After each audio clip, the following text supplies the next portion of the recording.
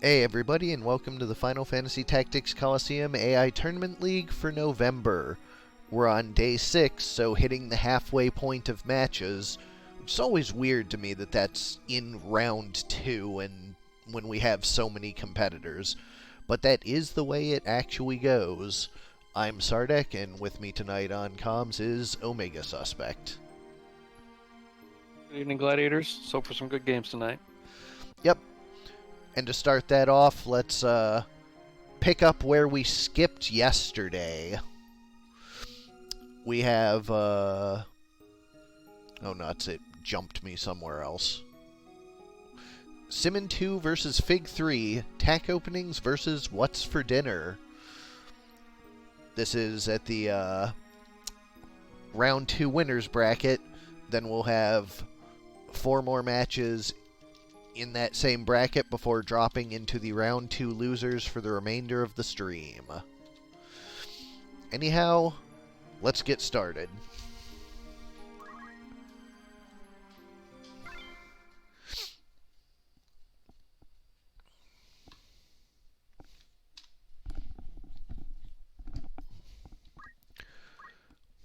First up for TAC openings, we have Edgecrawl the Engineer with Item, Arrow Guard, Deadshot, and Sicken. The Hug the Ninja with Draw Out, Dragon Spirit, Equip Armor, and Defense Up. Double Spell Edge, obviously very popular this month. Knights opening the Lancer with Jump, Holy Sword, Meatbone Slash, Attack Up, and Float. And Mirrored opening the Knight with Punch Art, Weapon Guard, Martial Arts, and Move +1. Of course, Enkai armlets all across the board on Simmon's team, as is traditional. Fig 3, What's for Dinner, is teriyaki, stir-fry, jasmine rice, and tofu. A good spread, I'd say. Teriyaki the Samurai with White Magic Auto Potion, Magic Attack Up, and Defense Up. Stir-fry the Monk with Dance, Dragon Spirit, Equip Armor, and Move HP Up. Jasmine Rice the Paladin with Item, Pray, Attack Up, and Magic Defend Up. And, of course, Tofu the Mime. Let's head to large, 82, to start this one off.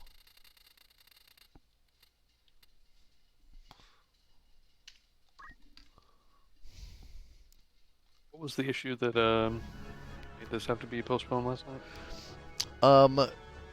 So units with Don't Act were using katanas. Right, that's what for draw out. I fixed this like 3 different times, and like every time it appeared fixed on the surface. No, I mean like throughout the month, not even yesterday. Yesterday was like attempts to make it work. But yeah, I fixed this like multiple times throughout the month, and it always apparently fixed, and then ultimately was discovered, no, actually, no, it didn't. Yep, I remember starting up a stream the other night, and you were like, yep, totally got it fixed this time. And then it looked like it was fixed, and then it wasn't.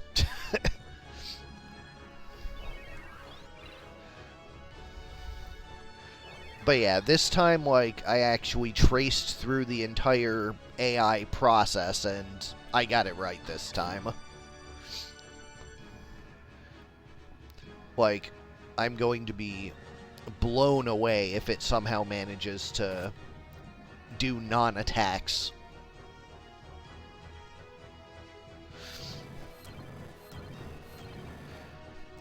Anyways, nothing to test it yet. Pair of Sundowns and a Fatigue. Did the monk take damage damage after dancing there? Yes. Is that from X-Bag? Is. She has other abilities than dance, so potentially might use those to do some damage.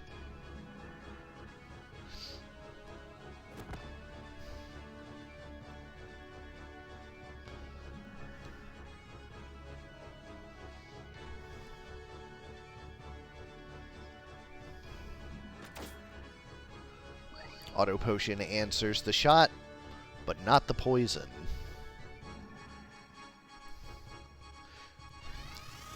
Everyone full healed back in the corner. and all clumped up together, so ready for the oncoming members of TAC openings. Although they have to move up together and clump up themselves, getting only a small Earth Slash to start. So positionally, it appears that What's for Dinner is in much better... Oh my, double Don't Act. So not only positioning, but now a huge advantage from the innovating dance. Yeah, that pair of Don't Acts there. And look at that, no katanas. Yep, forced a basic attack. And the Lancer is blocked off, so he couldn't do anything. Consecrate here as well. Well, Consecrate heals the Lancer, but does manage to take out the White Ninja. And the Lancer again body blocked.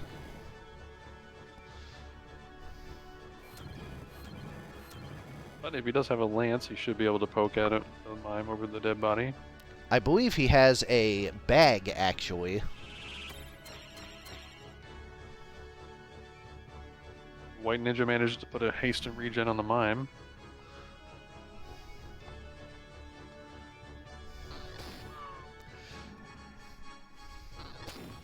That is a brutal pair of Kikus right there. Yeah, and not really worth it to just basic attack for 35 against this mime who's countering people for 135. Yeah, he has a regen bag and not a spear. Okay.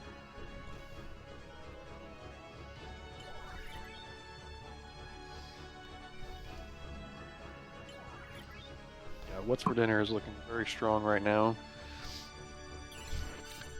Yeah, those enervating dances can get out of hand in a hurry.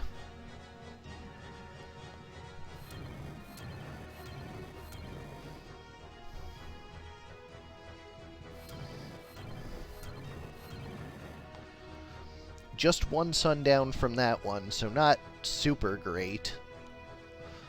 Silence on the Night wears off.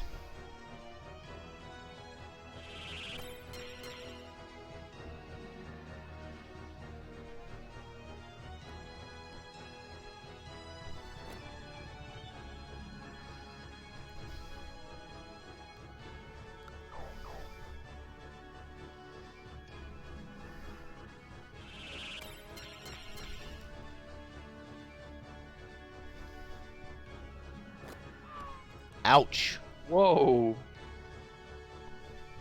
425 bag whack.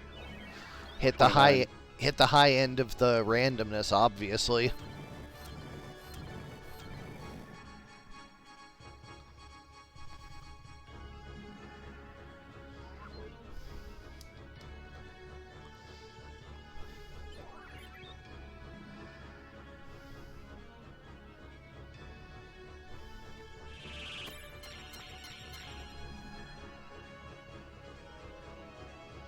Thank you, Break.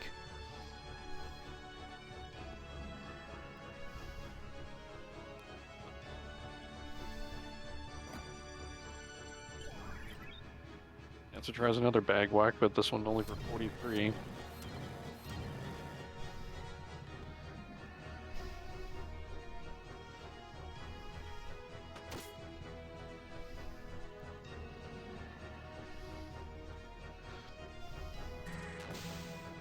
Either the White Ninja gets to do some offense.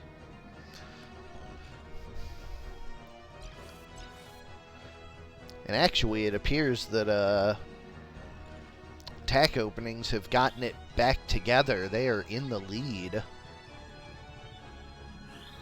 Yeah, oddly enough, I think it was the 429 bag whack that kind of changed momentum here. Sometimes you high roll, I guess. Looks like Don't Act fell off the Lancer as well. He just used Consecrate.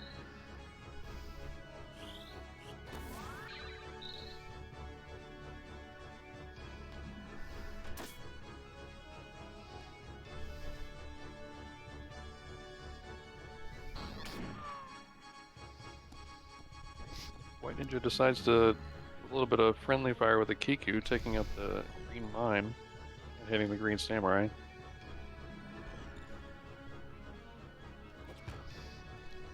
Earth Slash for the heal, or never mind, that's the enemy team. Earth Slash misses.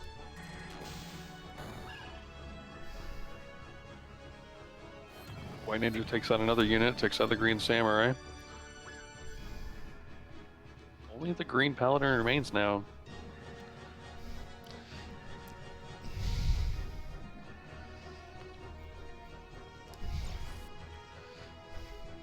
The ninja is relegated to no more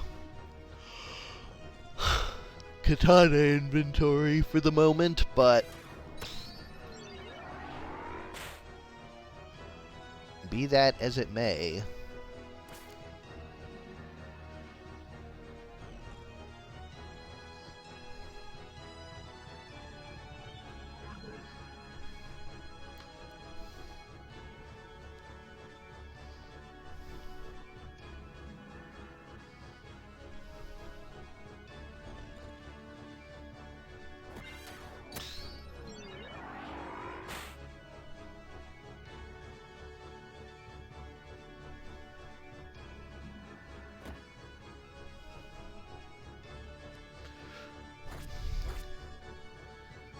I guess that paladin's probably got a cross helmet on.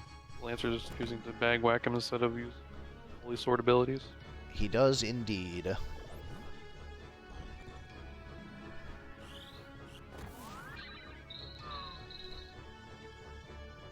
He consecrate, but can't get the Lancer with it, and then dies to poison. Yup. Game 1 goes to tack openings. Going to small 62.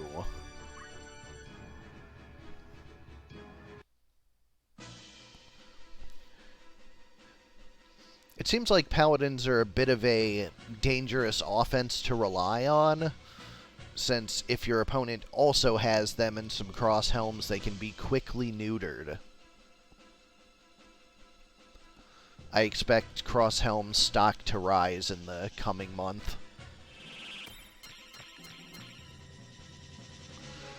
Although that said, Shine is still going to be addressed.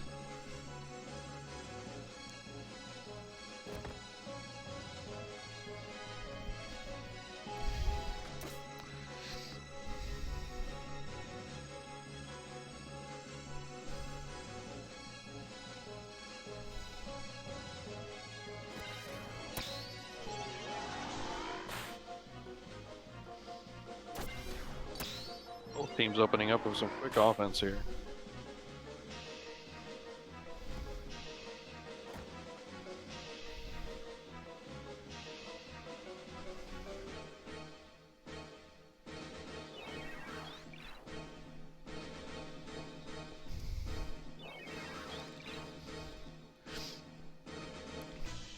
I remember back in the earlier days, we had a format where fire, dark, and water were just more powerful than other elements, and there was easily accessible protection from them, and just a lot of teams didn't take it.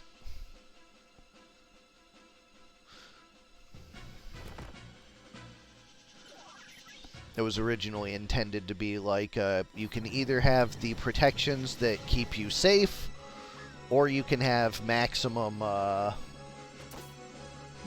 damage. So, like, there is a risk to going full damage, but a lot of people just did it anyways and got, like, absolutely ruined by lava bolts.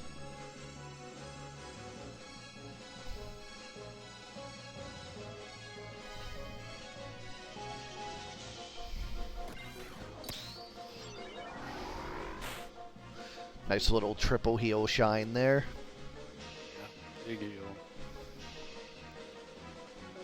Attack opening is still in a strong position. All units alive. Lancer is don't acted though. Lancer losing his actions is pretty significant. That bag, except in one case, generally doesn't do a whole lot.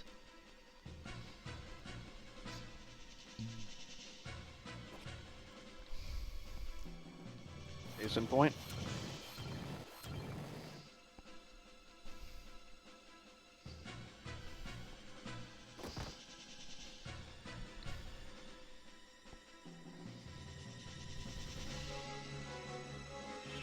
Is that oil on the Lancer? Is that undead? No. Undead reads as undead. It's weakened.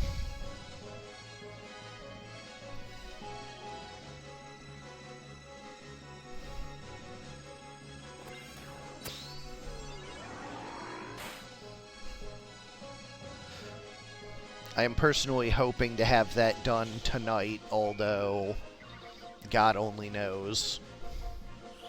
Yeah, I mean, it would be amazing, but I'm sure it's tricky the way that thing is laid out.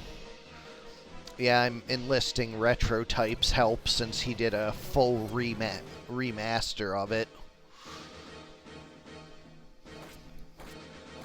He said it suits well to his particular flavor of OCD, so... And I am never one to turn down help when offered, so...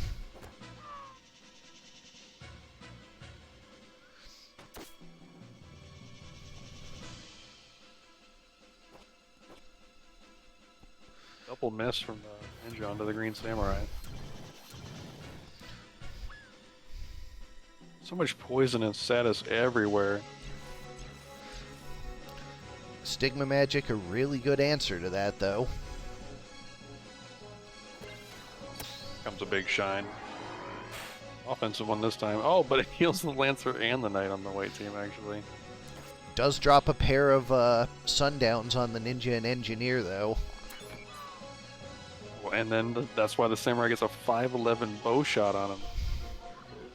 Yeah, I mean, that would normally be like, what? 280-ish? Yep. Yeah, difference between 280 and 511, pretty significant. Or no, it would be 320, I think.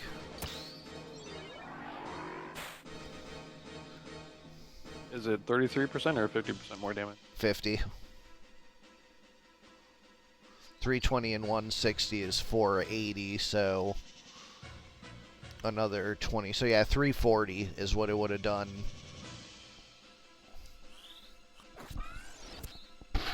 Which is not a slouch of a hit in the first place. I don't know what that Samurai was casting, but a magic rune from the Knight takes away your MP. It's probably well, no, it Holy Strike's instant. Probably full life, maybe? Could have been.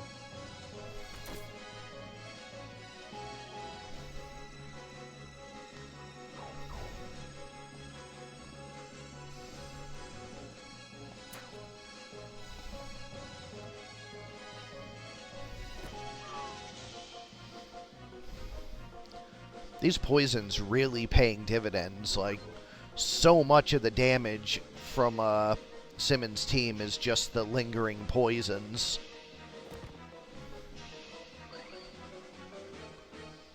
Yeah, I think Sicken is really, really powerful. Especially on a gun user. Always lands. Well, not always anymore, thanks to Arrow Guard and always Blade Grasp. Yeah, good point. We actually saw Arrow Guard being relevant just yesterday with that that engineer that was throwing shurikens instead.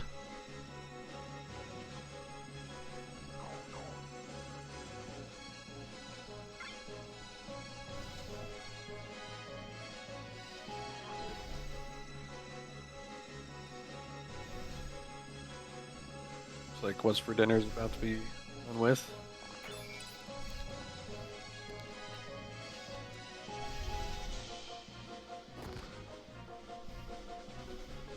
Time for dessert, I suppose.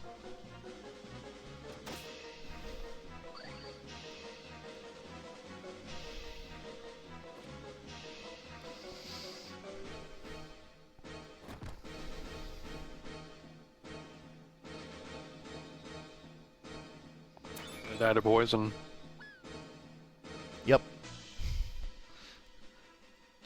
They put up a good effort, but match goes to tack openings 2-0.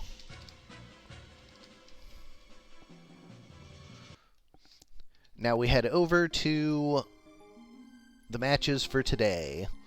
Kjata 4 versus Kaffe 4, Charlie's Angels versus Blame Yourself or God.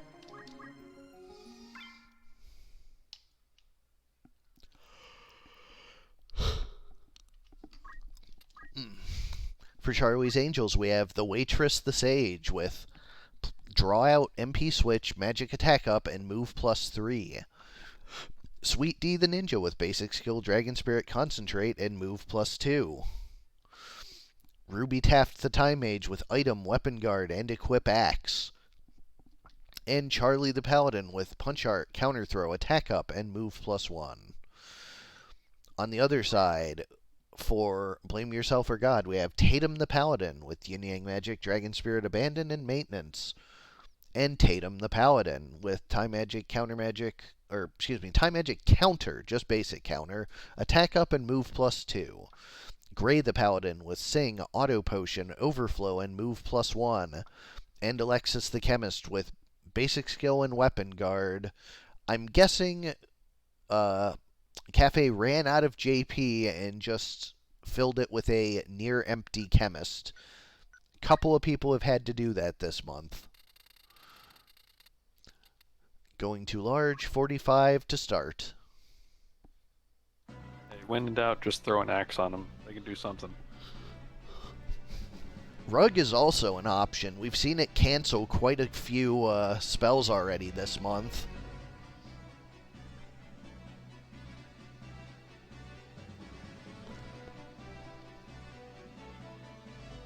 Does it always cancel, or is it like a proc rate, 20%? Always cancel. Yeah, that's pretty awesome.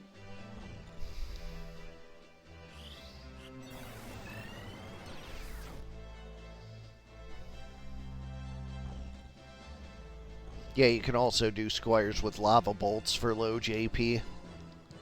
Sure. Paladin a little bit late to the party on blue side, doesn't get the haste. The haste too. Blue Ninja first to make contact with the Paladin. It's twice for 132. And gets a 999 Consecrate to take her out. Yeah, okay, that has to be broken. She had, what, just haste? That's not a status 5 effect. Let's see, what's her deal? Nothing there that gives weaknesses. Faith 50. And it was this guy, or no, it was this one. Attack Up. Strengthen Holy. 13, so times 4. Let me math this out real fast. 13 times 4 over 3 times 5 over 4 times, what was Consecrate? 22? Sounds right. Check.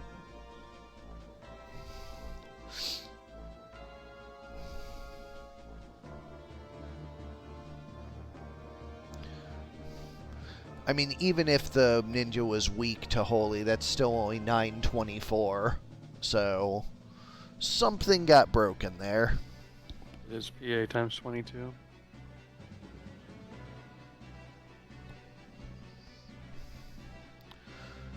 Just weird. I want to see if it happens again.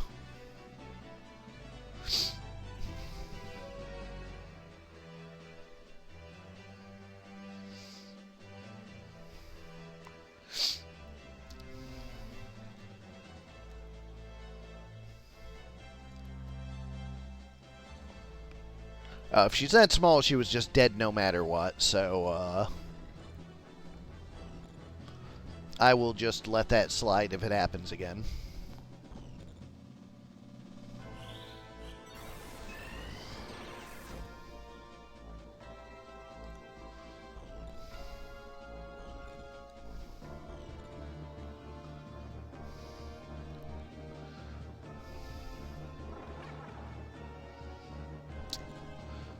It can, but I think it would have a different sound to it, and also can only do double, and that did more than double.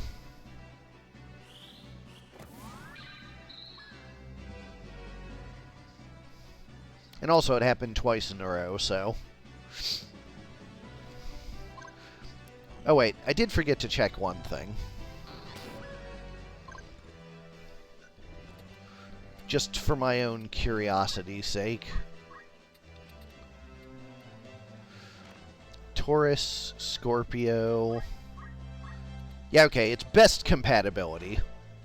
So yeah, that probably has a fair amount to it.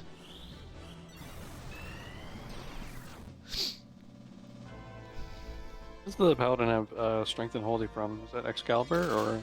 Yep. Okay.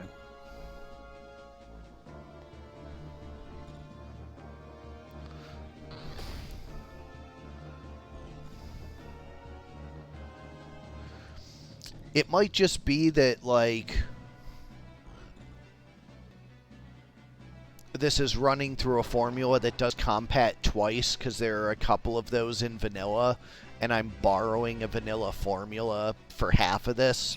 So that's probably what's happening, is best compatibility is just applying twice.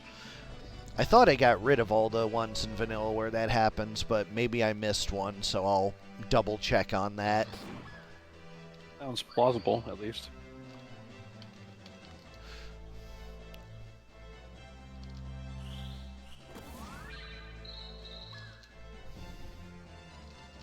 That was from the same one, but it only did 231 that time instead of 999.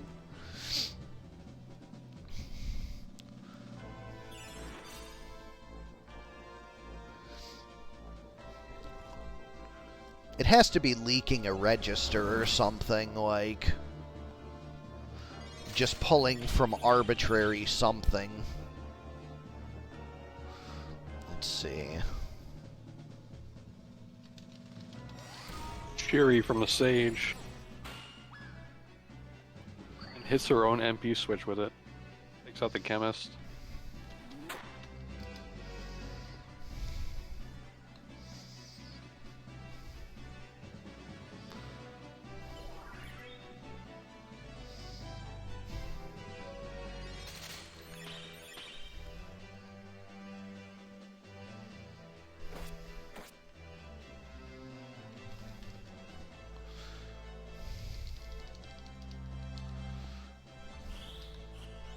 Oh, consecrate is PA times Y.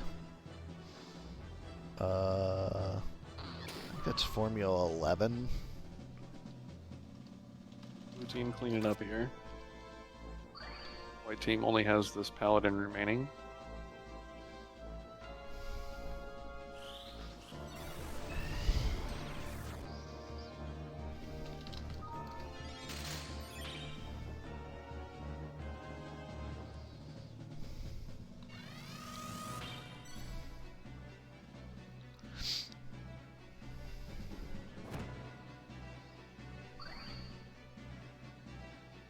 Shurikens and Spinfists aren't doing enough damage to outdamage the auto potion. Ninja does finally get up there to do like 132 damage, 90 of which is healed. It's gonna take the Sage doing damage to take this Paladin out.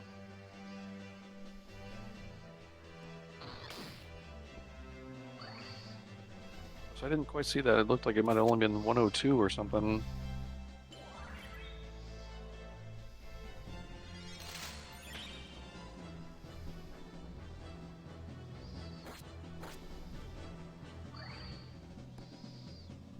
Just does just enough damage to outdamage the auto potion. Yeah, that's just a 102 Kiku, so that's only 12 damage coming out every time that happens, pretty much. Then this Paladin just heals him back up with a 23.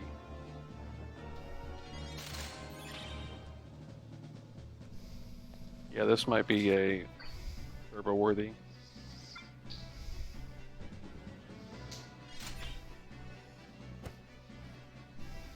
Rochelle auto potion.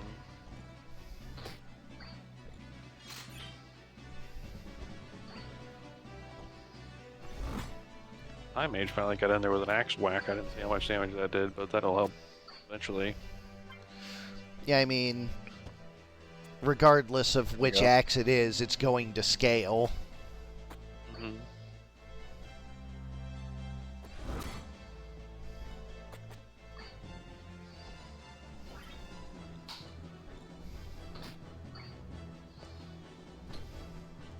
That'll do it. Death sentence.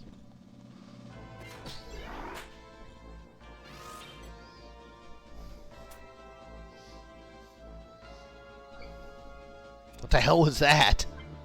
Yeah, I don't know. That was retro ambrosia.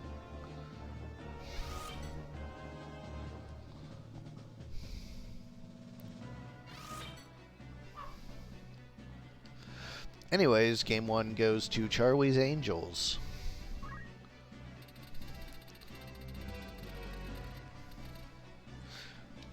In spite of eating a $9.99 Consecrate.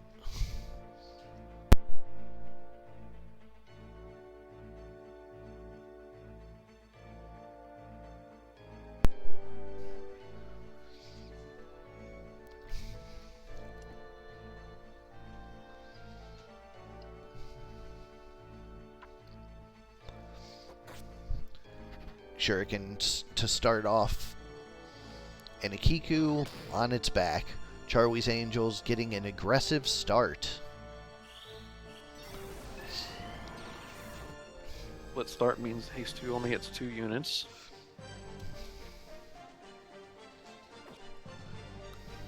Looks like it's going to be 3v2 for the white team on top as well. It does look that way.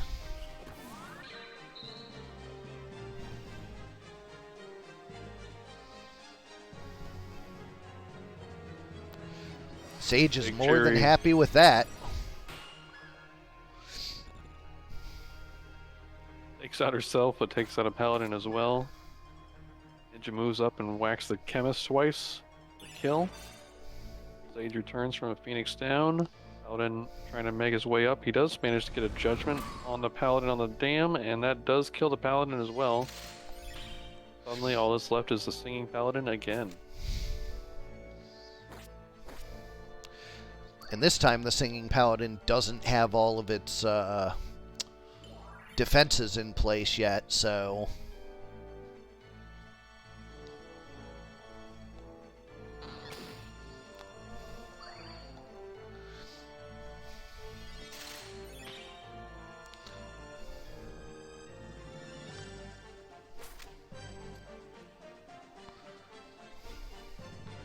And with everyone having ignored depth, that water isn't a dead zone anymore.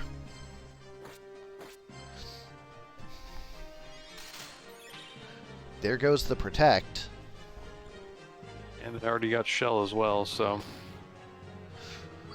Although he's Getting pretty close. close to near fatal right out of the gate. Yup. Here we go. Quick 2-0 for Charlie's Angels. Small map, as usual, much better for Kjata than the large maps. What are you asking, Adorably? Up next, Soul 1 versus Korremar 2. Gunzerker returns versus All for One.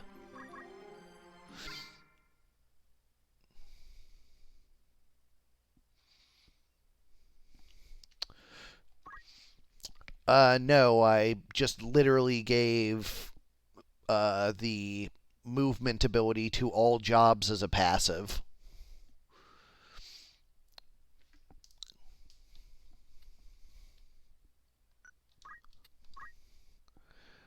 So anyways, for Gunzerker returns, we have Gunzerker the Knight, Stone Gun and Red Shoes with Punch Art, Weapon Guard, Deadshot, and Equip Gun. Field Support the Time Mage with Item, HP Restore, Equip Armor, and Defense Up. Blessing Jungle the Trent with Blessing of Nature. And First Blood 2 the Engineer, also with a Stone Gun, with Item, Hamido, Abandon, and Guts. On the other side, for All for One, we have Athos the Paladin with basic skill Dragon Spirit, move MP up, and move +1. Porthos the Spellblade with basic skill CT save, attack up, and move +2. Aramis the Knight with Punch Art, Weapon Guard, 2 Swords, and Sicken, along with Red Shoes. And D'Artagnan with the Squire with item, Arrow Guard, Abandon, and Throw item.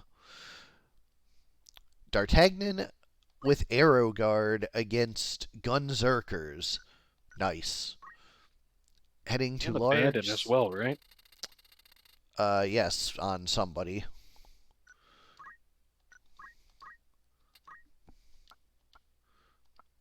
Oh, it is the one with Arrow Guard. Jesus. 71.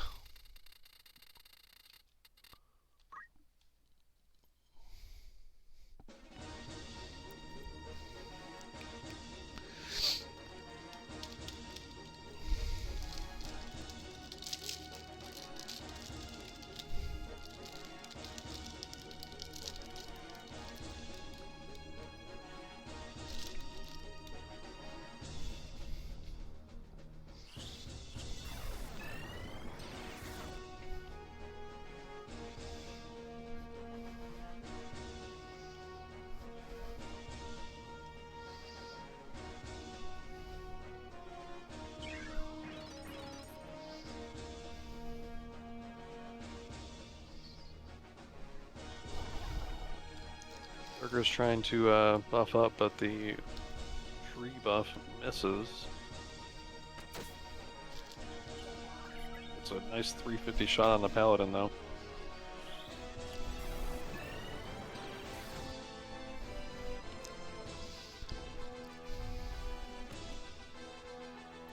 There's the Arrow Guard in action.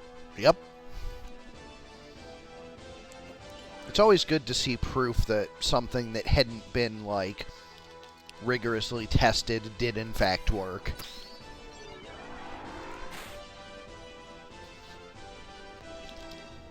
Is that a sundown? The engineer? Is it the Shades? Yep. Yes.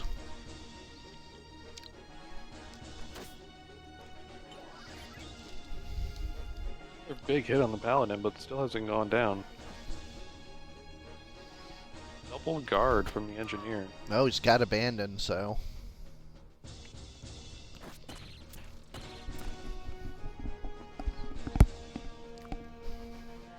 Silence from the Stasis Sword? Well, Don't yeah, I? Stop doesn't exist anymore. Well, yeah, that's true.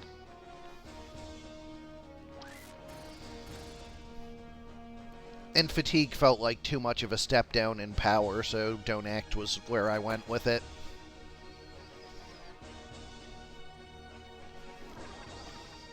CT save for the cheer up. That's probably not going to save you, buddy.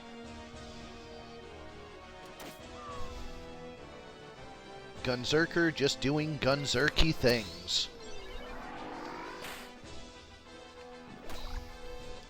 There'd have to be some shots into the walls to say that. Fair point.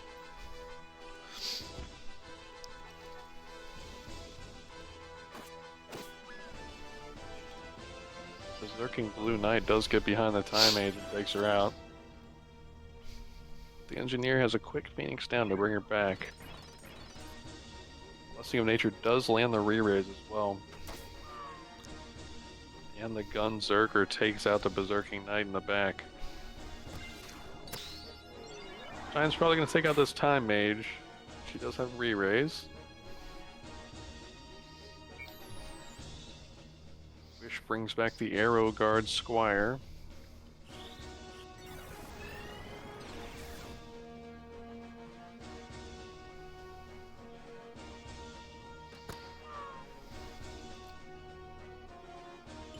Red Engineer takes out the blue Spellblade in the back.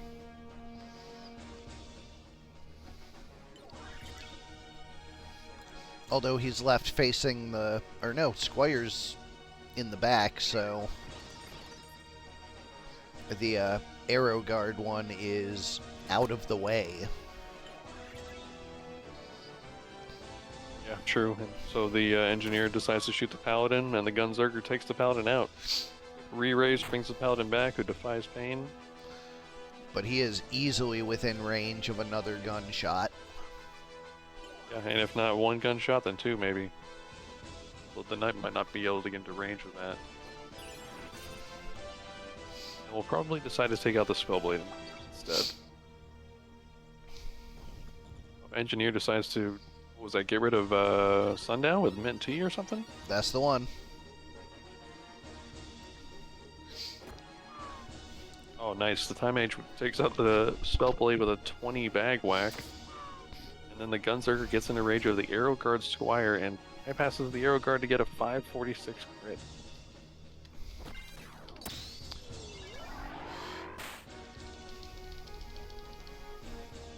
Mint tea cures Sundown, Berserk, and Overload. Nice.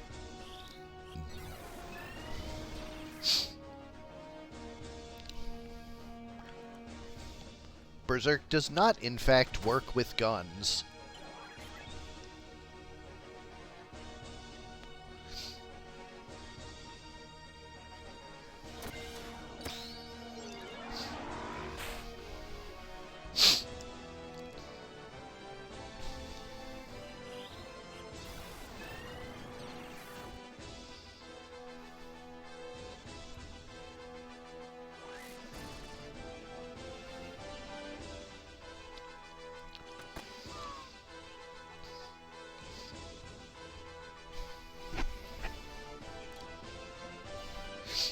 Game 1 goes to the Gunzerkers.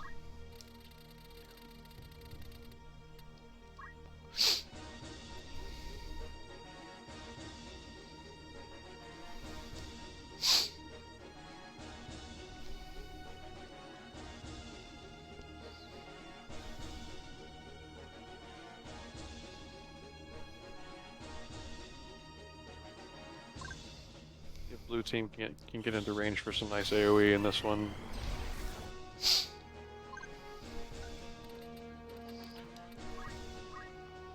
Basically, the reason he's hitting so hard is the dead shot, not the red shoes.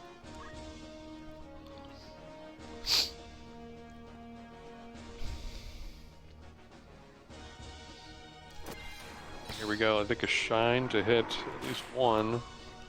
Hits two and takes out the red engineer. Teammates are mostly suggestions to the Gunzerker. He has a sundown on him. He gets it for 253. Gunzerker decides to not shoot. Oh, that was not the Gunzerker. That was the Blade Zerker. The Gunzerker does take out the blue paladin on the table.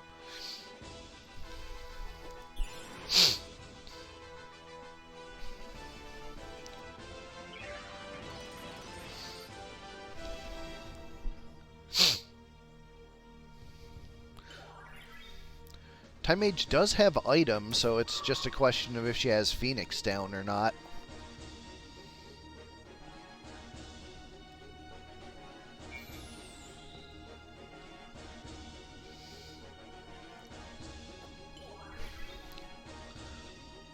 Then, yeah. NG is just down for good.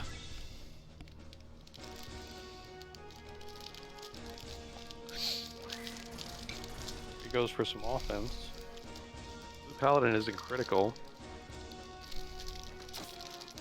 Gunzerker shoots the Blade Zerker, bringing them into critical, but the Blade Zerker doesn't care. Turns around and chops up the tree.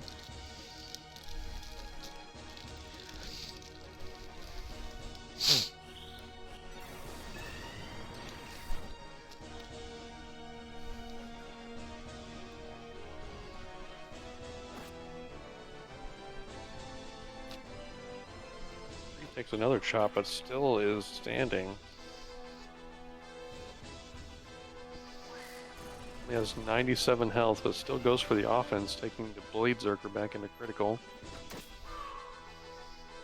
Zerker's had enough of that. There can only be one Zerker on the map. Takes out the Blade Zerker. High Mage whacks the blue Spellblade in the back with a bag for 10.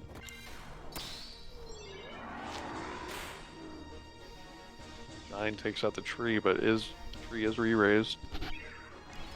See if it lands again. It does.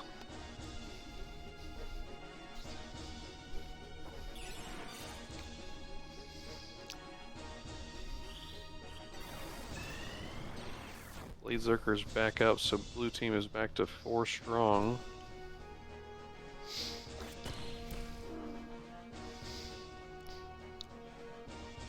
Stasis Sword takes out the tree, but the tree will return. Yeah, all those re-raises are an imposition, but not quite enough, I don't think.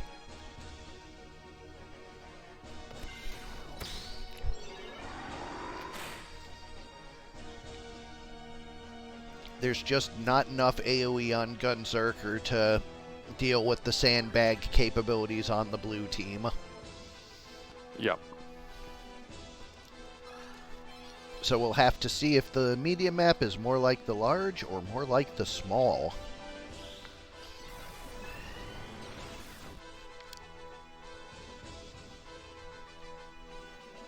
Losing the engineer early really hurt. Yeah, the reduction on Blessing of Nature, making it harder to get that early guaranteed re-raise, probably also plays a part. For sure.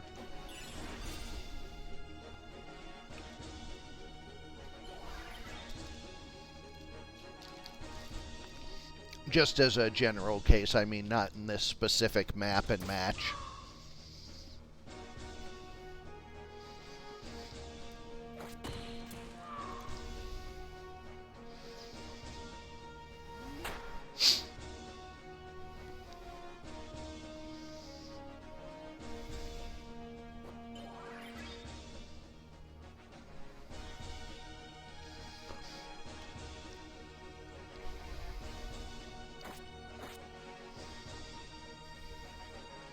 It more closely mirrors Please Eat now. Has a similar hit rate and is multi-target, but misses haste and a couple other important status. Okay. So that was what I was thinking when I lowered the hit rate, was to bring them close to in line with each other. Yeah, I think that makes sense. Because, like, Please Eat is strong and people use it, but it's not, like, too much.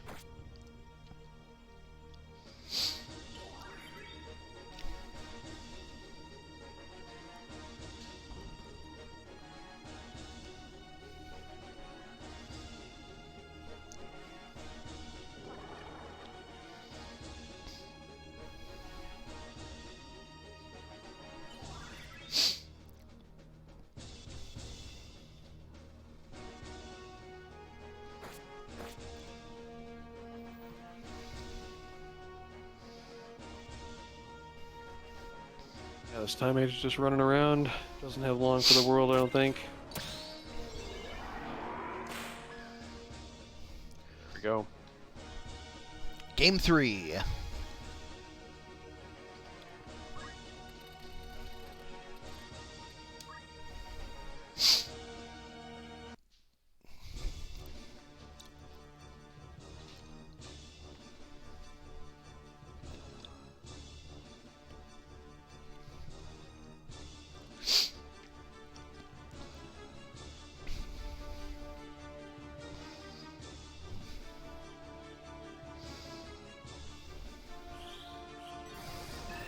Go. This Ace 2 should hit everybody. Full team Ace for the Gunzerkers. Definitely a better map for them on that axis. Hits half the team. Yep, and this little choke point in the middle might be good for them as well. Depends on the stasis sword, I suppose.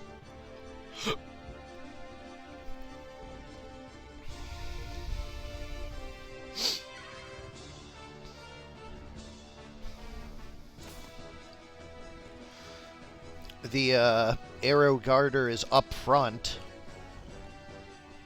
Dodging bullets immediately. Here's the shine. Guarded by the engineer, hits the tree, which damage splits it, bringing the damage only down to like 53, I think it was. Yep. And the tree moves up and returns the favor with a leaf dance. Oh Oh, no! but the Gunzerker shoots the engineer in the back. Yeah, choke point is not great for Berserker if he's not in the front.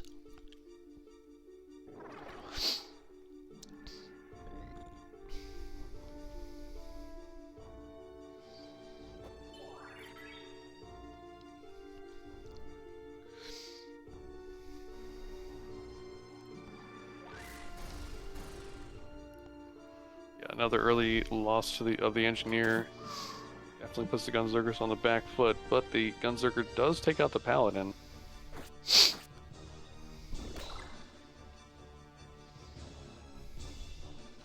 Yeah, if Mustadio had caught the tree raise, this is a very different spot, but being down permanently like that, that's just too much.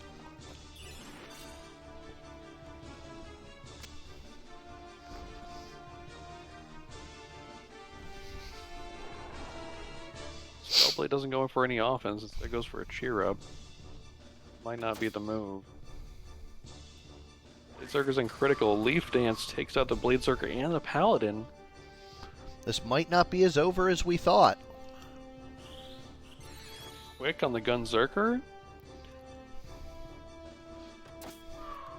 It is What a down to play. just the Squire. He does have Phoenix Downs, but the tempo might not be in their favor.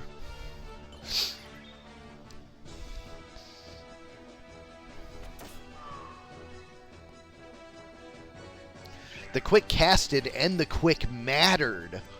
That was such an important jump in the tempo. Wow. Time Mage is just like, oh yeah, I have this spell.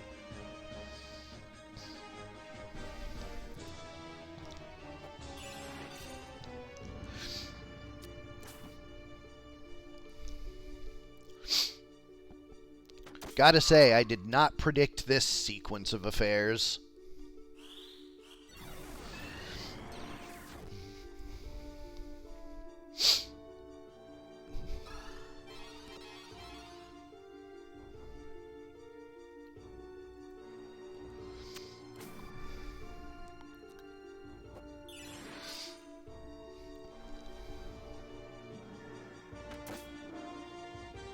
No, Gunzerker takes out the tree. Tree does have tree raise though.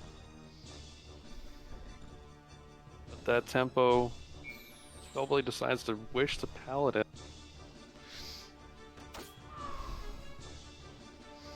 Paladin goes back down. Paladin comes back up. Tree is back. Goes for the magic spirit in the back. Yeah, I think that second, well, no, wait. Oh no, this choke point is so bad for the Gunzerker. Somehow the Time Mage lived through that though. Paladin does get back up. Oh no, a shine to heal the Paladin and probably take out the Time Mage. Yep. Paladin even picks up the crystal. This is so bad. Gunzerkers. The Time Mage casted quick for nothing. Man, I was like so hype about that quick and the turnaround and just, oh my god. Damage split from the tree manages to take out the Spellblade.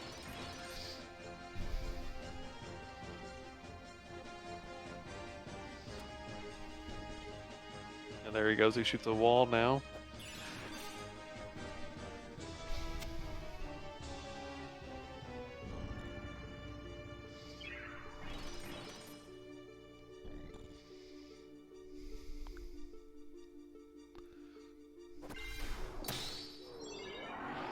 Shine takes out the tree. I can't remember if the tree had re-raise again or not.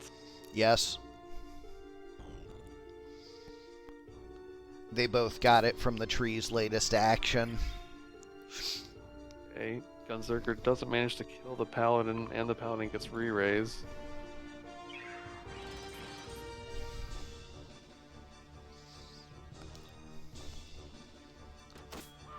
Conk.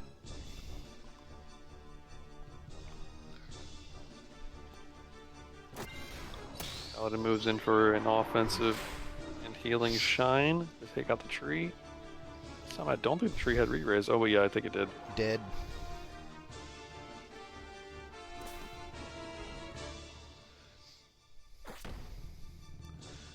Wild swing for 27. 27. Yeah, 364 beats 27, I hear.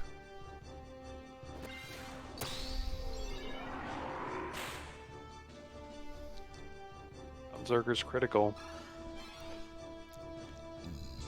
Bree did not put re-raise on itself either.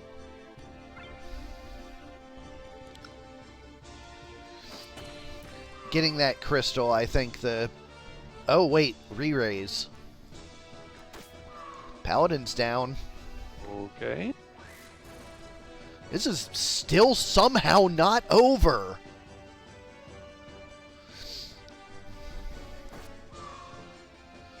Bree versus Spellblade now. The Blessing and Protect would have really played dividends there. Wish brings back the Paladin.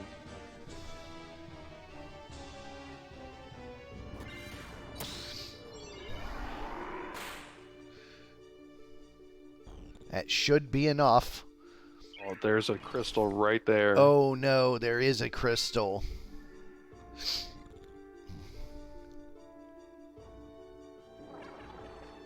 Spellblade goes for the cheer up. Oh, the shine, the offense and healing at the same time. It's going to be the thing that determines it. I can't Time for believe the it was game this break. close with 3 team kills. Yeah, no kidding. And damage split is, like Soul said,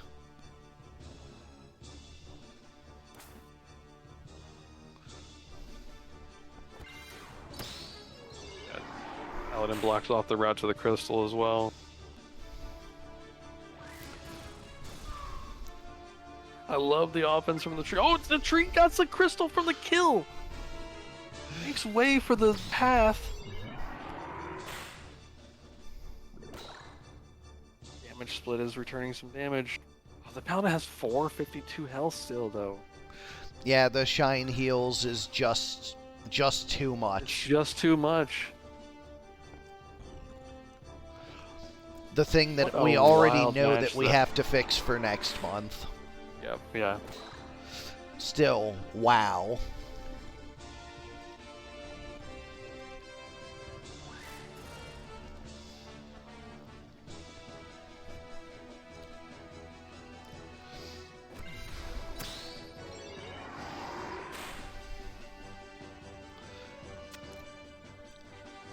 I think I'm probably going to change Cross Helm to Resist Holy instead of Absorb Holy. I feel like even just an MP cost on Shine would have changed this. I mean, sure, yeah, definitely. But yeah, Cross Helm changing like that might be a good thing too. Because, like, there's really not anything else that does holy damage, so... Ugh. Removing the self-heal from it is probably the biggest problem that needs to be addressed. Like, it's still a pretty big, hefty AoE hit. So I'll have to, like, do some labbing on if that needs a bit of a nerf. But anyways, match goes 2-1 to All for One. And what a match it was. Just wow. Yeah, excellent match. Next up, Omegasuspekt 3 versus Barren 1, duo per duos versus 11 speed. Yeah, I'll be doing a full review on everything, Fig, but thanks for the heads up. Alright, for duos, we have Sanctus Lancy, the Lancer, with Holy Sword, Auto Potion, Abandon, and Magic Defend up. Fortis Arcus, the monk, with red shoes and a longbow, with equip bow's Deadshot Weapon Guard basic skill. Frigus Offa, the samurai. That name gets me every time. With a strengthened ice bow, item Hamido, and attack up and sicken. When that ice bow procs, it has done some nasty things. And Semper Scutum, the monk, with basic skill Dragon Spirit equip shield and defense up. On the other side, for 11 speed, we have 4 units with 11 speed. Frank the Squire with item Arrow Guard and 2 swords for double flail plus sicken. Tina the Geomancer with summon magic, counterflood, magic attack up, and move HP up. Samantha the Sage with black magic, absorb used MP, short charge, and jump +1. And Peter the Priest with time magic, catch, move MP up, and move +1. How does my speed match up to them real quick? They all have 11. What am I looking at? 9, 9, 10, 10. Okay.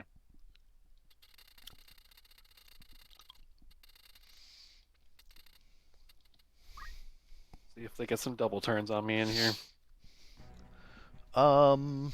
Let's see. On 9, you go on turn 12, and 23 and 11 goes on turn 10, and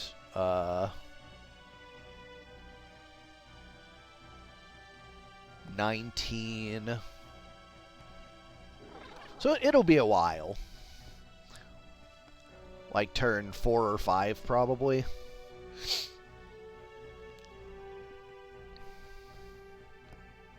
Turn 1 is just spent moving into position, so.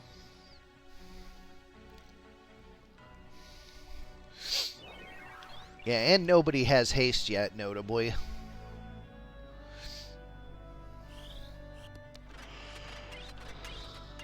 Yeah, my samurai might use a mass immune.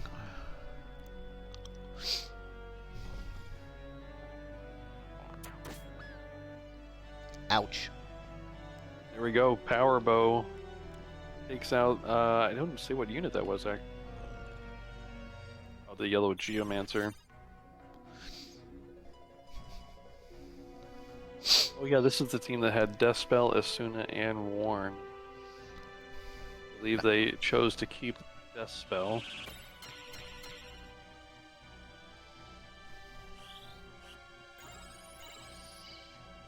There's some mass immune on white side, got 3 units. This bow user tries again to take out the yellow geomancer but misses, and they get the counterfloat off of that. It's a big spell coming out of the Sage. That white monk over there is more of a support unit. He's all alone over there now.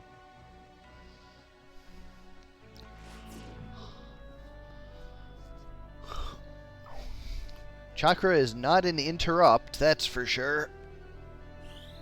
He just poisoned himself. To redirect. Oh, okay. That's really good. Takes out the yellow geomancer and yellow sage with that. Yeah, like, I'll trade poison for a double kill. That's an easy one.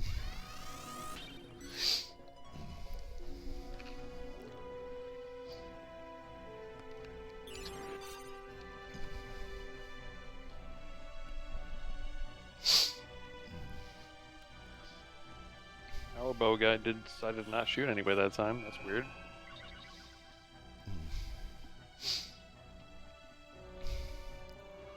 Some of them do, Soul, just not all of them.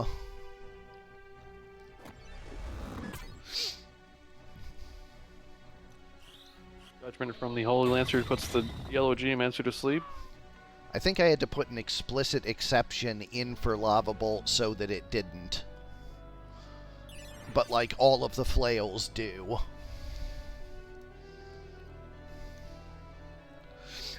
Because, like, all of the flails I had to write up a new formula for so that they would have procs and elemental checks, because Guns 03 doesn't. And Lava Bolt needed the new formula, so I had to code in, like, a specific exception that it wouldn't get it, because that would have made it too powerful in that month. So So yeah, I'm pretty sure flails still get it, because Fig's, like, double flail ninjas were fucking routing everyone for that month before they lost their concentrate.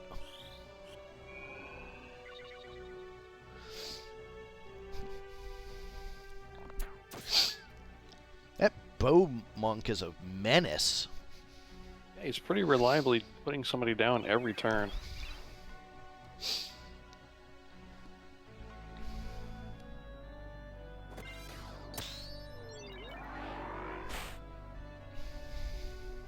Stun down on the priest. That monk decides to shoot him. Oh, hits the little bush in front of him.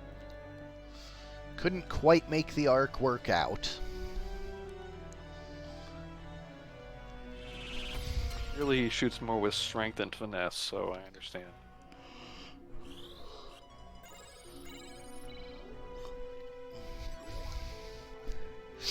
I'm really glad I fixed it where sundown doesn't fall off when you, like, heal yourself.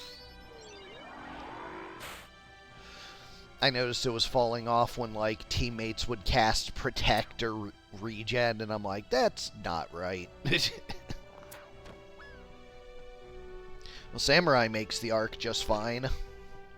Yeah, he shoots with a little bit more finesse. Seems like the archer monk has a little bit of difficulty with, like, just at the, like, peak of his range.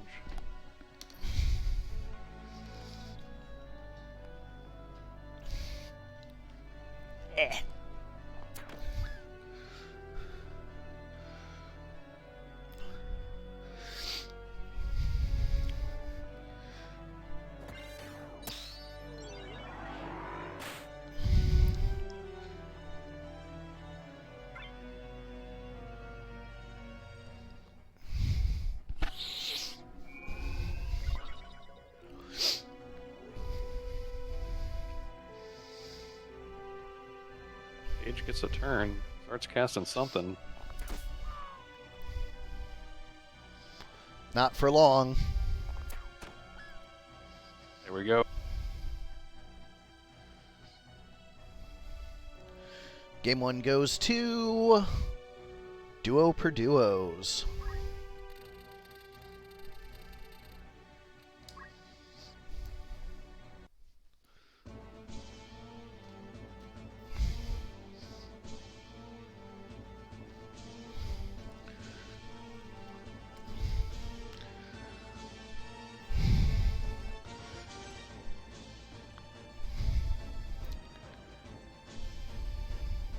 This is going to be a bloodbath. So let's start out with an 8 damage throw stone with Sicken. I mean, poison is poison. And we aren't in the swamp, so they gotta apply it somehow. Sage is charging something, probably a flare too.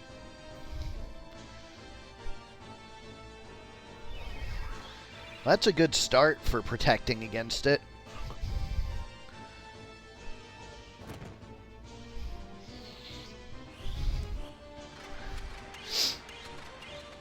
Oh man, full team protect against the archers is a really good idea. Here comes a full team shine though.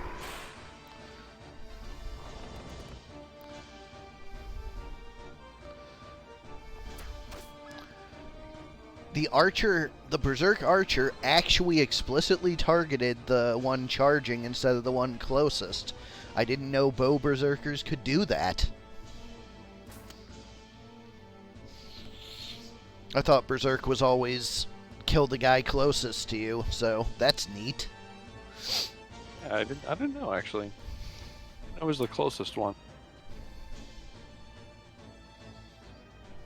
Or was it tied for the closest Kjata? Or at least at the start of the turn?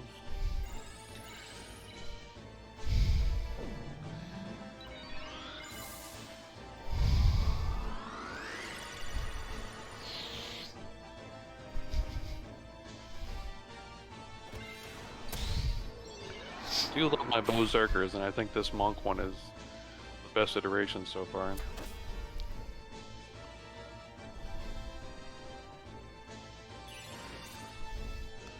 Monks definitely have a place now, though. They're not just worse Lancers. Yep, definitely a good foundation now.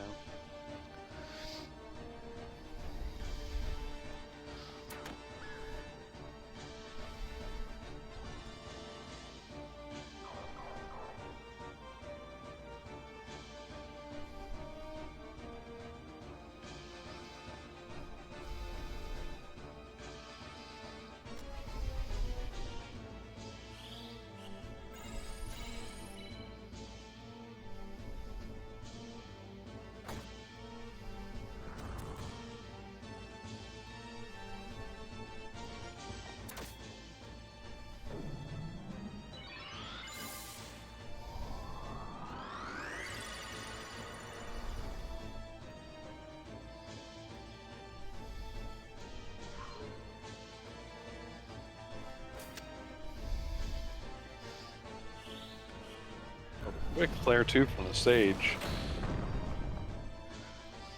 A lot of damage. Brings the Berserker and the Samurai Archer down into critical. The Samurai Archer only had 7 health left.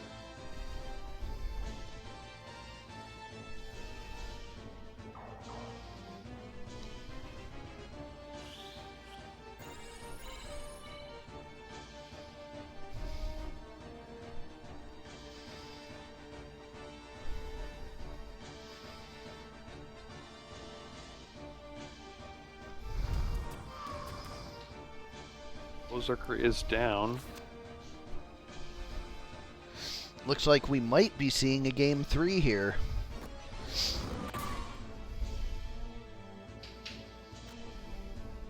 Little Squire goes down. Another quick flare 2 from the Sage. He's probably going to get this other monk. Sure does. All that remains is the Holy Lancer and the Archer Samurai. The Archer Samurai only has like 97 health as well. And is poisoned right now. Yeah, using potion and then eating more than half of the potion in damage by poison. And goes down to Elemental. Holy Lancer is the only one that remains against all 4 yellow units now.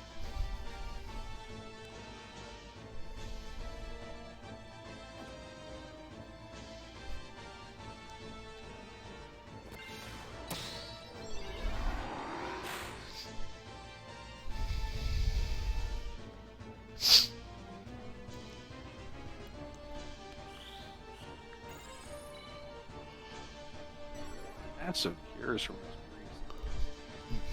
priest.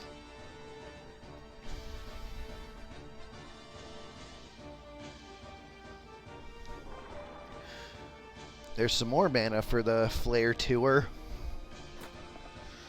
Although she only has Bonk for the moment, she needs a little bit more.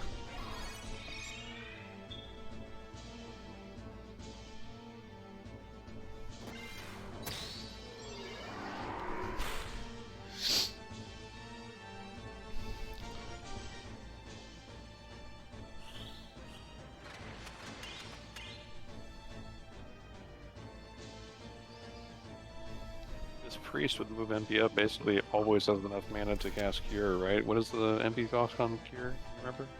I want to say 12. Yeah, and I think he's getting like 13 per step, so. Because I think the Absorb used MP gave 12 when the Sage got cured. Or maybe that was Moogle. Now Moogle was 10, something gave 12, so...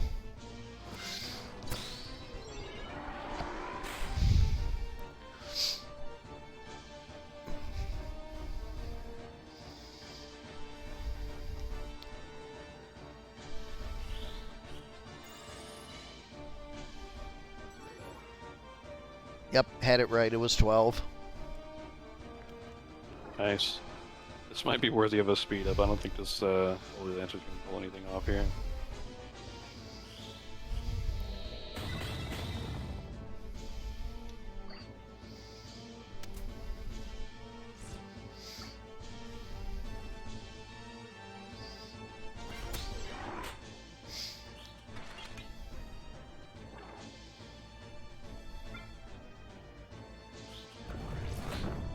This yellow team has a lot of built-in mana return.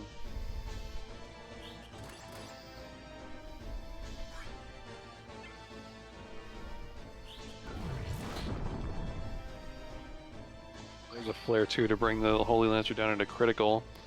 The Holy Lancer is currently slowed. That helps. Is that from Hell Ivy? Yep. Very nice. So it's about if these hasty units can get down and get enough damage in. Well, that ain't helping. Alright, the Sage needs to go first and get the crystal, but alas. Back to the speed mines.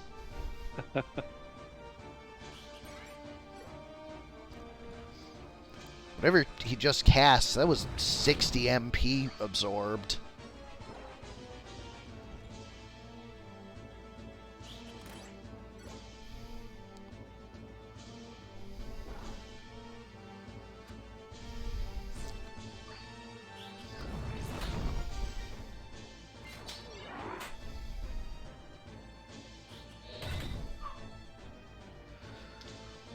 And we have a game 3.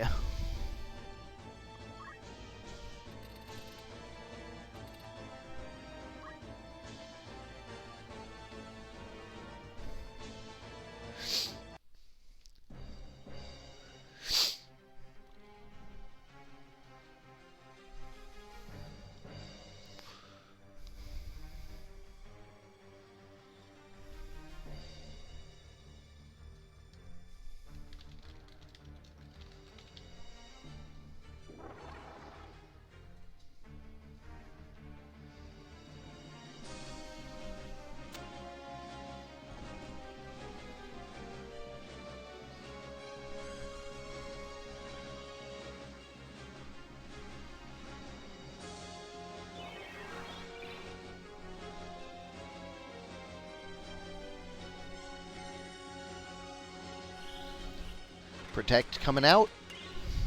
Only one. Map is a little awkward for getting buffs on your teammates. Yeah, deck's very strong against my team, so landing one is advantageous for the white team.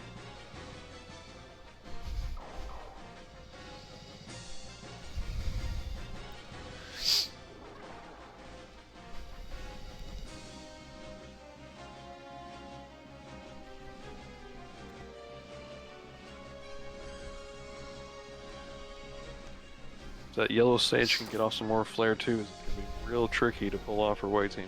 Like, yeah, those flare 2s with how the top liner clumped up, that could be disastrous. Sure enough. Here you go, instant.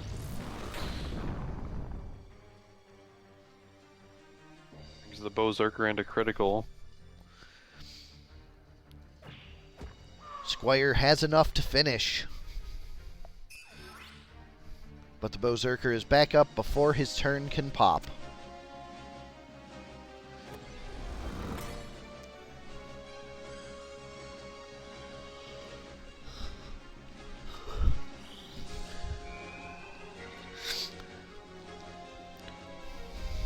I think the graphics for the Paladin abilities came out pretty good. I would definitely agree with that. They look very nice. Like, they feel coherent. Oh geez, the Sage charging up again.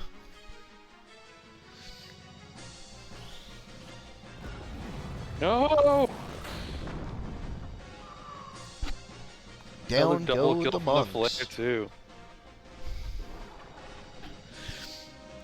Oh, this is the winner's bracket. You know how it goes. Strong teams eventually run into stronger teams. Or just a bad matchup. And I gotta say, the speeds being so close really, really works in the Flare Sage's favor.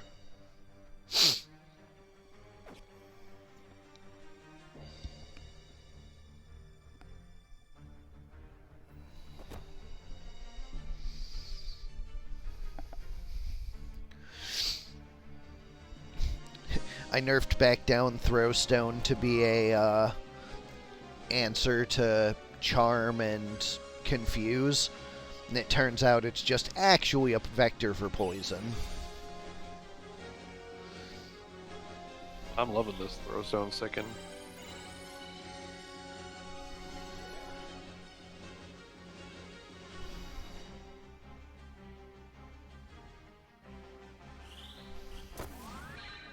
Well, Sage charging again.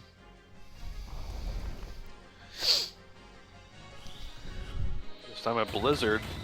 Still gonna take out the monk for sure.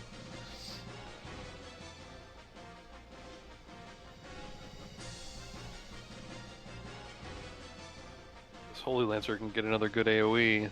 Might be a difference, but this yellow priest is probably gonna heal people up. Nope, gets the life on the Squire.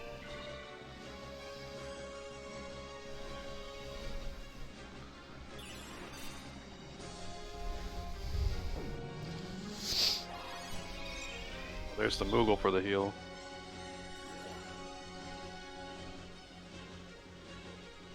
It's probably another Blizzard. Yeah, I didn't think 39 was enough for Flare 2.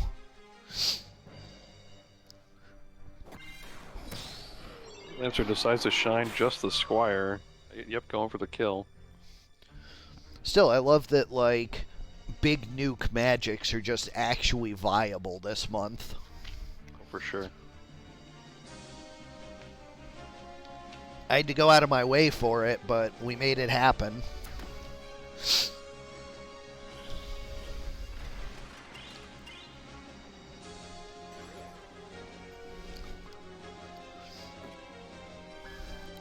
She goes with the bonk, knowing that the poison will kill her, and she gets into the fairy as well. God, why is the AI so awesome?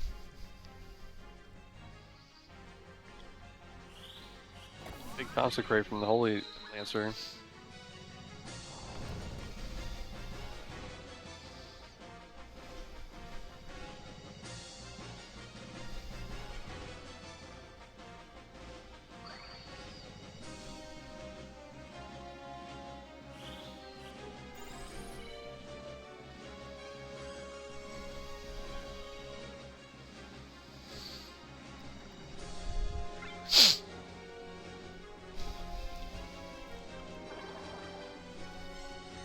Cheer up to give more MP, presumably for life.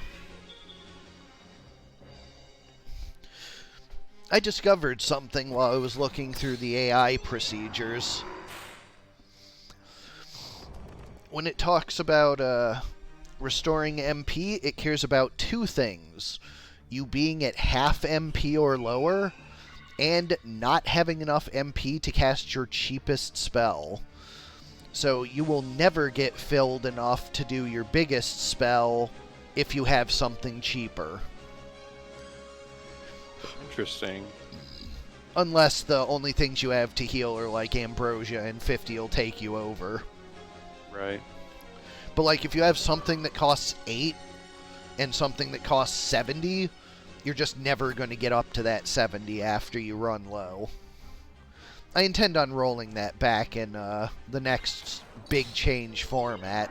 That's one of the many changes I have planned, but for the moment, that might be worth knowing.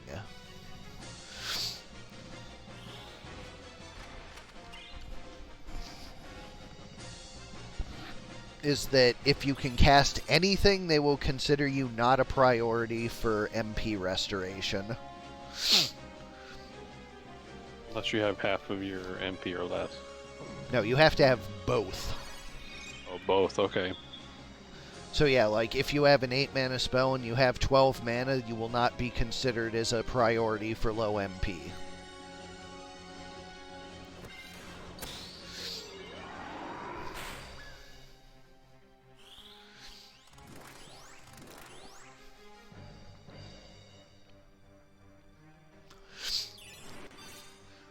So yeah, that's something I intend to have to give you finer grained control over. But that appears to be the way it is set at default.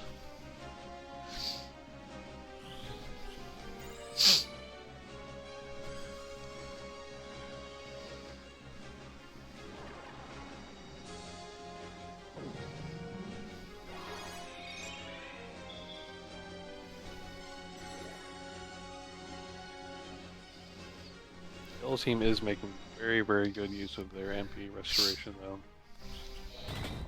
Very synergistic team. I like it quite a bit. Yeah, yellow is definitely showing off its team building synergy. Like, it's called 11 speed because they've all got 11 speed, but like, there's a lot more to it than just that.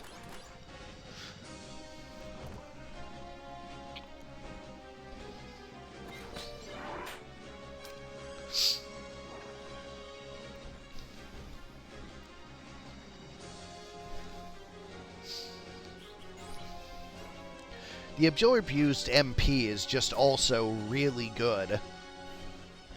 Like, I think this is the first time I've really seen it in a serious team, and, like, I don't think this team works without it.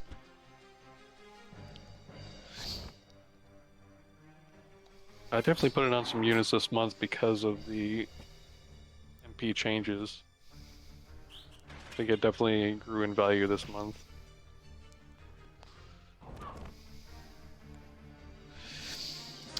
Sure enough, 11 speed takes the match 2-1.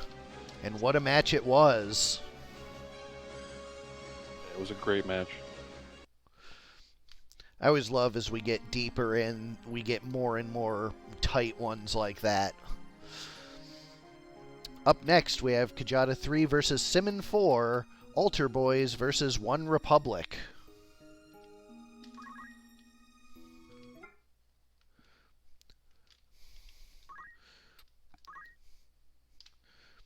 It's totally innocent, don't make this weird.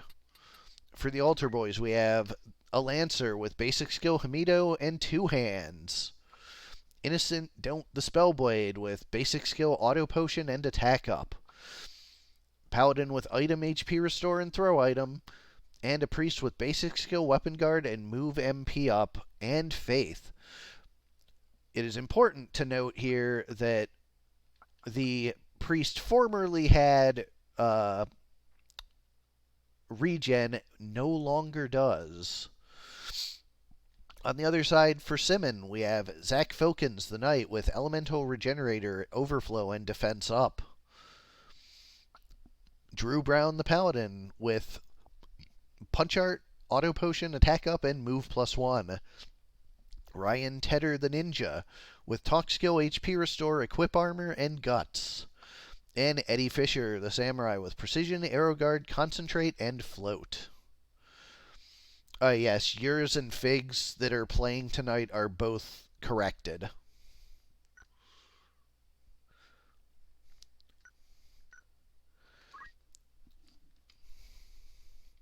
Okay, so I did have that. Going to large map 40.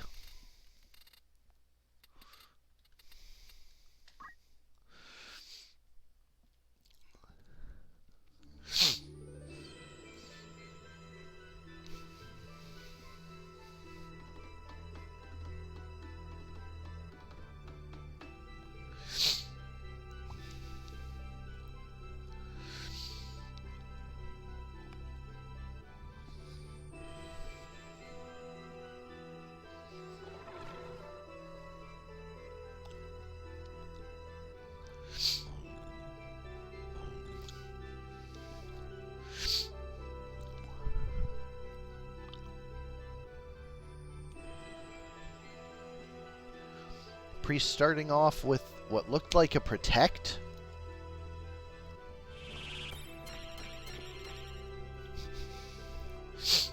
One team starting off with a very strong full team massive. Okay, Pro Shell.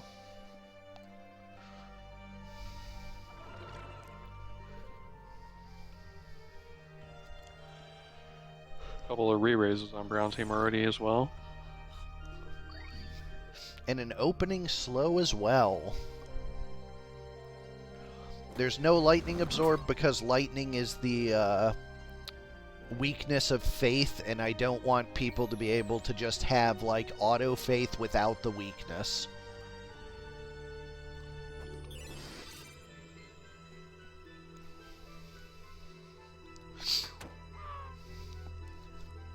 Spellblade is just a pincushion.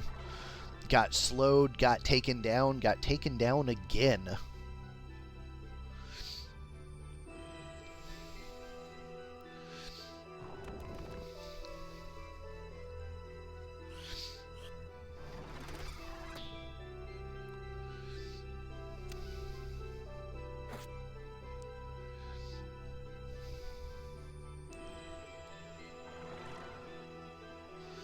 Preach is continuing to go out from the ninja. It was a full team re-raise now.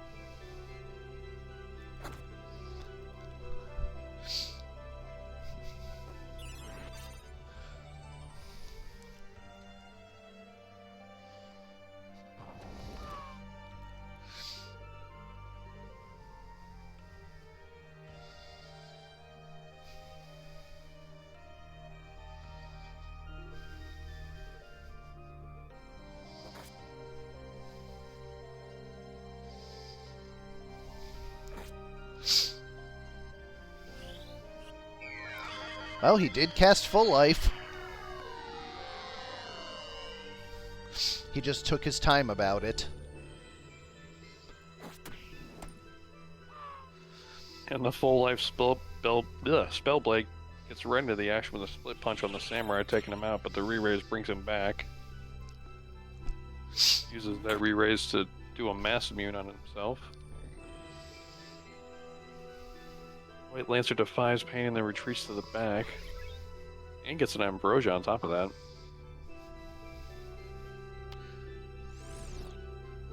I believe Rubber Shoes still does cancel lightning. Although possibly not. Might be just weak or half lightning. The 27 damage Hell Ivy from the Brown Knight onto the White Priest did land slow.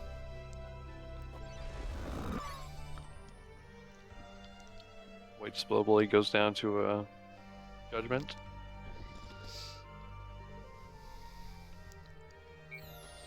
Gets brought back by a wish. Yep. And gets an ambrosia, so He really is a pincushion. He's been up and down, up and down. making use of that split punch when he does stay up, though. Although immediately gets hammered back down by the paladin. I think he's taken out that samurai twice now.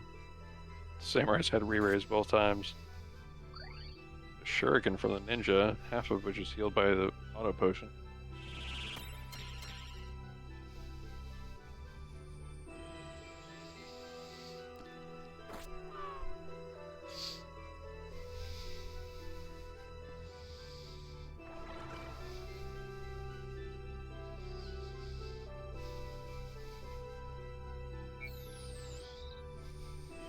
Consistent loop over here between multiple units.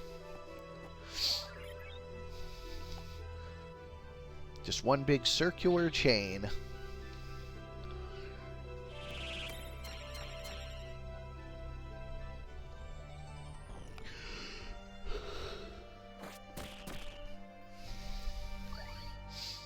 I believe Lightning so, Break. stab this time.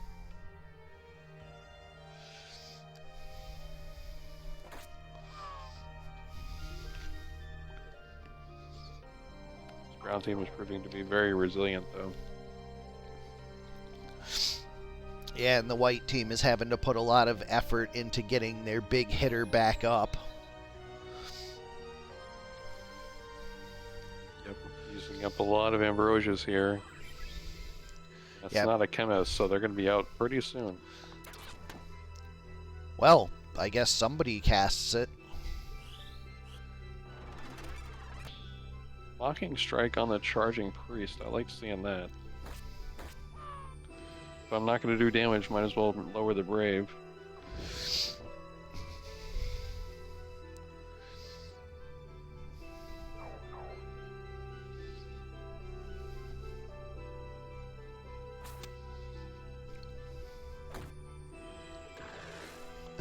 Thanks for the heal, I guess. Yeah, that's what Kjata meant when he said too much holy absorb. Their Lancer has a holy lance, so is rendered more or less irrelevant. Oh, yep. Like, a good portion of his offense is just gone.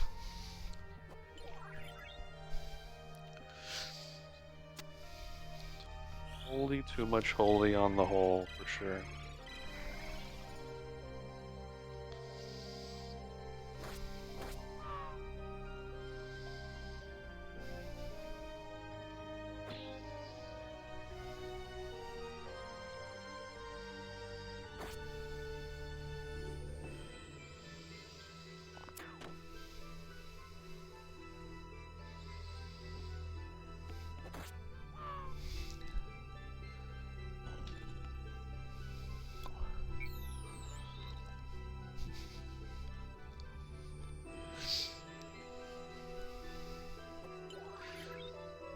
Wish ambrosia, die in one shot to the ninja, repeat.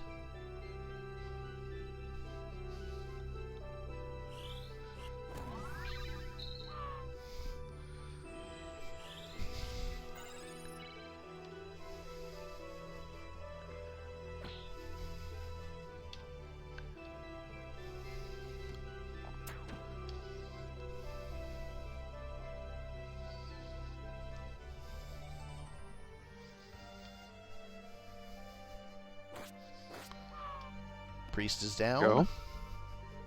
Doesn't have re-raise, so should stay down. I don't think the White Lancer can get into the range for Wish. I guess the Paladin could have a Phoenix down, but should be running pretty low on items now.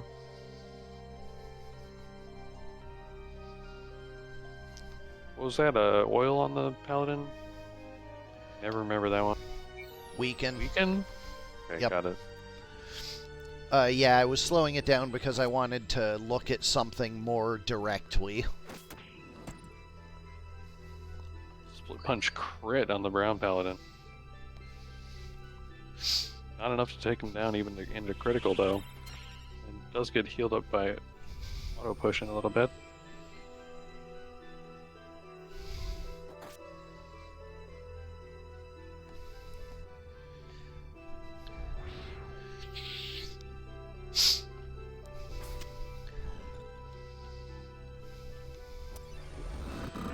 Down goes the Spellblade. I have 29 judgment. Well, that Is it- Lancer isn't long for the world. It's a bold place to hide, Lancer. Maybe they won't look right in front of themselves.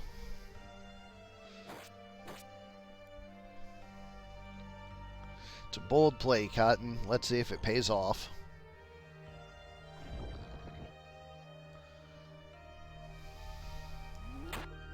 Wow. Double turn the Paladin actually. That's one way to do it, I guess.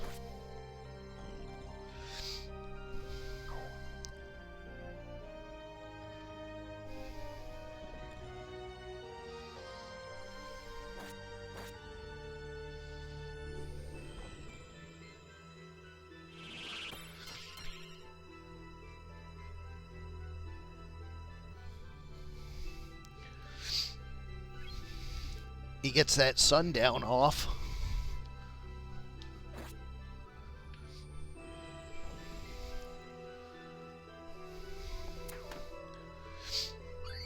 Oh, HP restore on that tanky Paladin.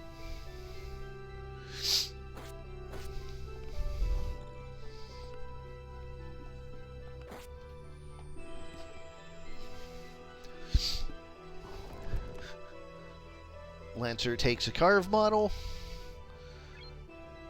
heals the fatigue off, but stays still. Looks like Got I'm a not. 119 health. And he Looks like goes down. Looks like I'm not going to be able to draw any more data. I was looking at his wish percent, and it was down in the 70s, so I'm guessing it was reducing. Yeah, I could see why you do that though, because it seems like Wish has been really, really consistent this month, but it's just a really high percentage each time, so it just takes a while to drop down, I guess. Yeah, I raised the initial percentage, and when I put in the losing 5%. Like, you can expect to be 103 after compatibility, so like, or 106 even. So your first two are guaranteed, and then it starts slipping. Sure. So like, at 20, you're like never landing it again, and at 10, you're landing it half the time. So like, it compares slightly negatively to Phoenix Downs, but... Exactly. I was just thinking of it as Phoenix Downs from Chemist, you know. Chemist Phoenix Downs are better. But, like, Knight Phoenix Down, having, like, only 8 of them... Well, at Wish, with 8, you're down at, like, 70%, so you might have missed one already, which is a lot worse than never missing with the Phoenix Down. Sure. Game 1 goes to, One Republic. But yeah, so, like, there's some worrying inconsistencies with Wish in the first 8, and, like, in the back half, it just gets worse and worse. It degrades with use, not with success.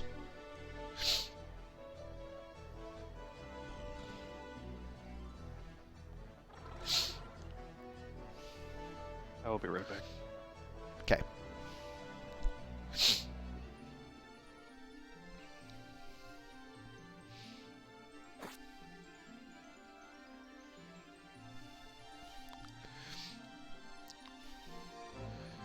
I can tell you for a certainty it's coded to work with use.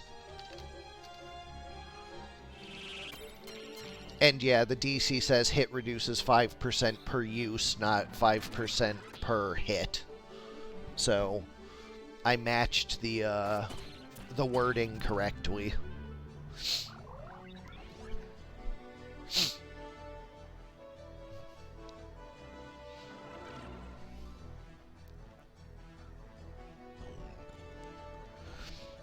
Like, generally speaking, I try to match the DC even when I, like, wrote it incorrectly, because everyone was building their teams around it, so... Yeah, I opened it and looked, just to make sure. Alright, Pincushion takes a judgment, but is still standing. Triple haste for One Republic, though.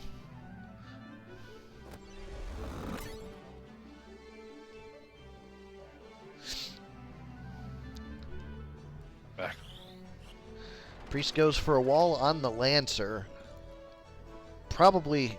Oh, the reason the Spellblade survived that judgment was because he had one as well. Nice lightning stab there. Down the Samurai. Carve model going for the... I think that's fatigue on the Priest. Oh my, that's a jump. We have a jump. You love to see it. Spellblade is down.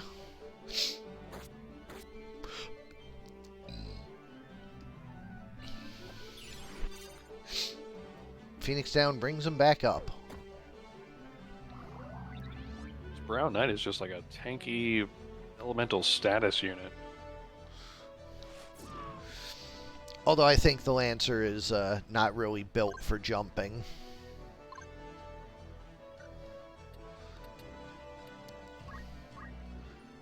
He does have a Holy Lance, although he only has jump 5, so... And I forget, his jump, does it use weapon element? I believe jump actually ignores element. Yeah, I thought it did. So it's Which not, is probably why it was using it at all, because I think it does less Oh, yeah. damage than a basic attack with a two-handed lance.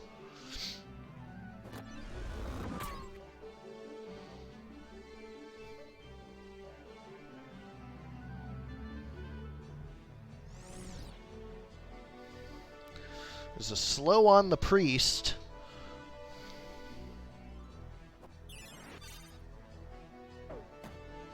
That's a pretty good hit, though. Priest goes down and comes back up. He's going for a big cure. The Spellblade as well. Looks like the ninja was moving before the jump would land this time. So the Lancer had nothing to do. Spellblade goes back down. This is going to have to raise him. He can survive. Oh, he gets the Phoenix down from the Paladin. Priest is going to go for a cure then. Oh, the Priest gets cured by the Holy Lance. Another cure, although it won't keep the Spellblade up. Why is the cure is hitting for 320 on the Priest but only 160 on the other units? Making a 180 sure can still take down the Spellblade. Unfortunate.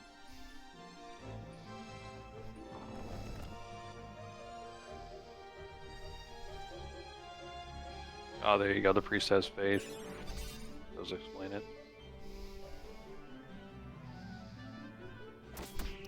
Gets off a split punch and crits it. And gets a crystal. That's a nice turnaround.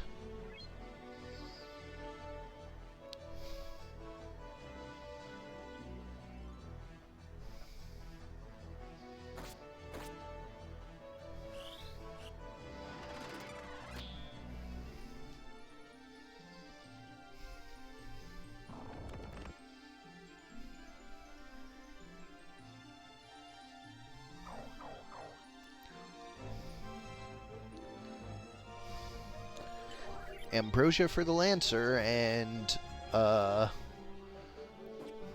Altar Boy is actually in a reasonably good position suddenly. We're going to need some big offense from the Spellblade here. Some lightning stabs would be nice.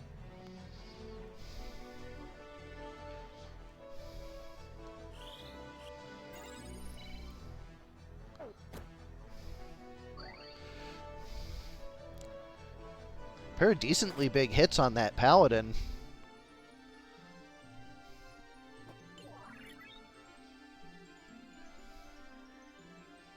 You're going to need some AoE though. That's why I think they need lightning stabs, so they need a couple of units with re-raise to go down at once.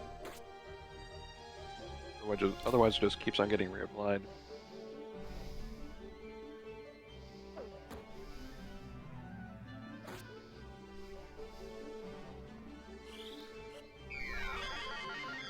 Big full life on the Spellblade. Does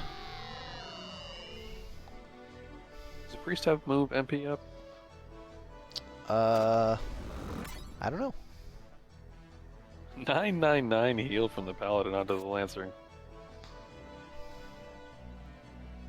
Wondering if the Priest will eventually run out of mana or not. If he does, Brown definitely stands a chance.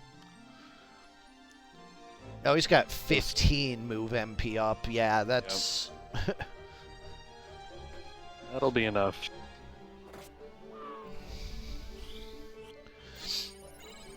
Yeah, he's going to keep going for a minute.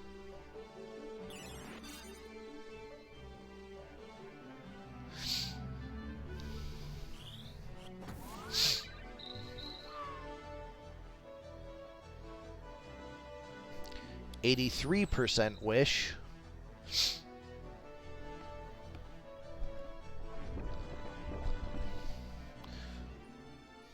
That is a double sundown.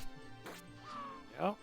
Ninja. I mean, the Priest goes down. Ninja immediately exploits it.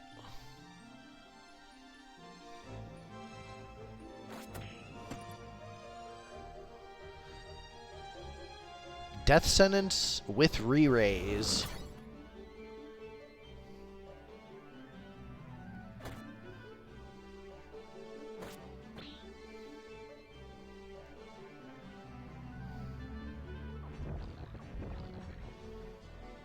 There's sundown proc on the priest.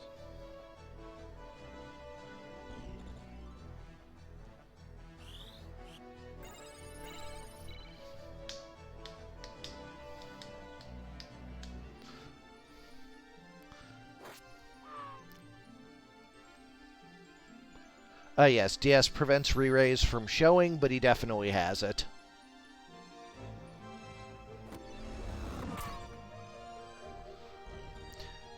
I believe DS overwrites everything. Like, visually.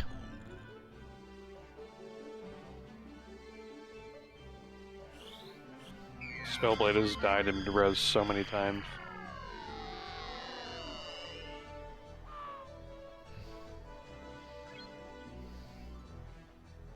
Sundown is cured on the priest.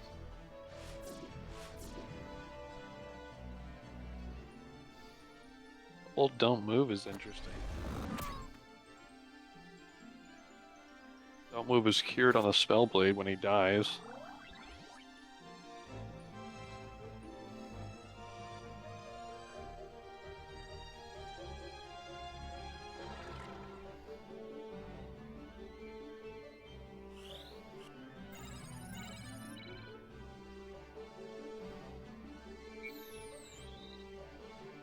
I missed the percentage on that one.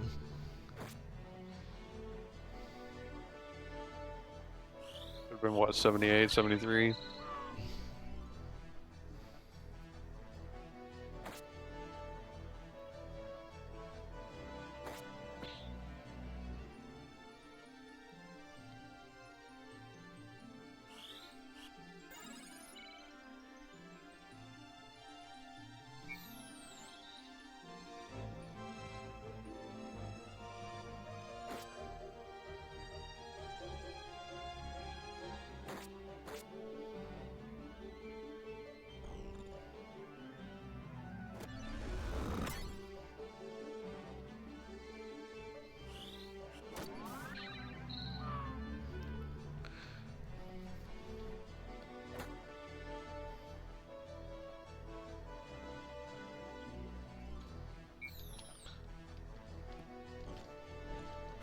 Speed. Yeah. I think this is only our fourth match of the night as well. It is. And we're like 2 hours into it. Well, fifth match, but because of the rematch. But yeah, 4 out of 12. I mean, they have gone long. Pair of 2-1s that went real long. And that Exactly. 2-0 at the top of the board was also, like, really long run.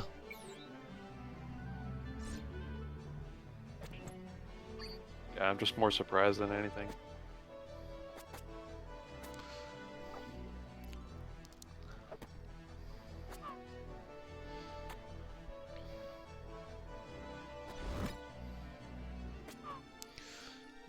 Brown basically has turned it around here.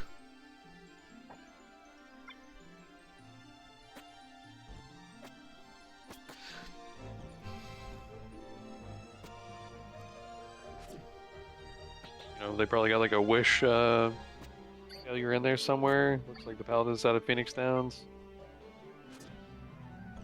The Brown units just have infinite re-raise pretty much.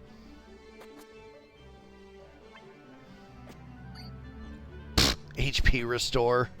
Oh. Why?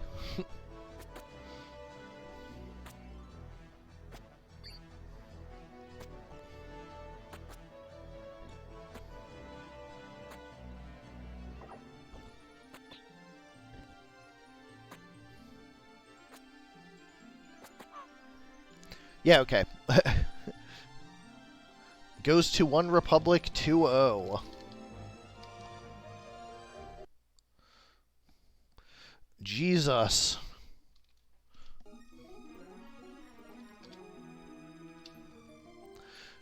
Going to Hero 4 versus Hero 2, down in the losers bracket. 4 Hokage walk into a bar versus spooky, scary skeletons. For the 4 Hokage, we have Minato the Ninja with Talk Skill, Weapon Guard, and Concentrate. Naruto the Geomancer with Draw Out, Regenerator, and Defense Up. Hashirama the Ninja with Draw Out, CT Save, and Magic Attack Up. And Tsunade the Priest with Punch Art, MP Switch, and Martial Arts with Equip Sword for that Defender.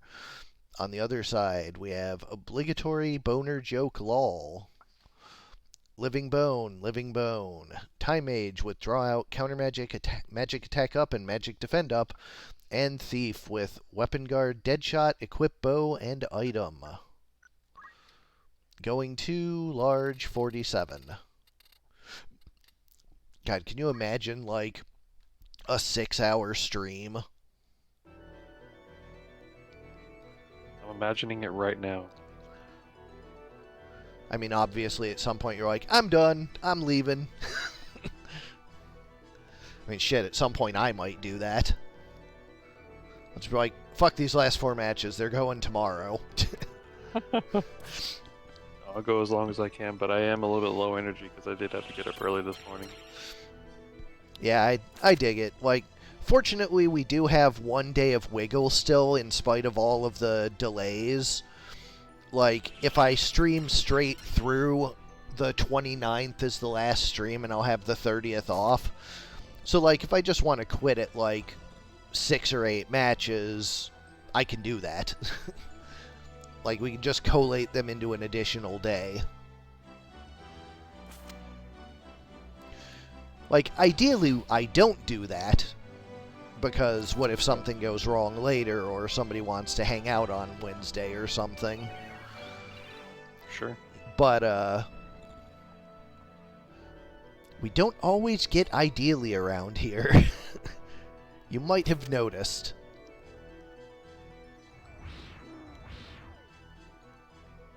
Red team started out with a big pro shell on everybody, but one of the living bones goes down to a low damage elemental.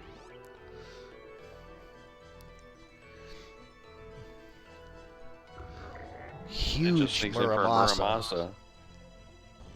It's all 3 of the enemy units.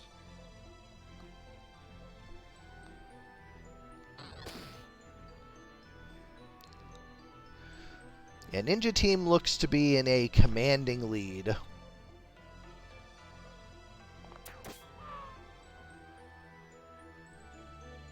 course, one of them goes down to the red archer. And then the Kiku from the purple ninja triggers a counter magic from the red time mage, killing the red archer. Ah, the dangers of counter magic.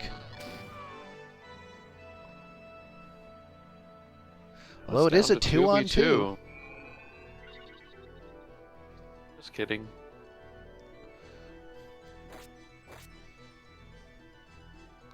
Hastes are off.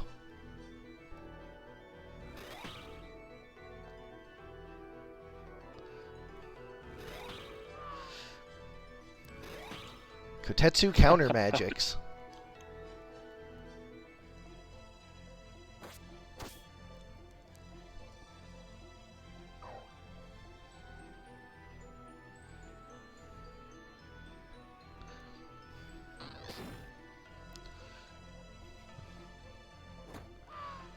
Hamito finishes off the ninja, and it is just the priest.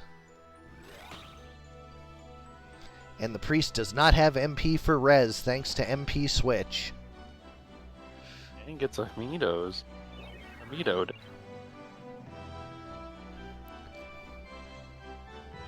Oh, purple ninja's back. The undead ninja. And the undead archer. And the undead archer takes out the undead ninja.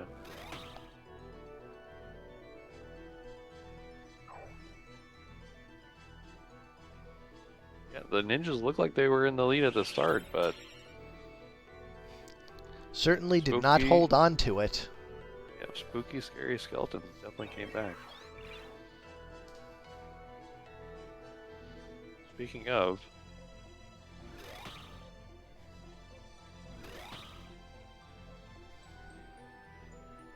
mean, that looks pretty strong. The Kotetsu counter magic Kotetsu. Absolutely. I mean, people. And the skeletons don't have the. They still have immunity to crystal, right? I believe so, yes. I believe they're that- the only ones that do. Ninja is back and crystalled, though.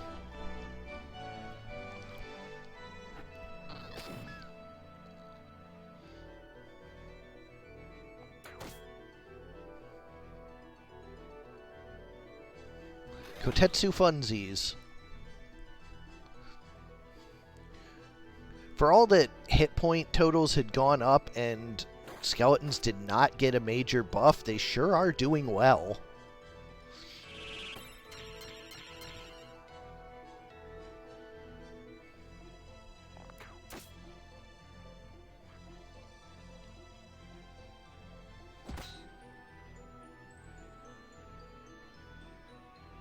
I was gonna say why not Kotetsu, but that's an undead ninja. Down. Game 1 goes to the spooky, scary skeletons, to the surprise of the team builder.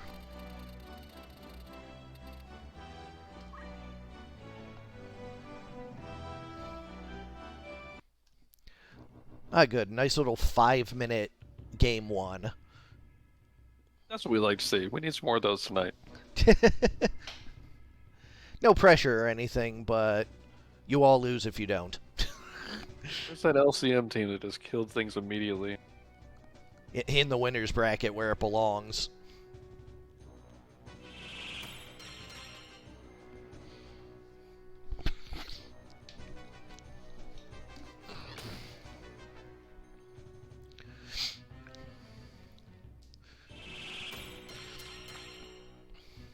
Masamune gone from awful to very good once more.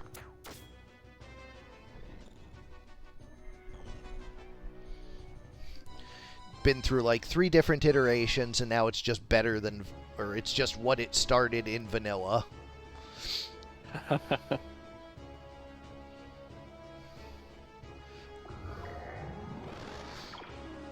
Muramasa takes one out. But Hamido prevents the mid-charge on the other one.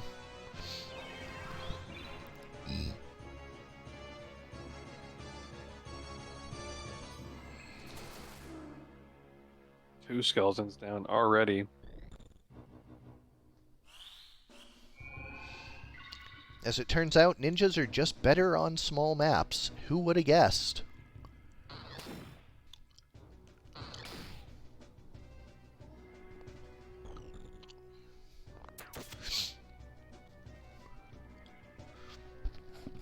Is he going to have to go all the way around to get back up? I'm gonna guess, yeah. Especially now that the ninja moved into that spot. It sure does. Knocked out of the fight for 2 whole rounds.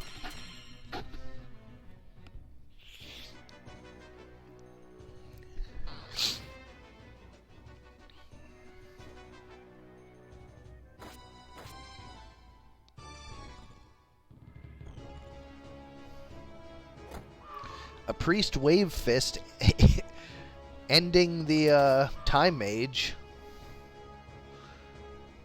on new sentences. Yeah, I love it. Pretty sure that priest is the one with MP switch, right? MP switch and chakra. Yeah. It's just funny that she also has wave fist and it just actually killed 2 things. And we go to a game 3.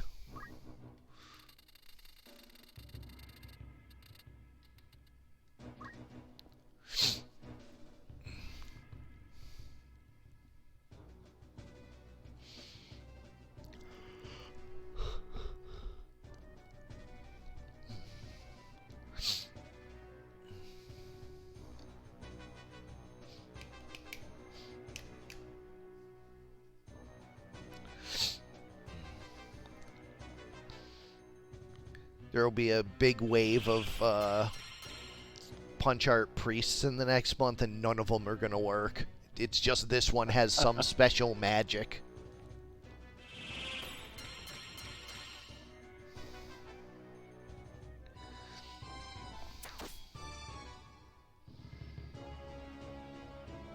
You think the move MP up priest platform seems pretty strong.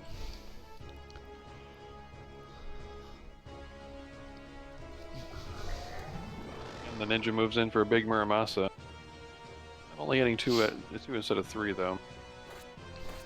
That Hamido failing to go off plays pretty huge though. Yep, first skeleton goes down. Rochelle and the rest of the red team.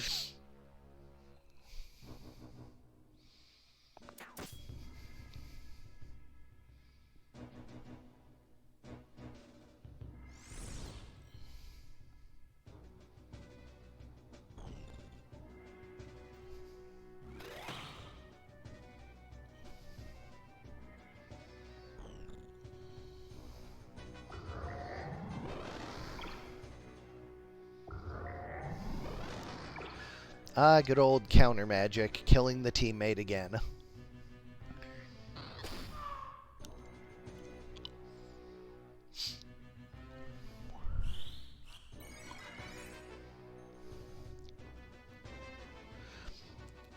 Flash heal and Kamitachi, not quite enough to kill, but enough to near fatal. Skeleton trying for a death cast, it looks like. Could pay off.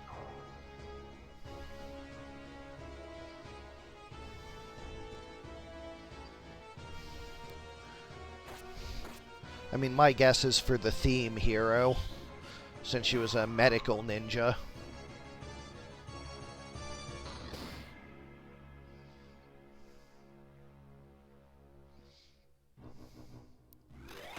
Deathcast was successful, it looks like. Took out the Geomancer.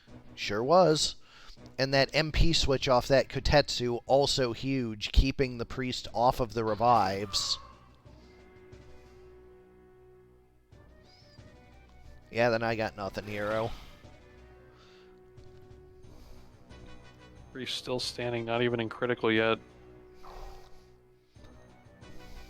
Does she have equipped shield as well or something? She's got defend on like all the time. I think she has equipped sword and a defender.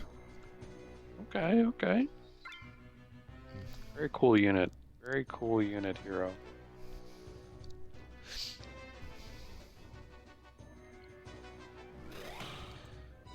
Counter magic. Ha ha ha. I mean, spooky, scary skeletons is pretty fucking cool too.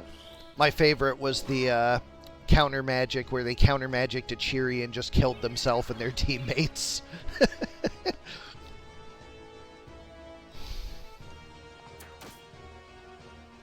Alright, the MP is switched out.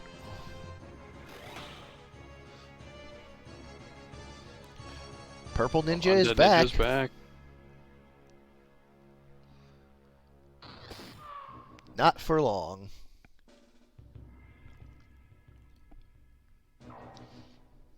Chakra to get MP switch back. And MP switch backed.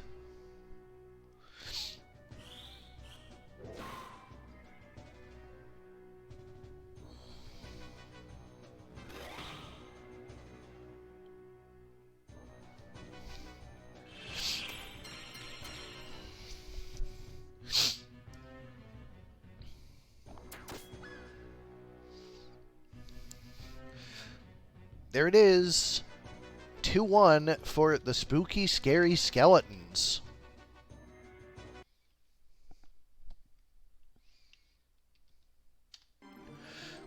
Up next, Korremar 2 versus Sardek 2. Treasures of Ruin versus NFL Blitz. Yeah, I have a mirror later tonight too, hero. Alright, for Treasures of Ruin, we have Chien Pao the Lancer with Punch Art, Weapon Guard, Attack Up, and Red Shoes. Red Shoes Holy Lance had a problem with the Paladin team earlier. Chi Yu the Wizard with a Overload Bag, basic skill HP restore, magic attack up. Wo-Chien the Knight with white magic, damage split half of MP and sicken. And Ting-Lu the Thief with item Dragon Spirit, equip shield, and throw item. On the other side for NFL Blitz, we have Oakley the Trent with Blessing of Nature. Hadouken the Wizard with Overload Bag, Faith from the Robe of Lords, item damage split, half of MP and defense up. Jordan the Archer with basic skill, Arrow Guard, Deadshot, and Ignore Height. And Azareth the Spellblade with item Weapon Guard, Attack Up, and Guts. Going to large, 99.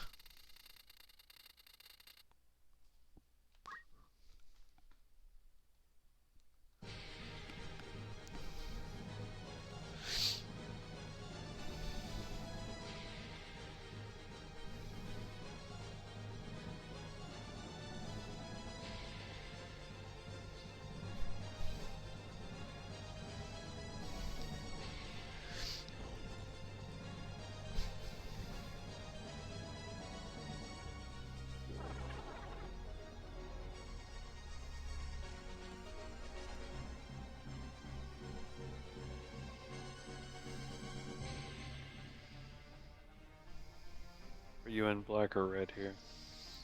Korremar's in green on the left, and I'm in red on the right.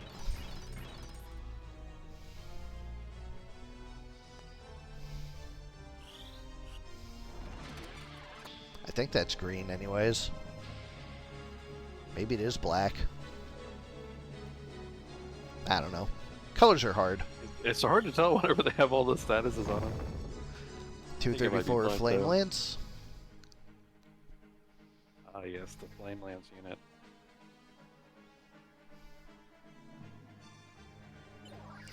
The one that it's like instant, but like super high mana cost or something, right? Yep. The Flame Lance wizard is taken out, but has re-raise.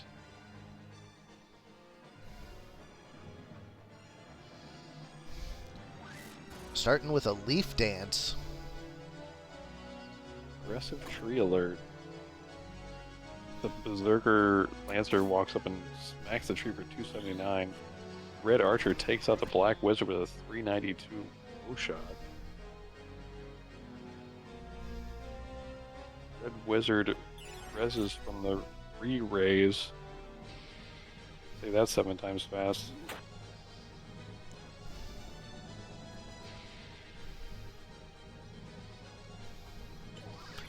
A doctor and a barber barter baubles underwater, and the barber and the doctor disagree on the fee.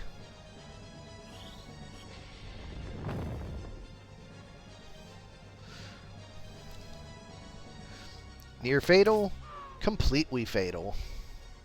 Very nice. Like I think it's 3-on-3 now. Yep. The Berserker Lancer comes back though. And Ambrosia's back up too.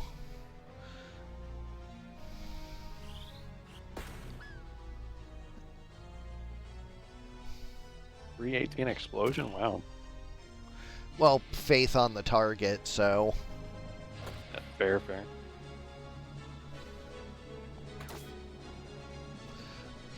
Yeah, I think they have just a little too much defense for me. I couldn't coordinate my offense at all, and it just fell apart. Yeah, the tree with the aggression, maybe not the right move right off the bat.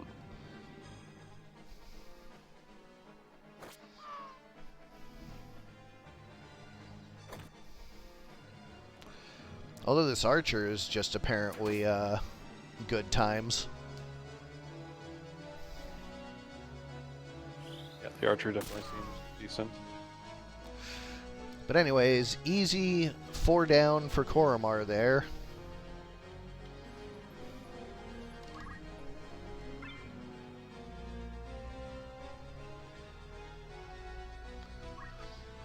Going to small 21.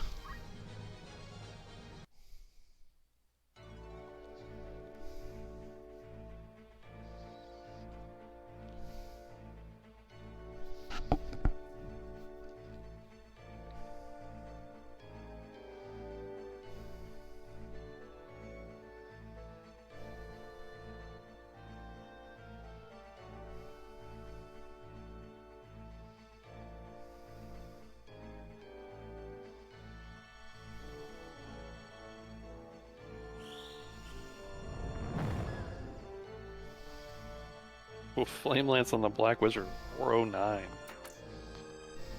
think that wizard was charging as well, right? No guts proc, unfortunately. I mean, I suppose I had the beholder, for whom that's unfortunate. I'm pretty happy about it. For sure.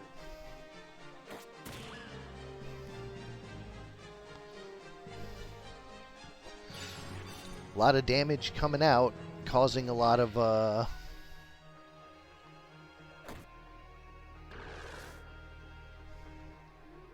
Roaching. causing a lot of slowdown.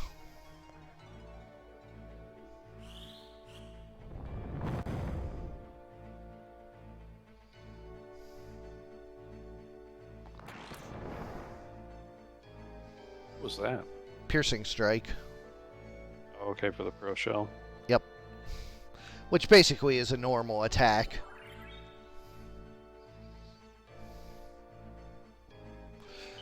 Full team Blessing of Nature. Well, no. Only catches 2. There we go. Berserk Lancer goes down to a lightning stab.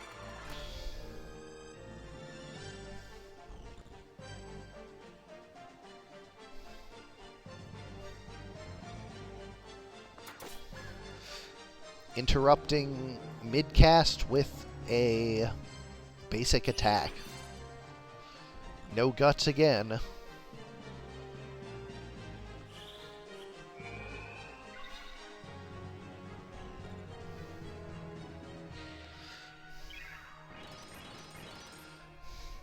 Blessing of Nature on 3 now. Lightning Stab continuing to be effective. The Spellblade's down to, I think, 14 MP. Yeah, Spellblade is low. So the Red Wizard kind of stopped casting as well, I think. Yep. Tree is too far away to get both of them, I think.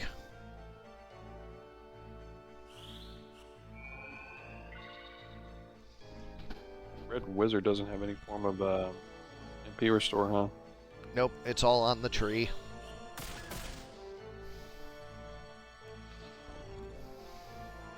Red Wizard does have re-raise.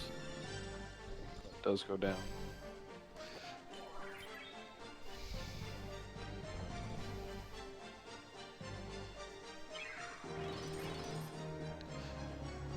Spellblade just does not want to take the Blessing of Nature. Although that was a really good Strix Feather arrow.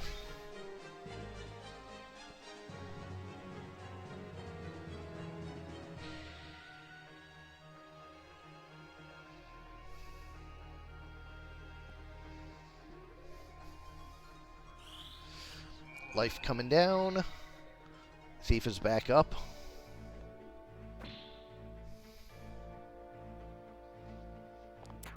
Mid-charge takes out the wizard. Third, no guts.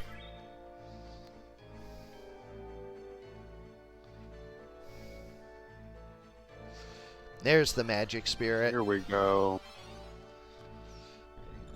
Red team back in action. And black team kind of on the back foot. Sure. Berserk Lancer is guarded as well. I believe it's a silver bow.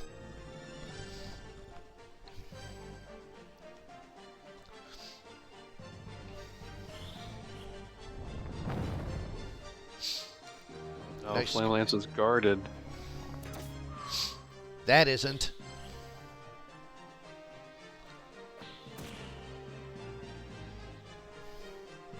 Lightning Snap from the Spellblade is guarded by the Berserk Lancer. Blessing of Nature still failing to hit the Spellblade.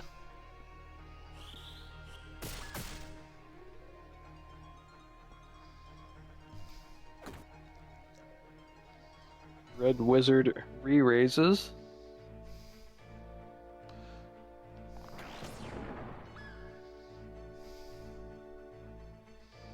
I think they do Piercing Strike just to flex sometimes. Yeah, like that was also for the kill, I guess. Piercing Strike do more than a regular attack because it removes Protect and Shell? Well, nope, it does exactly the same as a normal attack. It just removes Protect and Shell prior to the attack itself. Right, so it does like what a normal attack would do without Protect and Shell on it. Right, exactly. Yeah.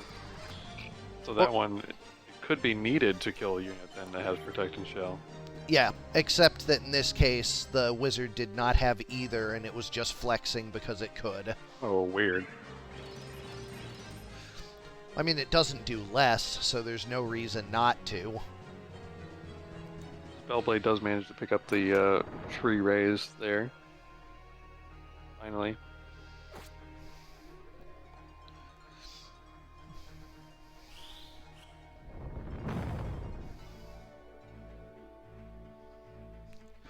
Heals off the poison. Yeah, the Piercing Strike animation is awesome. Yeah, it's the ranged destroy from Worker 8. Alright, and we go to a game 3 on medium 10.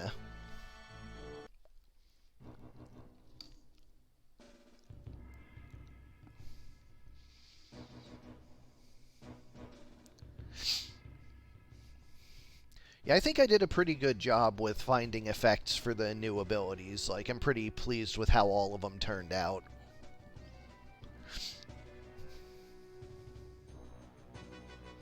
Yeah, I think it did a good job. I have a video linked in one of my note files that's just every effect in vanilla FFT, and I just sat there watching for things. I'm like, ooh, that would work. It's like a 2-hour-long video. Nice.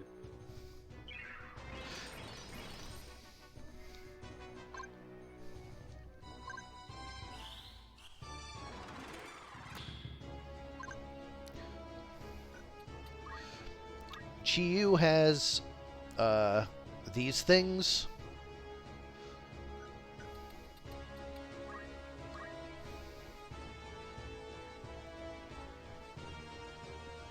Like both of them have X-Bag and Faith.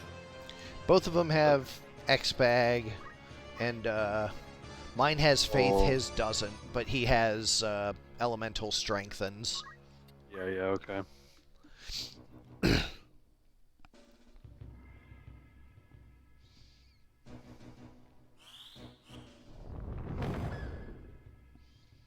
Get burnt.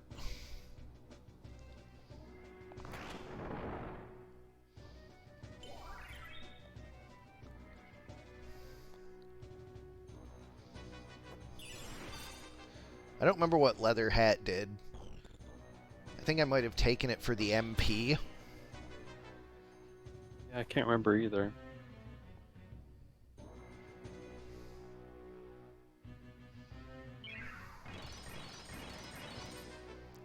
Wow.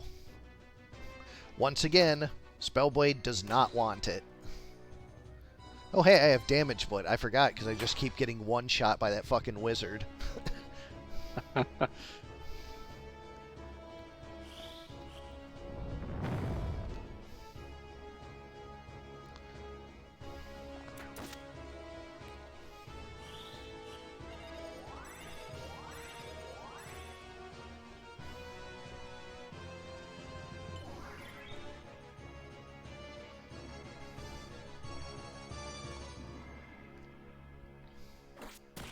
Stabbles.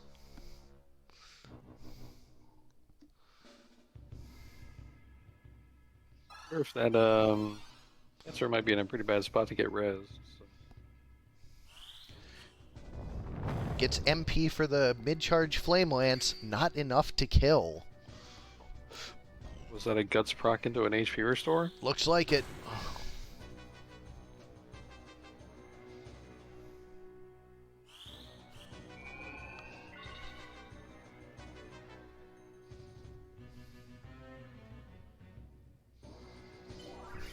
Ambrosia to top her off.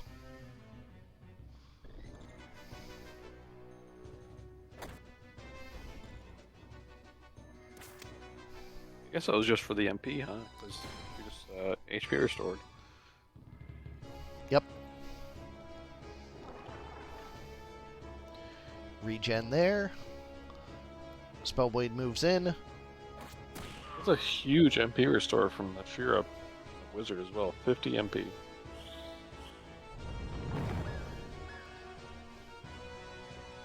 Yeah, sure, that's Both fine. wizards go down. Yeah, he just re-raised and, you know, X-Bags doing X-Baggy things.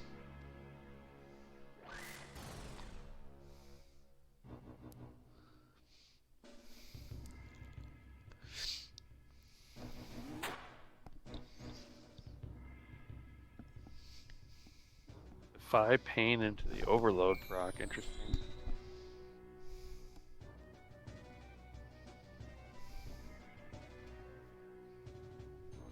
Oh no. I guess since nobody had used it yet, it was bound to happen eventually. Alright, I'll fix that one later. Interesting. I'm going to mark this 1-1. We don't have to redo games 1 and 2. So we'll finish game 3 later. Up next, Kjata 2 versus Fig 2. Blowfish and the Hooties versus WMD. Notably, Fig no longer having X-Bags on the 2 support units. Let's see if that works out for him.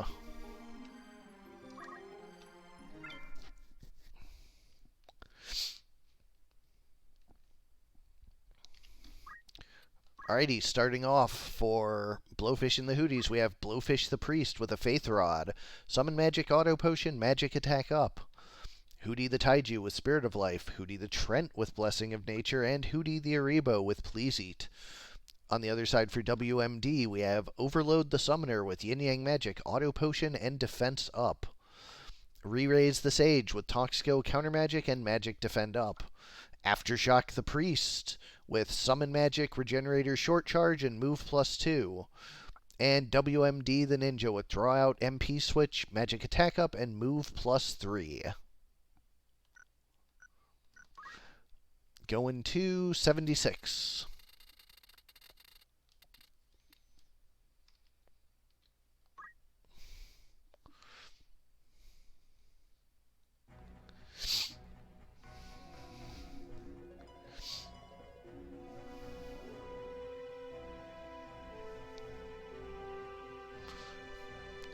I'm going to see if I can figure out what's wrong with Steel Alacrity while this goes on. Okay.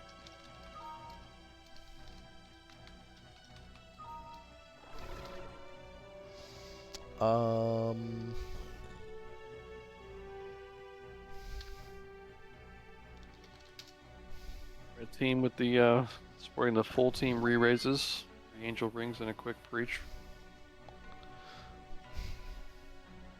Please Eat does land on one of the trees there.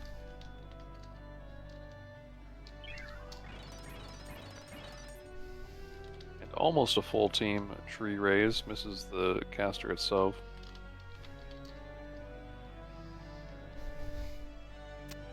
Red Priest is casting something.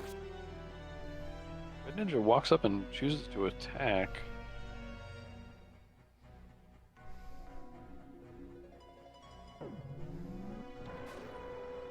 Comes the Bahamut from the priest. Looks like it's only hitting one of the trees though.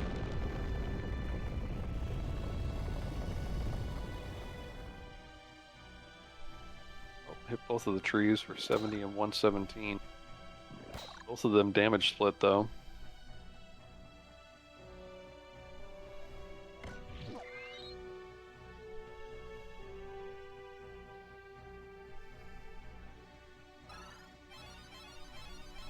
Big magic spirit heal out on the entire enemy team.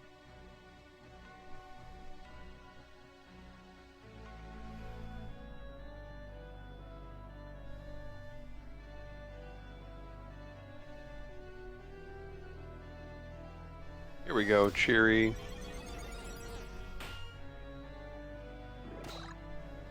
It's her own MP switch as well.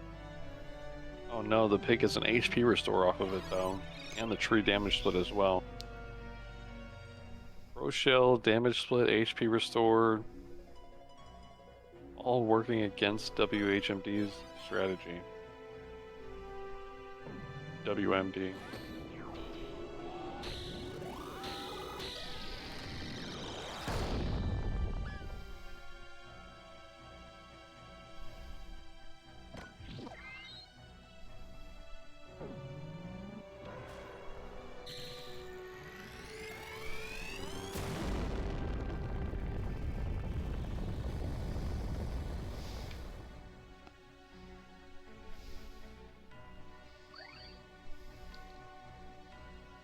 And the black team just put out a really strong defense to start out here.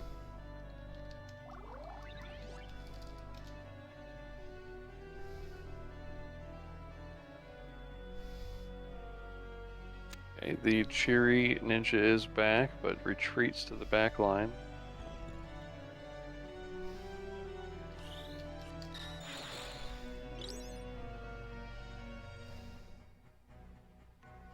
The sage casts despair, but miss.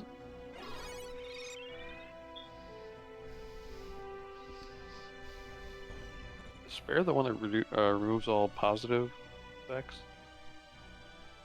All positive statuses?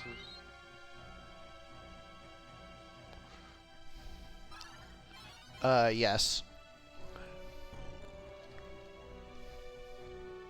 Definitely the right play, I think, but unfortunate miss. Yeah. Let's see. Fury Ninja goes down again. Comes another despair. This one also misses.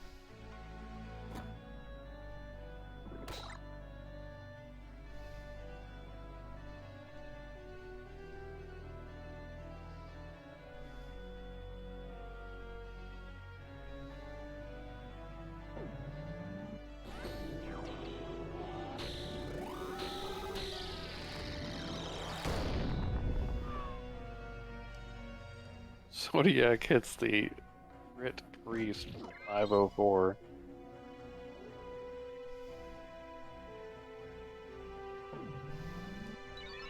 Oh, but the fairy incoming from the summoner might get the priest and the ninja. And it does.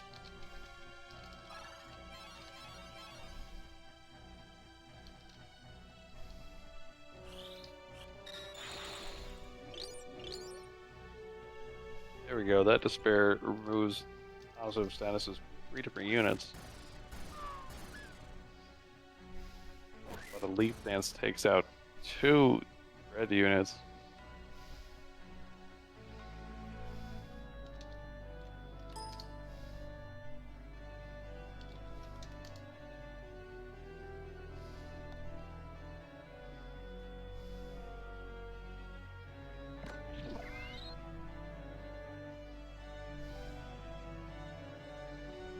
Pokemon team here just slowly walking forward, taking out the red team as they go.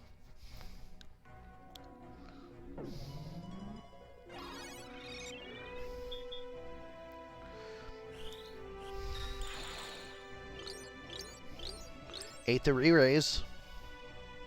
Yep. I'm assuming the Cheery is dead somewhere.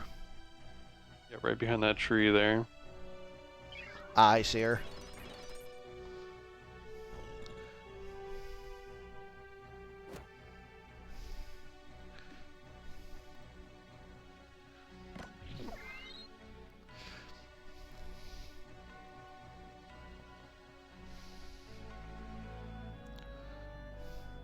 Ninja will be back.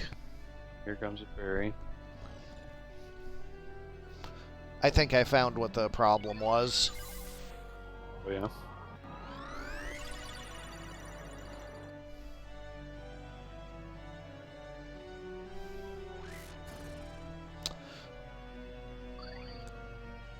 So instead of jumping to the unstacking part, I was jumping to the jump to the original place, so it was freezing up because it was in an infinite loop.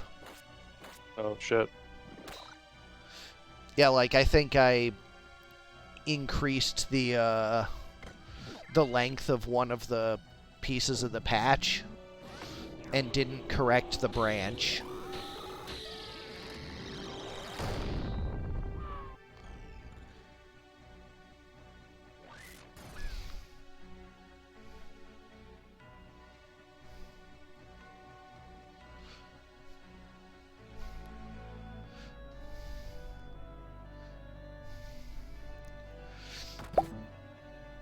Ugh. Or at least so I think.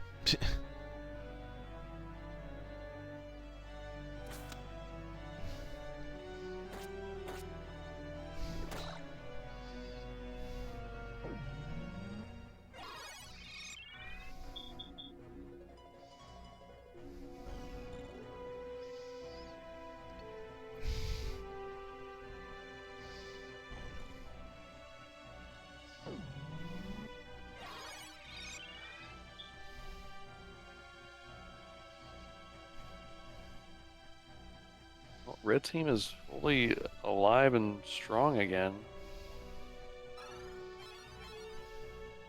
The tree is kind of deep in there.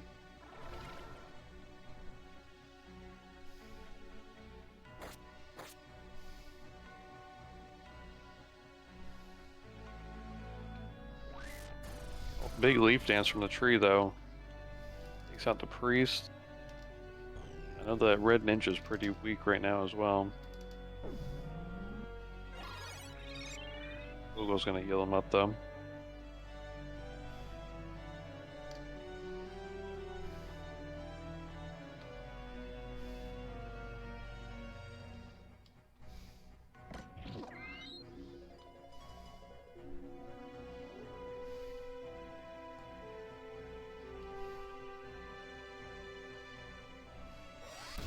Here comes the cherry bot. Dead. Yeah, gets a kill on a pig, but a kill on herself, but she does have a re-raise.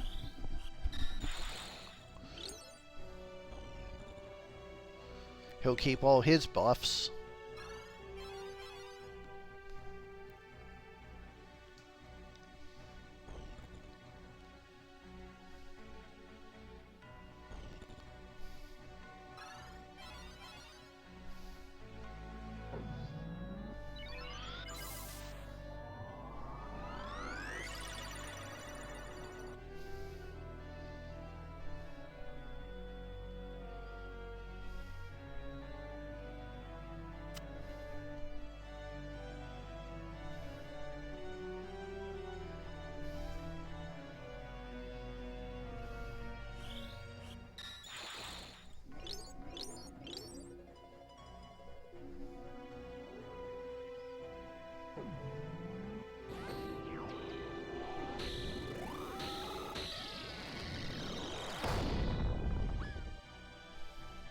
Zodiac takes out the summoner, but I think she has re-raise as well. This critical ninja is just retreating to the corner, though.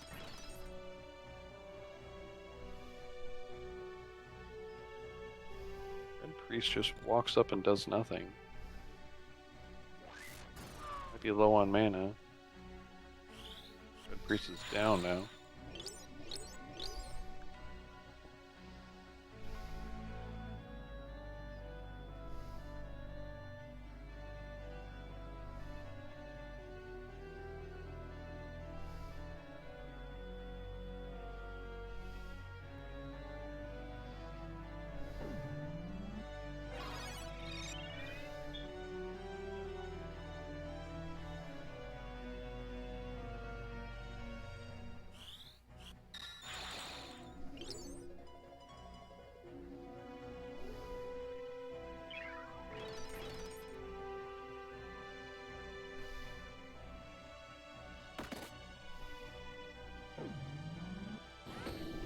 Tree to set a basic attack there.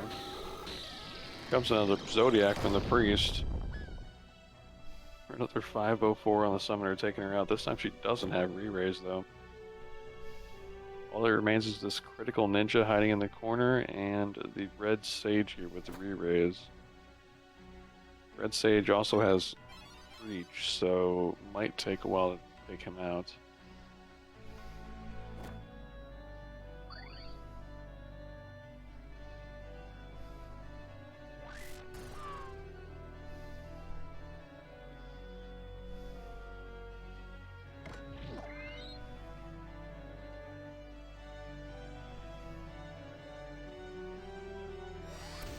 comes a cheery from the ninja to just end it.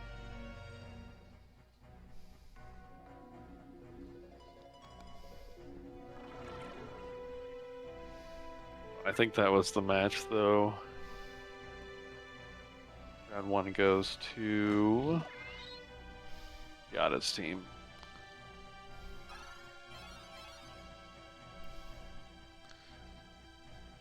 Get hootin', blowies.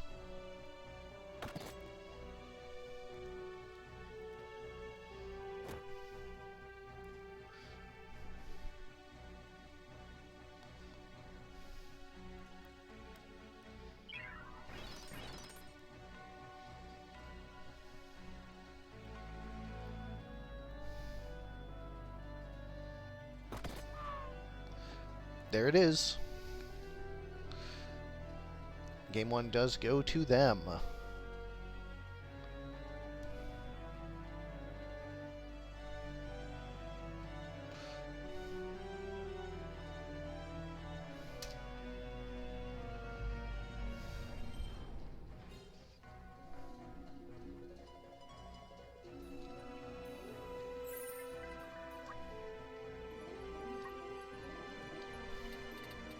Fix Steel Alacrity. Yep. Or attempt to. Well, yes. Attempt to is the operative. Alright, going to small 86.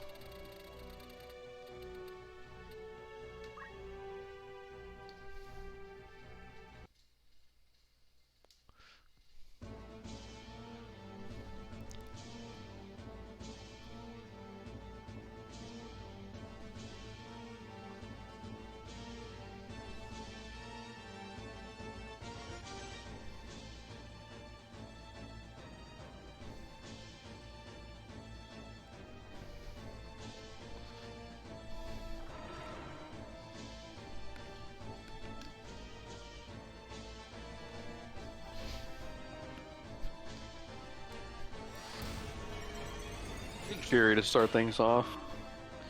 Well, that was Takes a out party. 2 units immediately, followed by a Bahamut. And the aftershock.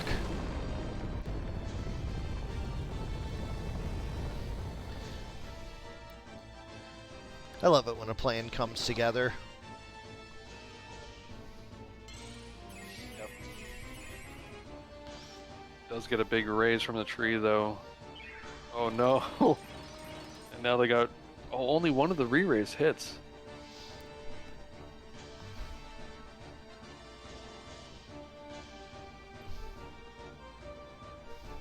Here we go. Let's just do another cheery. Let's do it again.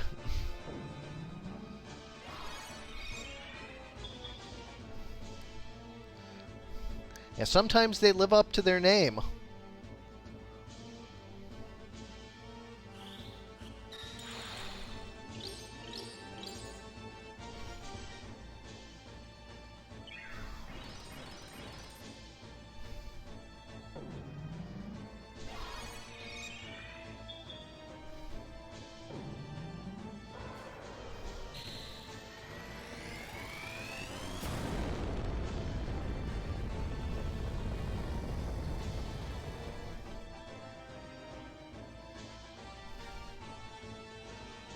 Punch. Oh no.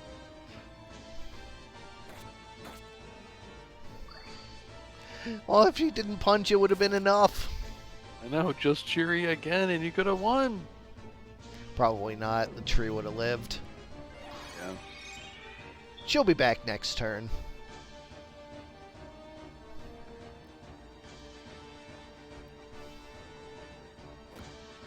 Punch.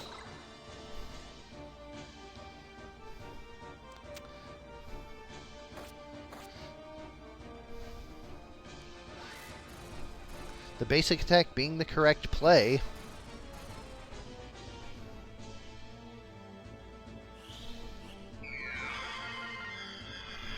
Because of that, priests just take 0.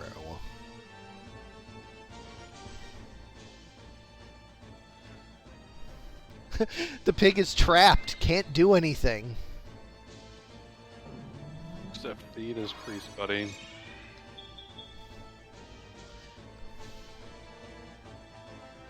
We're gonna have their full life on the tree. Black team's about to be back to full strength. No damage split on that one.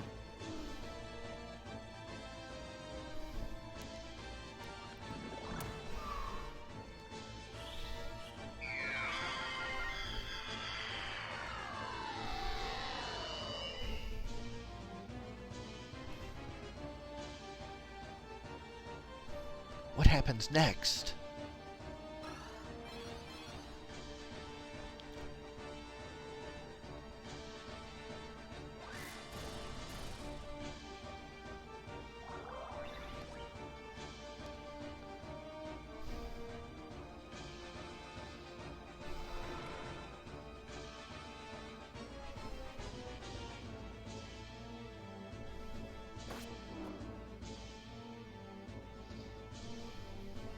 No re-raise on that tree this time.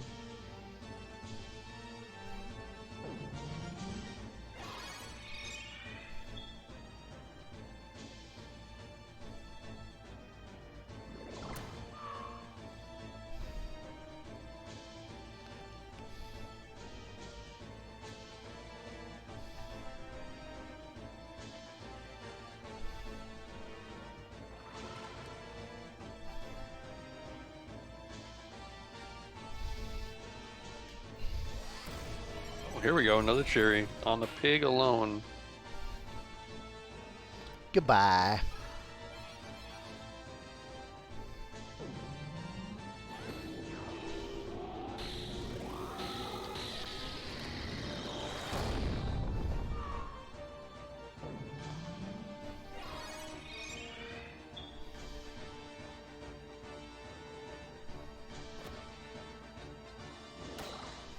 Priest, instead of going for a res, decides to smack the tree with a bag. I guess he didn't need to res the sage. The sage had re-raise.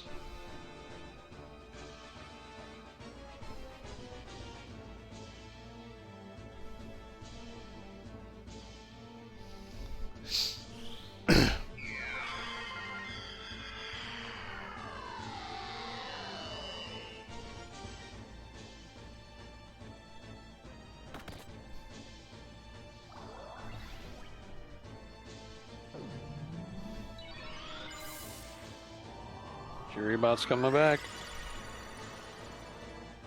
Oh, never mind, it misses.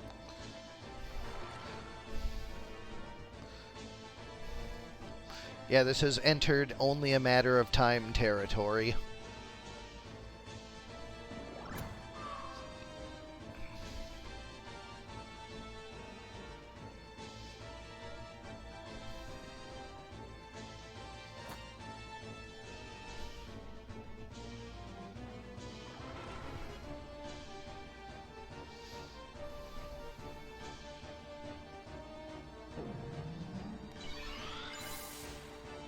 I feel like if this black priest doesn't get any mana back, then red still stands a chance here.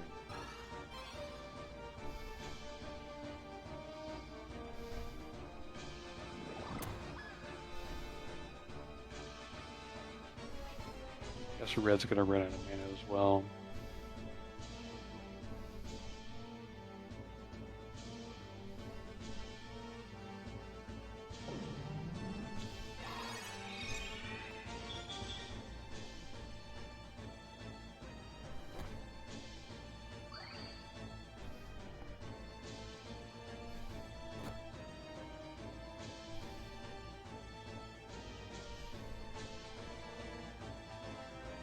Well, there's always body blocking the crystals. Yep.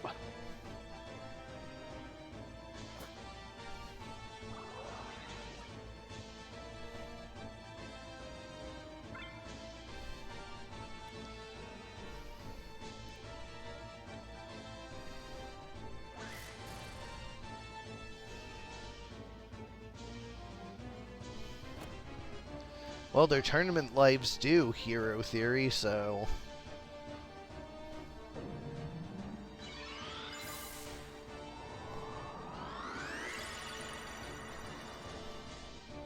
Whoever loses this is out of the tournament.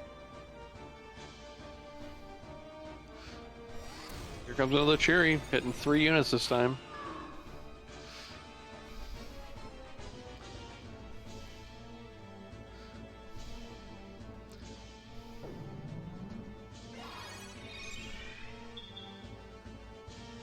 Wow. Pig is down Shield. forever, though. Okay, that's good. From The Black at least Priest not one have enough, perspective, mana? anyways.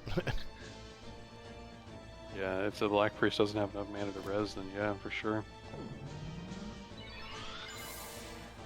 Is that on the Cheery bot or the other unit back here? It's on the Cheery bot.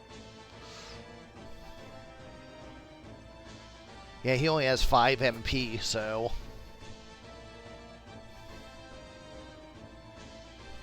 Okay. Well, this Leaf Dance is going to take out both of the units, yep. Summoner still has plenty of fairy in her, though. This Red Priest, does he not have Cure?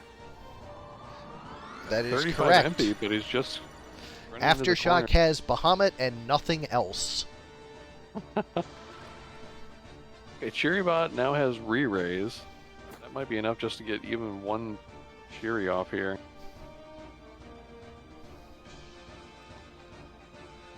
Wow, Cheery on the sole Black Priest over here. But that is a permanent priest death. It is just a Taiju. Wait a second, oh my... Okay.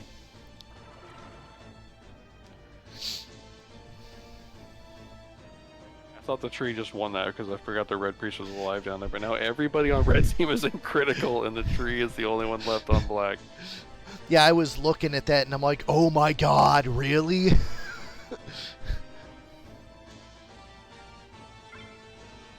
Wow, Cheerybot gets the crystal. And the Moogle goes off before the tree. That's out of Leaf Dance range.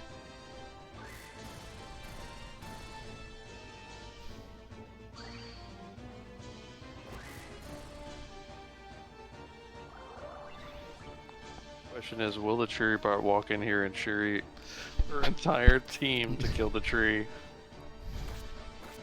No, a little more disciplined than that.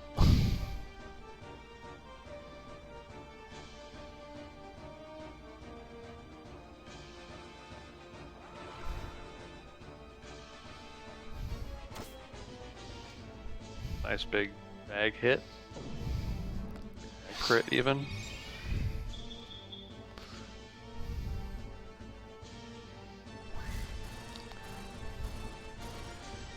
Leaf Dance is not going to be good enough. WMD somehow manages to pull it out. Unreal comeback. It's a strong comeback by Blowfish and the Hooties that just didn't quite make it all the way back. Because if you remember, they were down to just one unit, like on turn 2. Yep. That was 2-1, right? Or is this game 3 now? Yeah, we're going to game 3. Oh wow, jeez.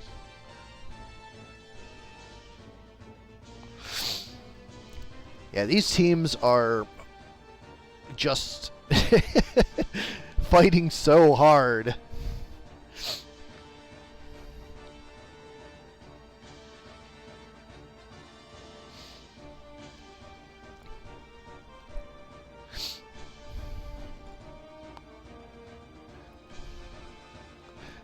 I like the angel rings to force the re-raise onto the ninja without losing stats. Yeah.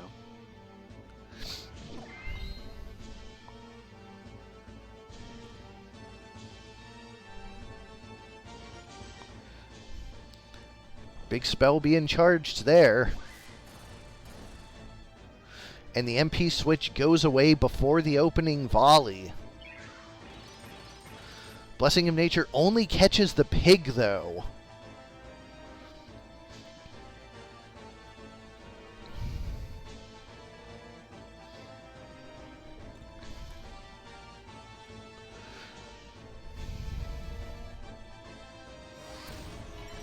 And she goes directly after the pig.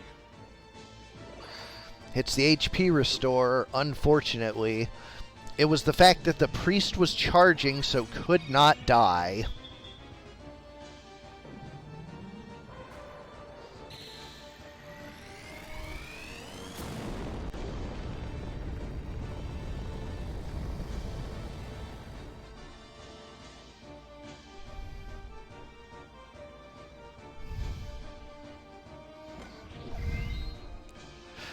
And now the priest getting the re-raise as well.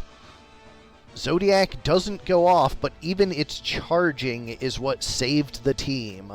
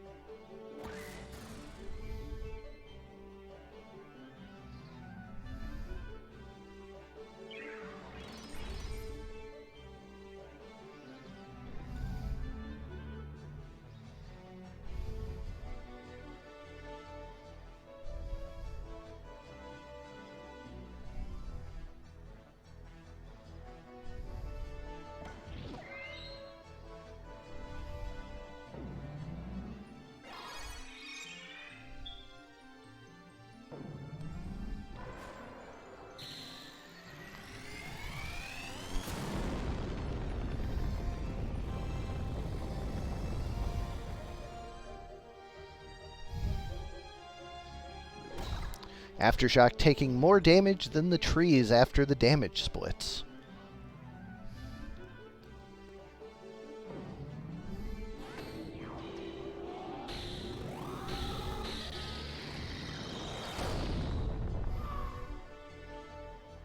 Zodiac manages to take out the red sage, but he does have re-raise.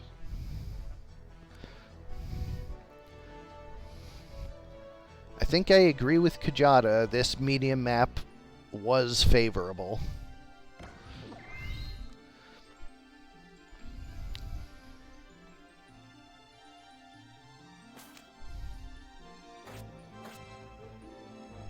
No big cherries out of the cherry bot yet. Just that start one that didn't really do much. Yeah, just really poor placement luck for Cheery Bot here. The only time in which there was enough clumping, the priest was charging. So there was not really anything she could do.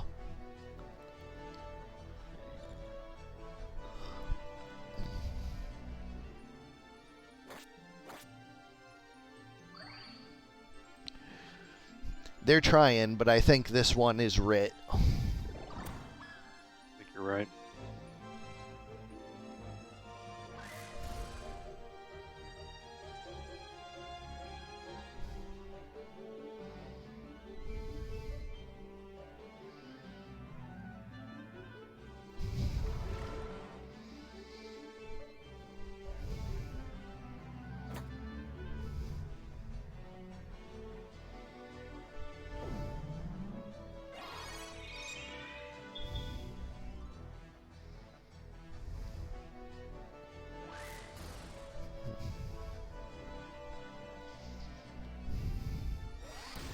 Here we go. A Cheery to take out the Black Priest, maybe? Yep, and damage the tree.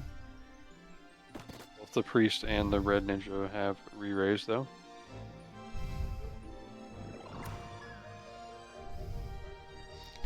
Fig's gonna be so shocked if he gets up in the morning and somehow WMD turned this one around. Right.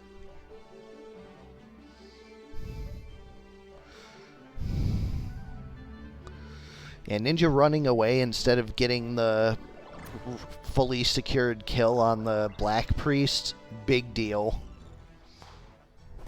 Is the Priest not charging right now? Oh, Priest probably is charging, yeah, that makes sense.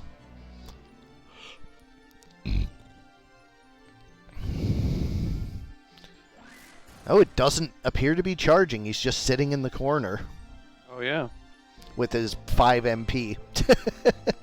Oh, he's pretty much neutered now. Two red units dead over there, though, with no re-raise? Neither one of those have re-raise? Oh, wow.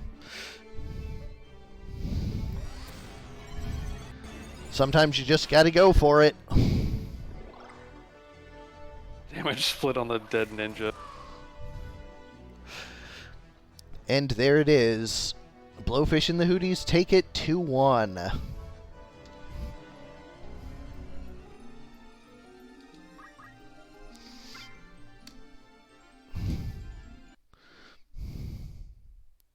Grab a drink, I'll be right back. Yep. Going to medium map 10.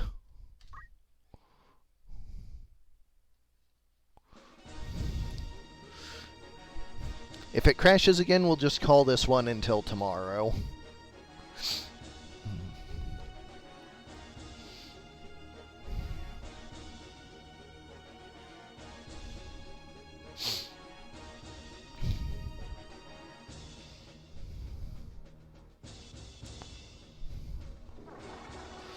Opening regen for the wizard.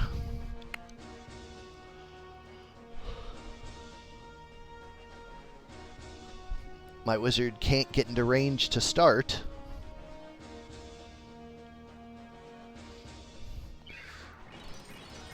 Blessing of Nature hits none. That's unfortunate for me.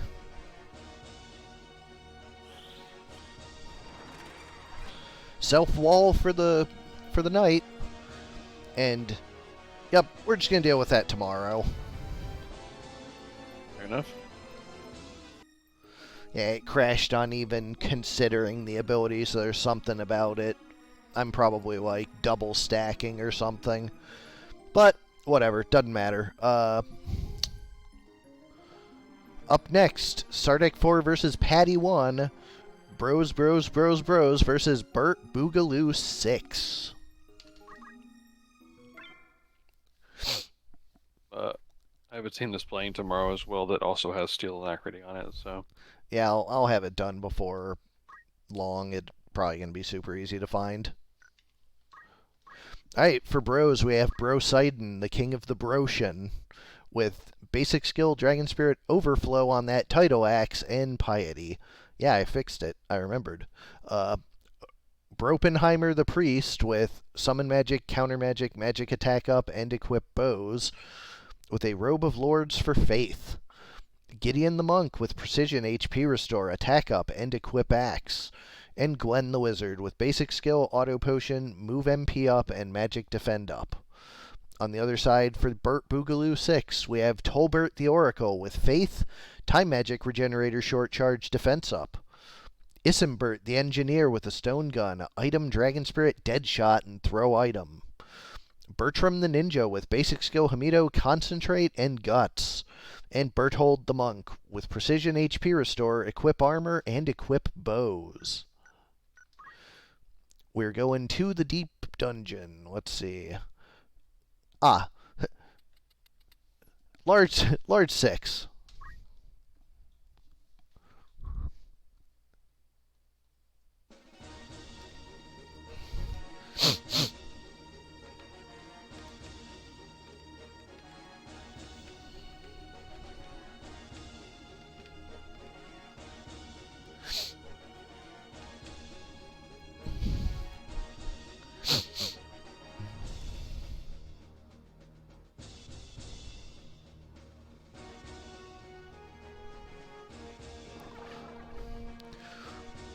Opening cheer up.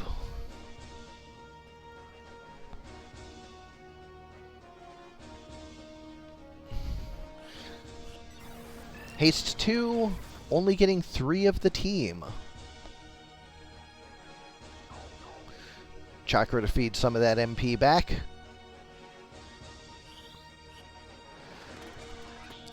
There's a wall on the priests to start.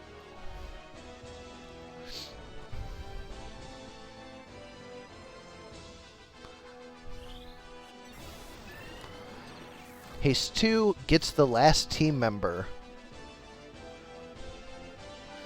Chemist has a High Ether for the priest. Wizard has a Cheer Up for the monk. and they will be joining battle soon. 156 auto potioned.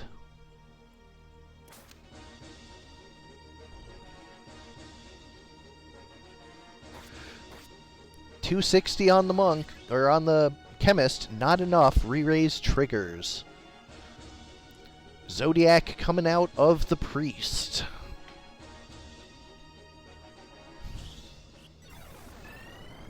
Walk on water really helps to make this a little bit more maneuverable here. Chemist goes down. We'll be back.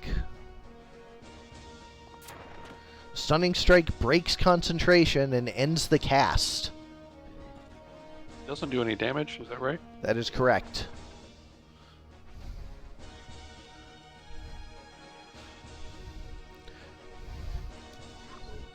Wouldn't anyways, because of the priest. Fair point. But naturally does no damage. Just always cancels the effect of the spell. Cancels charging and performing. Monk got a big 302 wave fist on that ninja.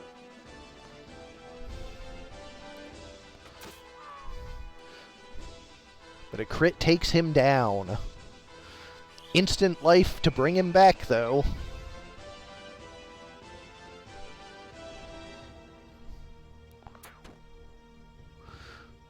Just barely short of ending him again.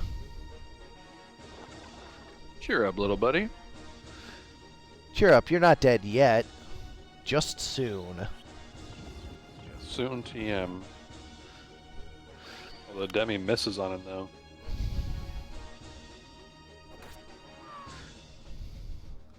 Chemist goes down to a shuriken. Gets a chakra on himself.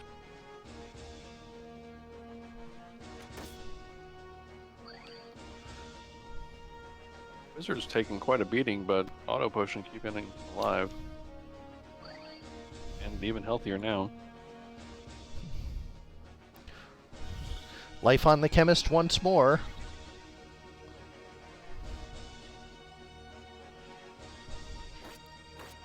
And down he goes. At least I'm not dead yet. I feel like the wizard's supposed to have an offensive spell. Am I crazy? Might be useful. Like, maybe cast something, man. Like, literally ever.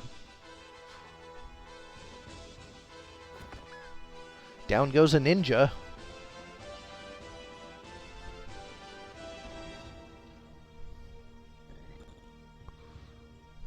Cheer up. Called it. Oracle stepped up and didn't do anything. He is a hell of an MP battery, though. Yeah, for sure. The Wizard cheer-ups are really, really strong mana batteries, it seems. Yeah, the Oracle is just straight up out of MP. Oh, wow. Look at that, 40 MP.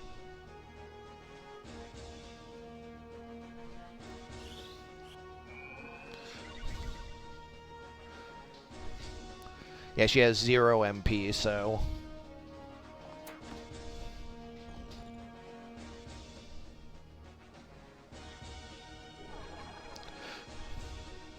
Speaking of cheery... Hey, I get it. This little, just like, step down into the bridge there is such a death trap.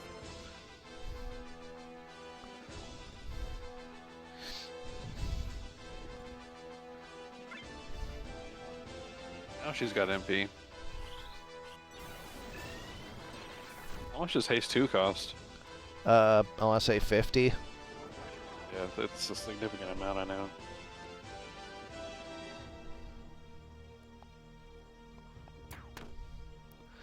A bow from the priest. Yeah, this team is not doing its thing, that's for sure.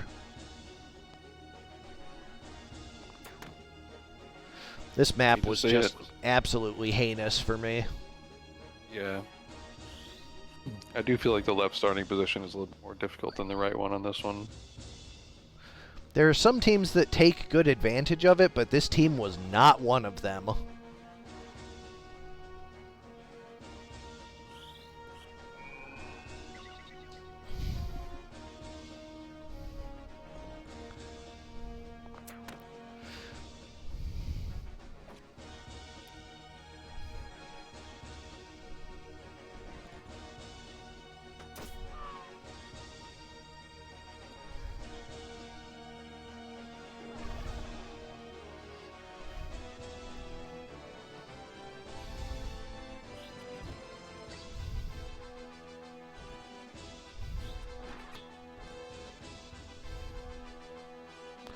Wizard stepped forward and did nothing.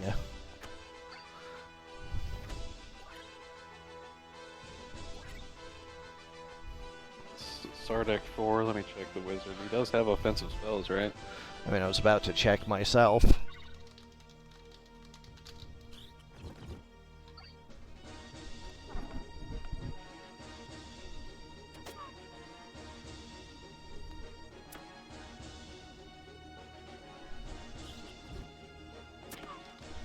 Oh, he's got Meltdown and Frog.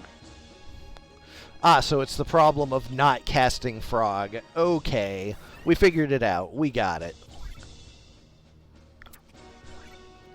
He's supposed to be casting frogs, and he does not. Yeah, okay. I see why he's losing now. Also in the team builder, it looks like he only has a circlet equipped. Ace of Zeus and a circlet.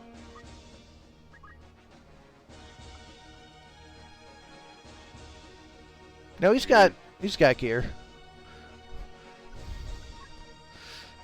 That might have been one that got updated. Because wouldn't you update that?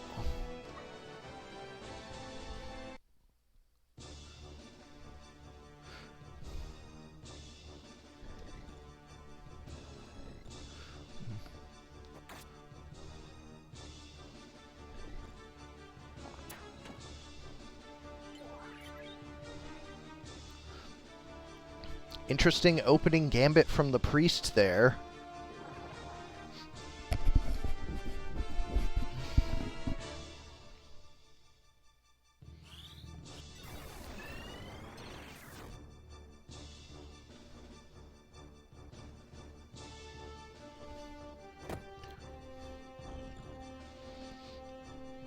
Yeah, like, it just makes sense that this team loses, because it's basically a 3-on-4. Like, Yeah, the wizard who's supposed to be disabling the enemy team is, while a great mana battery, would be better if he was a mana battery after he disabled a couple people. Yep.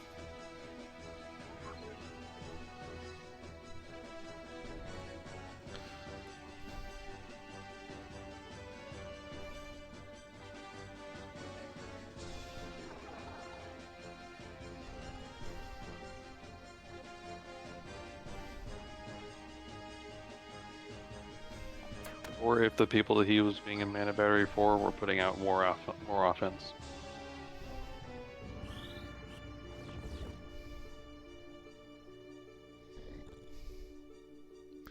Yeah, I mean, like, the priest does have Zodiac, but, like, that's not enough.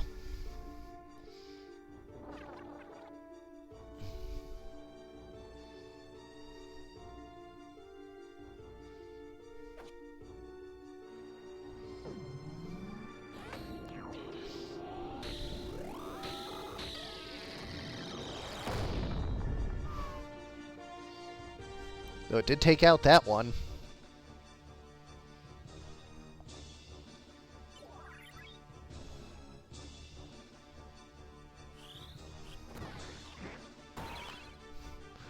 Yeah, I'm sure his expensive spells are going to matter to anybody.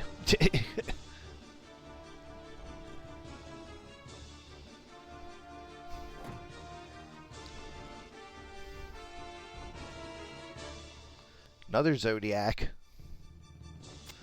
Gonna get cheered up. Yep.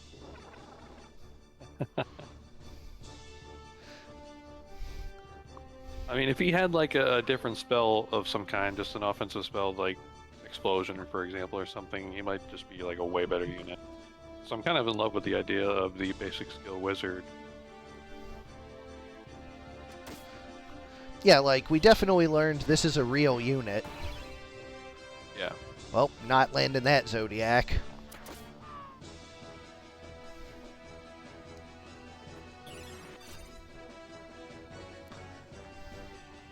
Yeah, fatigue to interrupt a Zodiac is rude.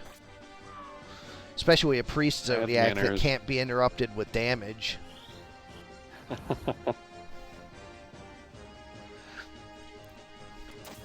I mean, like, being the one who wrote these new status effects in this whole meta, it's super gratifying seeing, like, a nuking priest shut down by fatigue. That's... For sure. Like, I get to be happy about that in spite of getting my ass beat. What was it that put fatigue on the priest? The Oracle casting fatigue. Perfect. Yeah, like, about as straightforward and honest as you get with that. Yep.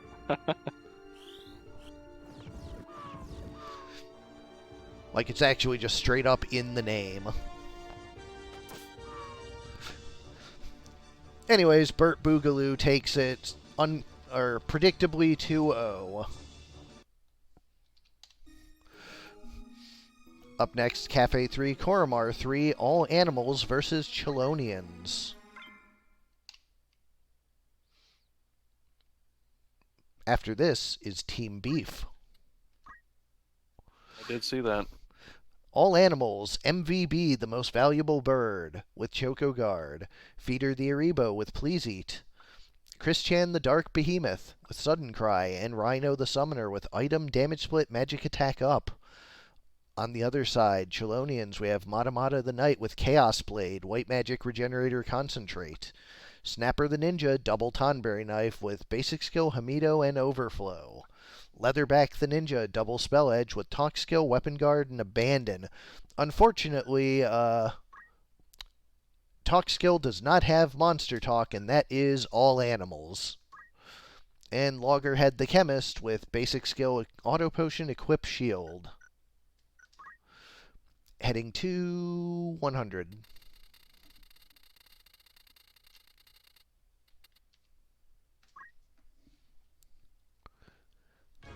Yeah, having a talk skill without monster talk in the face of 3 monsters, not ideal.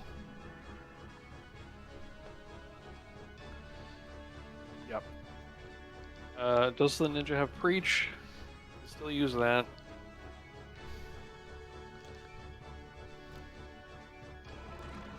Gotta have something, I guess.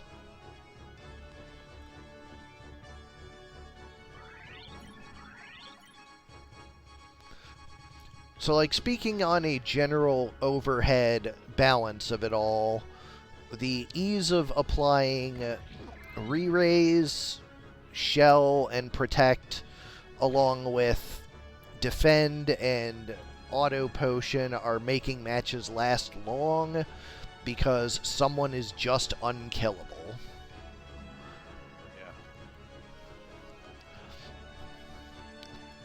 So we need either a couple better ways to make people very killable, like, and another problem is that Shine is just a big damage AoE that also heals on top of it. That is also available on the tankiest class. That is also free. Yep. So those are the things I need to address somehow going into next month. Because basically, we've had a lot of problems with people being too tanky comparatively. It's why the matches have been going so long, so I need to, like, I tried to tilt things in the direction of being closer to 2/3 damage than 1/2, but the easy access to re-raise shell protect has been a bigger deal than I expected. I undershot the aggression target.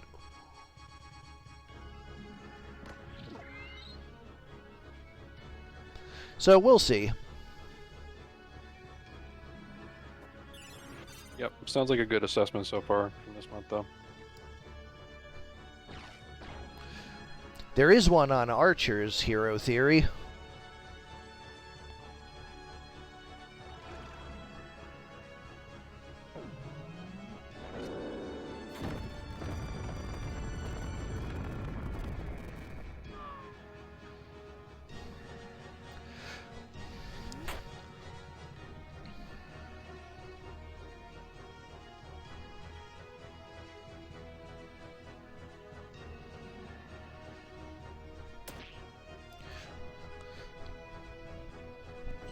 There's another stab up that changed the color palette on the ninja. Brown to blue. Oh, and then the chemist brown to blue as well. I don't know why that keeps happening to this team and only this team.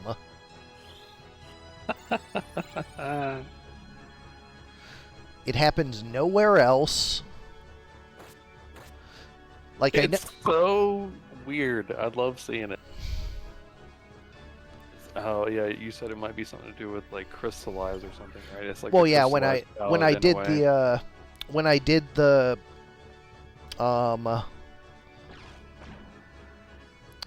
the purple crystal fix, the way it works is when crystal is applied, it changes their palette to 0, because palette 5 crystals are the problem. Palette 0 crystals are safe, and palette 0 is blue, which is why, but palettes work a little differently on monsters, which is why chocobos were turning black when they got regen, was because regen was the same bit flag slot for setting status. This brown ninja got a dead proc on the behemoth, but the behemoth had re-raise, got back up, and life broke the ninja to death. Classic I think that's behemoth. another dead proc as well. Yep. Not very nice. They're doing work. Well, yeah, I mean, it's overflowed and there's 2 of them, so...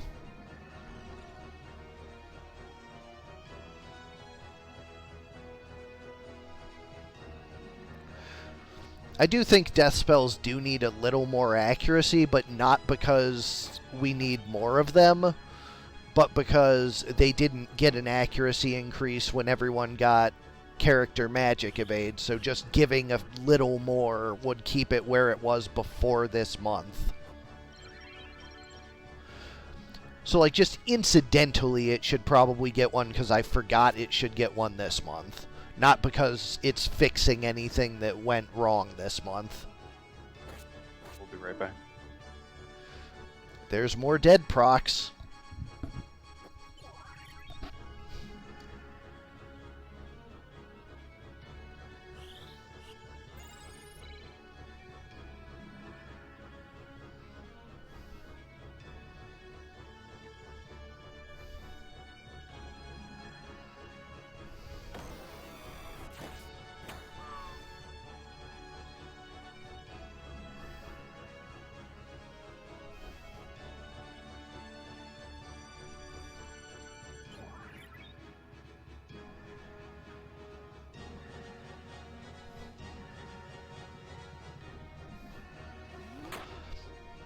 I mean, everything is possible with assembly, and to be frank, it would be honestly simple.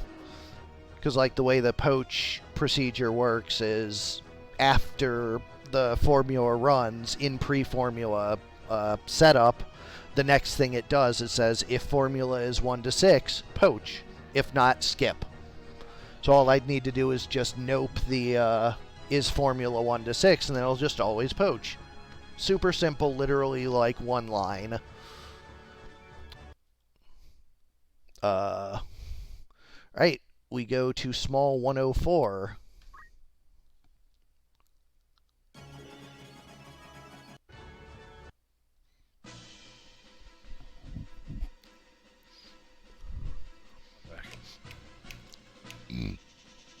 Chelonians took game 1 on the back of their murder hobo ninja.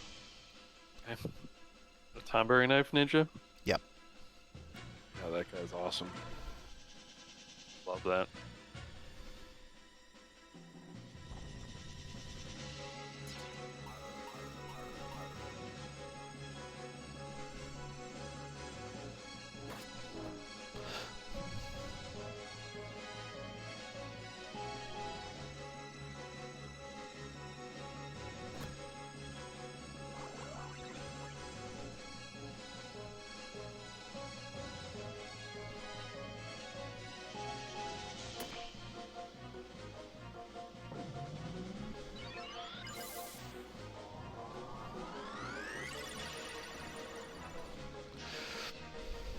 I mean, I get it's a buff to the ability, but I think it's a severe nerf to monsters who are already a little bit under-realized in this format, because I didn't give them a lot of attention during the balancing pass this month. So, like, I think all of them just got comparatively weaker as damage went up on everyone else and hit points went up on everyone else. Like, the ones that are utility picks are still good, but I think as a whole, monsters are weaker this time around, and I'm not sure I want to be, like, making them even weaker again.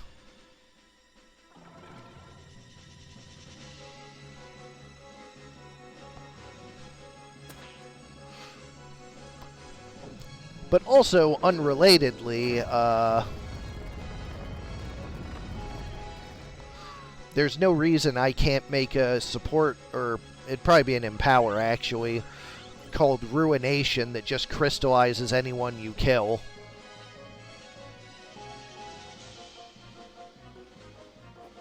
Or even has, like, a percentage chance to or something. Like, there's no functional reason I couldn't do something gross like that.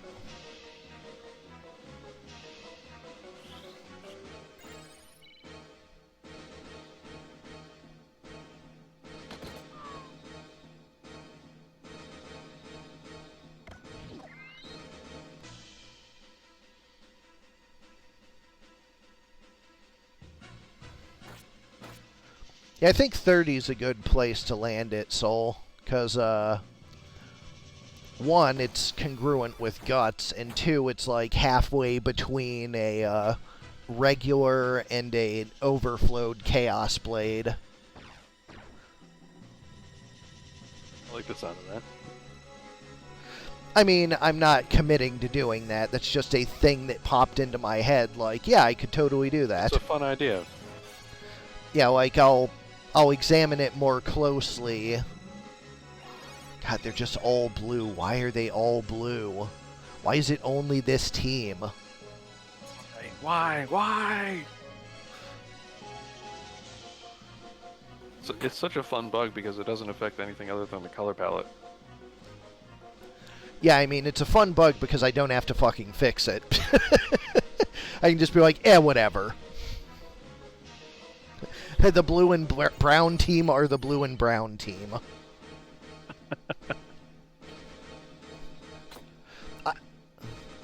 Hello. There it is. Wait. Sudden Cry. Yeah, Sudden Cry. That's right. That's why we were drawn to the possibility of it being a crystal issue. Like 43%. No, I suspect what this is when I loaded in Ziphany's patch to make specials have color palettes, because specials were forced single palette by hard coding in the game. And I loaded up a patch from her that made the specials and specials be able to have extended palettes, because I needed to for engineers and spellblades, because they're using special jobs. So, and paladins. So, I'm guessing probably something there is interacting with my other palette hacks in some way, causing this to, like, occasionally happen. That's my best guess. Yeah, weird. Because that's, like, one of the few patches I've added that is in the same, like, concept space, and is also one that I just applied without reading, so I don't understand it.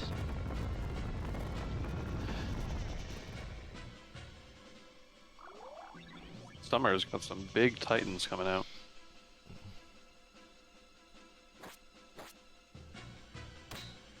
Nice damage split. You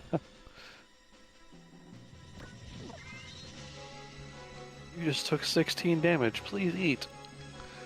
Humph.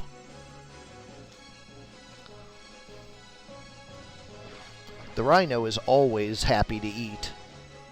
That's how rhinos work.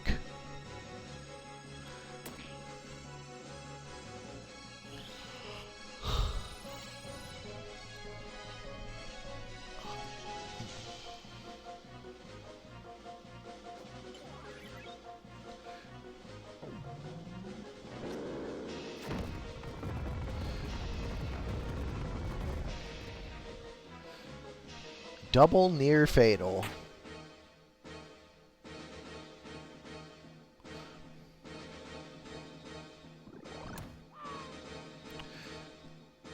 Down goes the knight, but he has re-raise.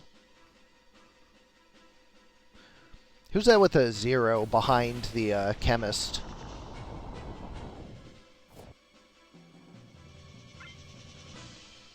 I do not know. That was a crystal right there. Oh, well, he's gonna move. Ah, it was Chocobo. Yeah.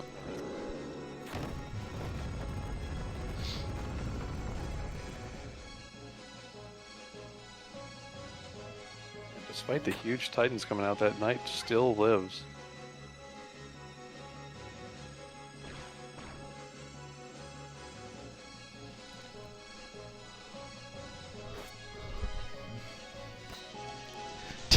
Take 66 from her charging. MP switch, but dead proc.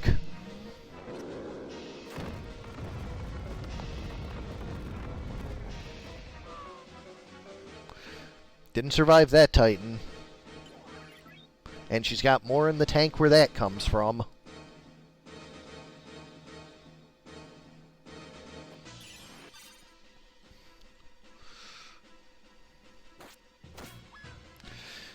Chelonians take it 2-0. Remember how it was like 3 hours in and we'd only done like 4 matches? Yep. Now we're like 3.5 hours in and on the last 3.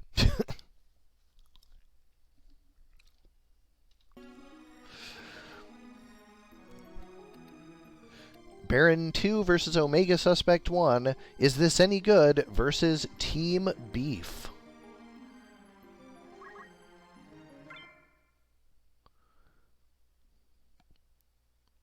Everyone's favorite beefy team. Is this any good? Cameron the Ninja with double Tonberry Knife with basic skill Hamido, Concentrate, and Sicken. Seth the Lancer with Punch Art, Dragon Spirit, Martial Arts, Move +2. Ophelia the Spellblade with Summon Magic, Absorb, Used MP, Magic Attack Up, and Move +1. And Milady the Time Mage with White Magic, Meatbone / Short Charge, Defense Up. On the other side, Team Beef. Brisket the Lancer, Punch Art, HP Restore, Martial Arts, Defense Up. Flank the Ninja with Item, Weapon Guard, Equip Armor, and Move +2. Chuck the Samurai with basic skill Dragon Spirit, Equip Shield, and Move HP Up. And Sirloin the Samurai with Holy Sword, Absorb Used MP, Attack Up, and Magic Defend Up. Going to large 55.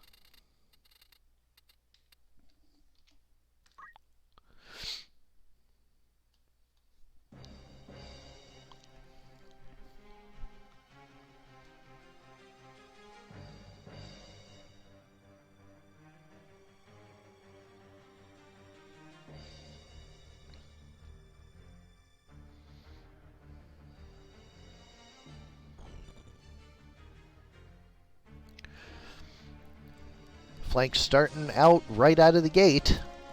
Taking 108 and getting poisoned by a shuriken.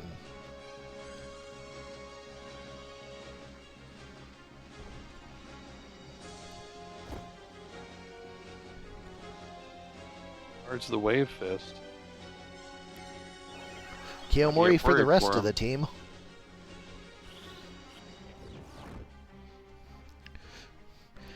The only ninja beefy enough to survive both of those hits. I know, right?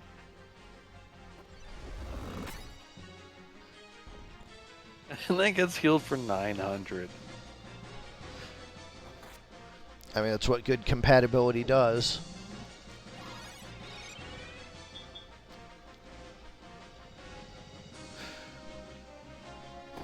Yeah, like that full heal from Judgment because you have low faith is another reason why there's just not going to be any Absorb Holy next month. Like, I'll still let there be halves Holy, but Absorb, no more of that.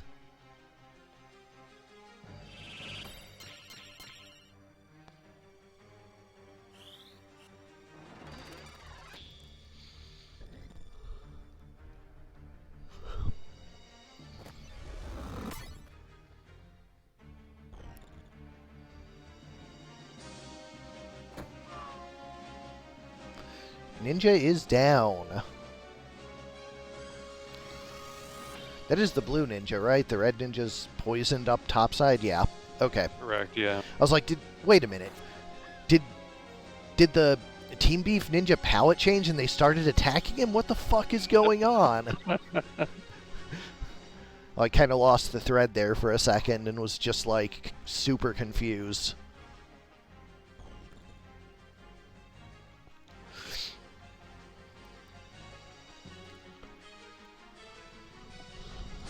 Damn, 3 moves in a row with no offense. Team Beef. This ninja is up in there. Yeah, that ninja is not afraid to get in the middle of the action. And is beefy enough to survive it there. No. Surprising he's had second on him the whole time. Get slowed.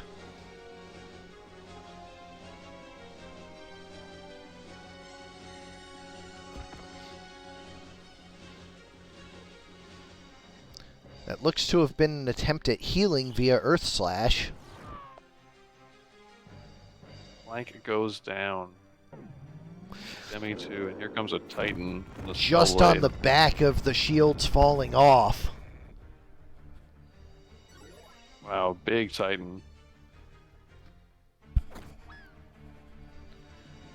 But Spear is bigger. Or if not bigger, more deadly. Here comes another Demi 2.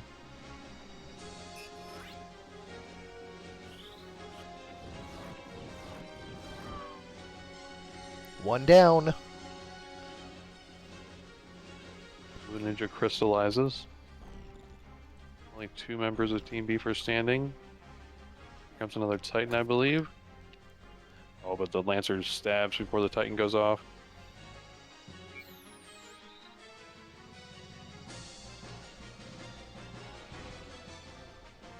Red Ninja's down to 0.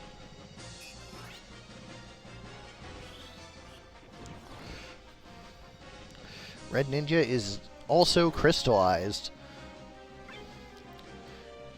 But helps pick up his teammate with tempo, so at least there's that. Moedy's pretty low, but is able to 12 bonk the other samurai down. Lancer decides she's the one who's going to die this time. And a wish brings him back before anything can happen. But the cost is the Spellblade is back in it with a chakra. Yeah, maybe able to actually finish the summon this time. Yep, sure does.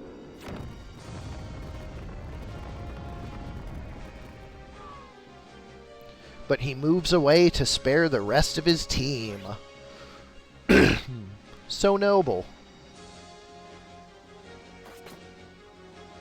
I do believe that might be Sirloin that did it, so it's a noble knight.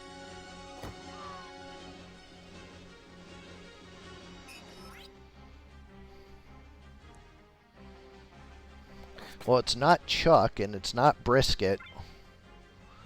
yeah, definitely sirloin. Flank is already crystallized.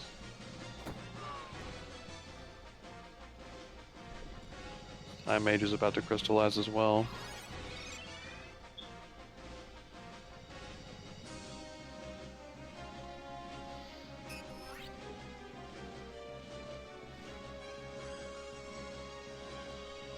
Chuck keeping the pressure up on the Spellblade.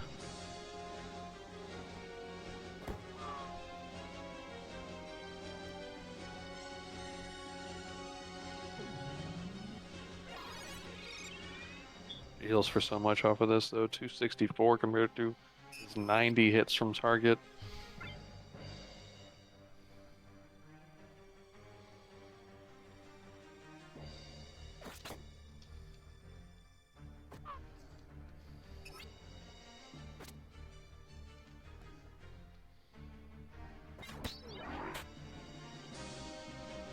There we go. Sirloin gets a chance to actually cast Shine.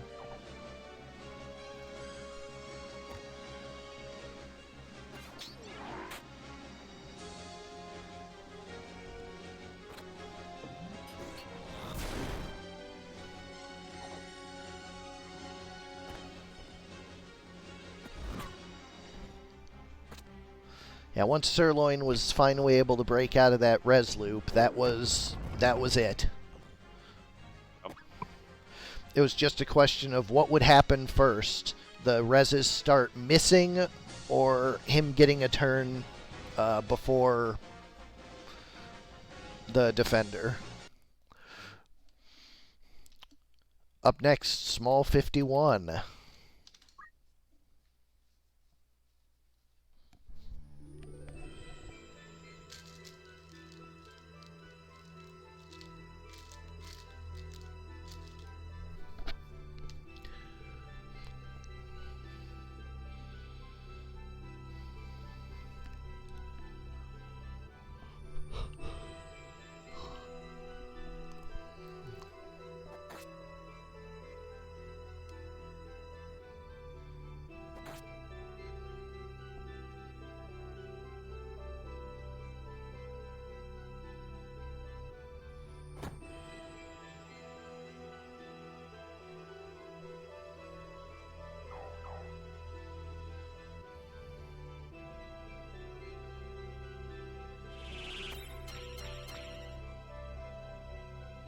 Regen to cure the Sicken poison.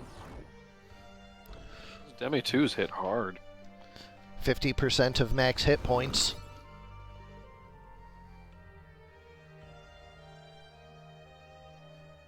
Ooh boy. Better interrupt that. Uh-oh. So Demi 2 really good against Team Beef if it's HP based. Yup.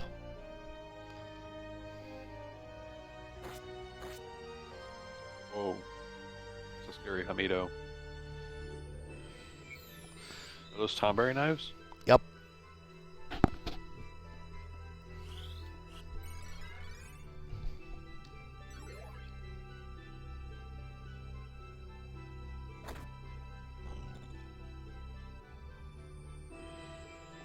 If only Team Beef had a big AoE nuke. Yep, definitely needs better offense on this team, I think.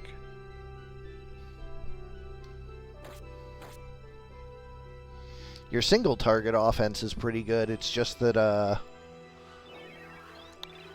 you have some difficulty with strong sandbagging.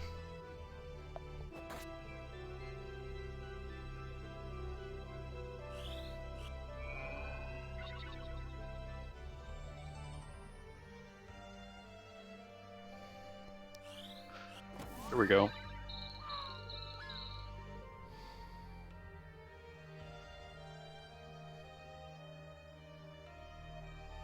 Big Consecrate takes out 2.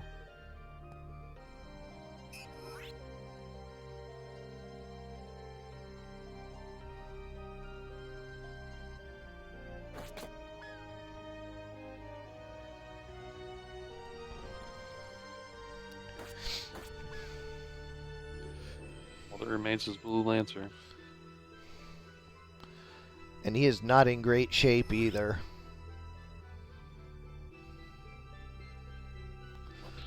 Finds the angle for Shuriken, but does not land it. Target never misses, though.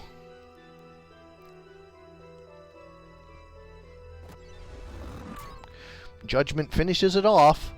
Team Beef takes the match 2-0.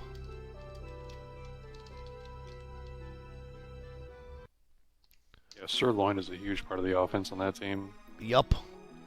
So him being down was particularly rough for map 1. Up next, my last 2 teams in the tournament up against each other. Fuck. I did not have a good month for teams.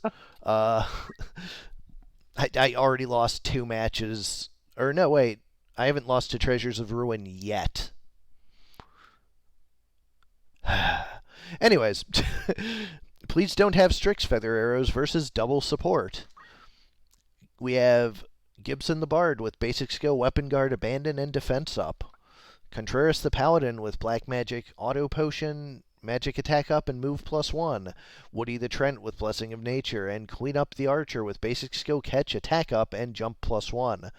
On the other side, for double support, we have Garl the Chemist with basic skill, Auto Potion, Equip Armor, Eridan the Priest with Yin Yang Magic, Catch, Move MP up, and Guts. Rod the Sage with basic skill Hamido, 2 hands, and defense up. And Dibbler the Ninja with red shoes and 2 Tonberry knives with weapon guard and overflow. Going to large 6. I think we did large 6 already, but whatever.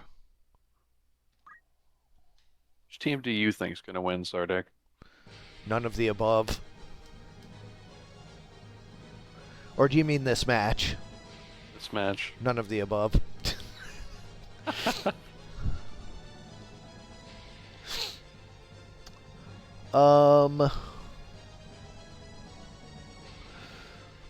I think it probably goes to double support,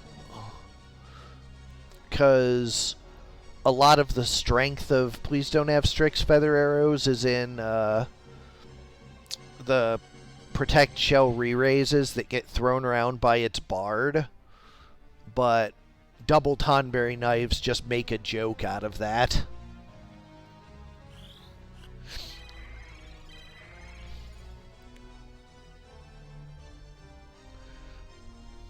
Was that Asuna?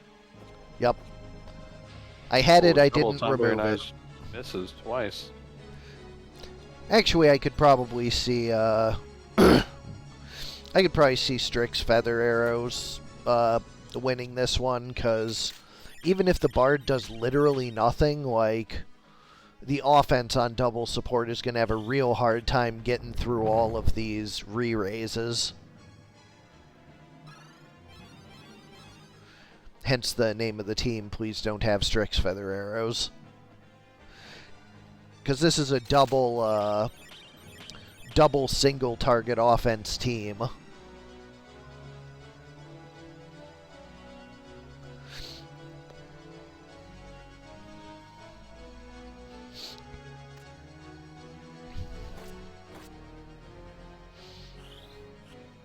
kill from the Tonberry knives that time.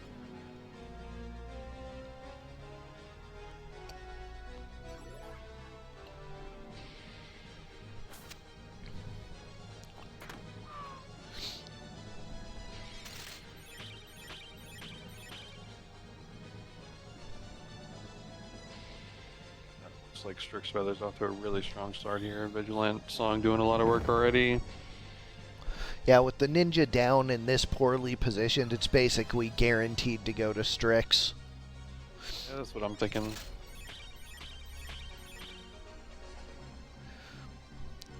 Like, their only remaining offense is that Sage, which, don't get me wrong, he is difficult to deal with. But, like, those 2 chuckle fucks in the back there are doing nothing. Oh, where the fuck did that arrow come from?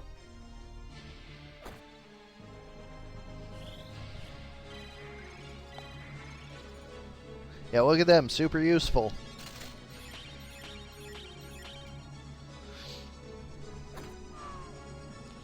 Archer goes down, and somehow did not have re-raise.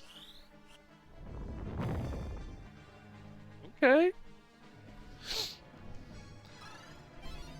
So this team's offense is also crippled.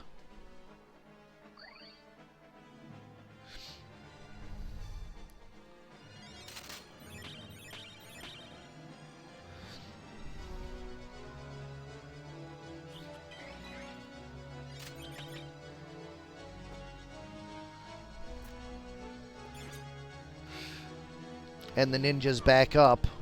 Does go down.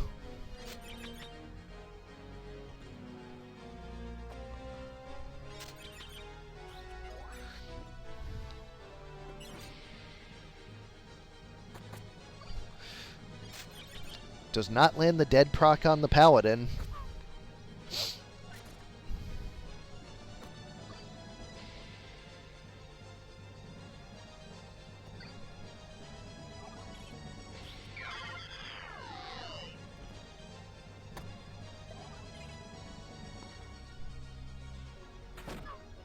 Oof.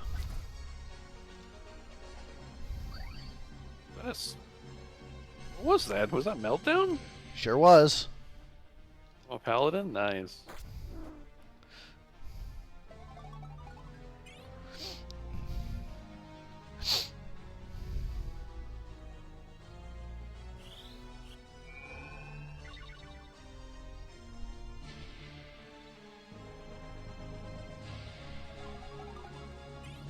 Encouraging song now.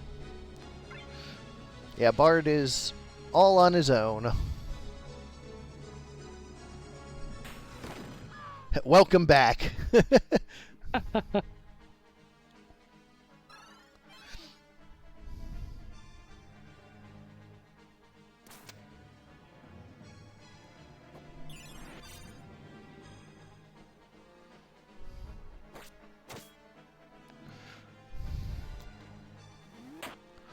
wonder if I made the Bard immune to dead procs.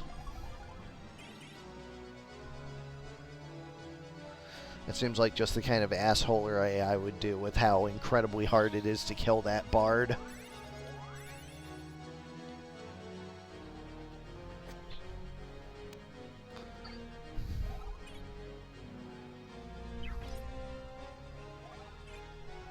Judo outfit. Cancel's dead. So he does in fact have dead protection. Correct. Motherfucker. Why would you do this to yourself? I didn't know I was going to be fighting myself. Like, who else uses Tonberry knives? I mean, how many Me people next month. even noticed that they were back to normal? I'm using them next month. I'm telling you that right now.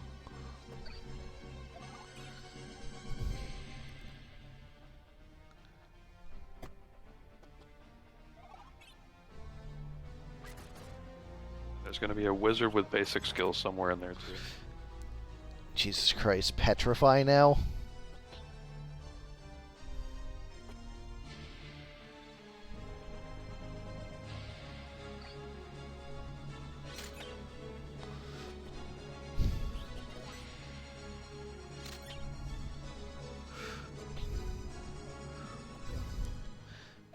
This bard has nothing but songs and all of the evade. So for that reason, And it works. because these are my teams, I'm saying that team concedes. I'm not going to play this out. There's no point.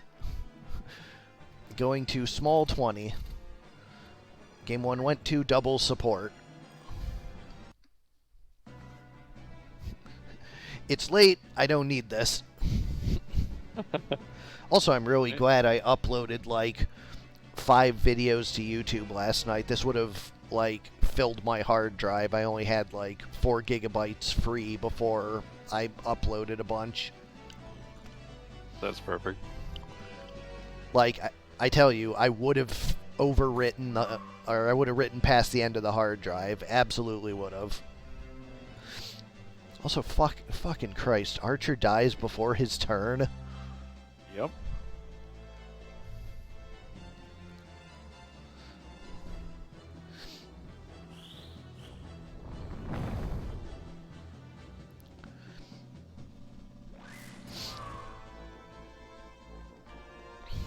It pays the iron price for that one though, and goes down.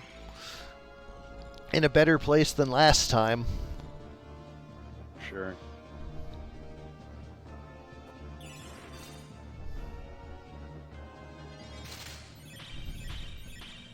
He won't be able to attack that bard though.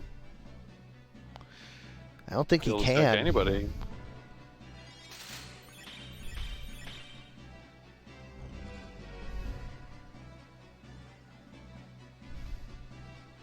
%59% petrify on the paladin.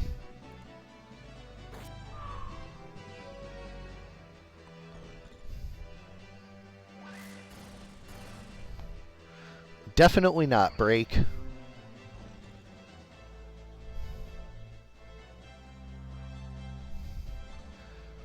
I have personal distaste for SSDs. I had a system failure where I lost both my hard drives. I recovered everything off my platter hard drive and lost everything off my solid state. 100% data loss, 2 years worth of programming gone. Never again. That's crazy. Like the platter hard drive, I had to actually physically move the magnetic plate to a working hard drive from the same make and model, but I had one. Yeah. So I just, because it was the motor that went.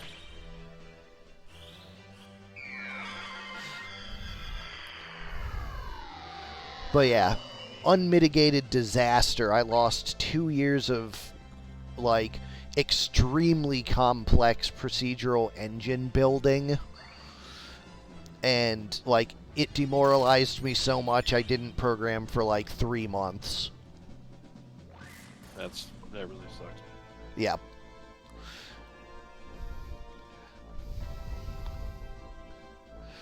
So, I'm not anxious to repeat that problem. Because I was like, when I was building that PC, I was like, this will be our first solid states. They've come a long way. They're big enough now to be worth doing, and they just run better, faster. So I'm like, let's do it. Solid state up. Well, about that. Yeah, I mean, I'm using them like crazy. I love them. I haven't had anything like that happen to me, so. Yeah, like, I recognize that it's, like, both a rare occurrence and also, like, as much my fault for not having rigorous backups the way I should have. Yeah, like backing it up online somewhere. But, like, when I build my new machine this year, I'm probably going to put my OS on it, like, run the main C drive and just have a very large D drive for, like, everything else. Yeah. And now it is just the Bard. And of course he decides it's time for offense. Jesus Christ. Did you see the hit rate on that rod? It was like 16%.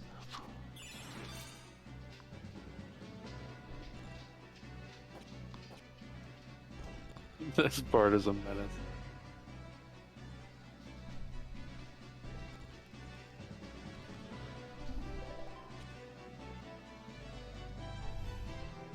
Yep, 16%.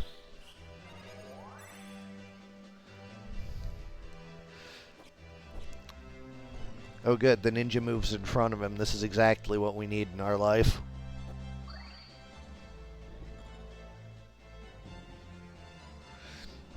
Can I see what the petrify odds are? Is it like 4?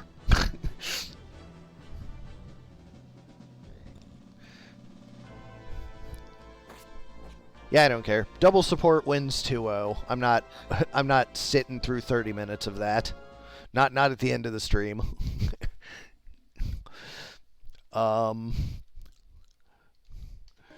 Moving on, Coppola 3 versus Hero 1, Templar Knights versus Seeing Stars.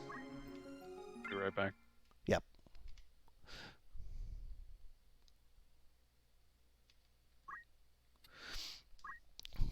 For Templar Knights, we have Lawfree the Sage with draw out, damage split, magic attack up, and defense up. Fulmarv the Paladin with time magic, regenerator attack up, and move HP up. Isolde the Lancer with item weapon guard, deadshot, and red shoes. And Weegraf the Spellblade with item auto potion, concentrate, and magic defend up. On the other side, for Seeing Stars, we have Rand the Spellblade with item CT save and attack up. Tom the Bard with white magic, weapon guard, equip shield, defense up.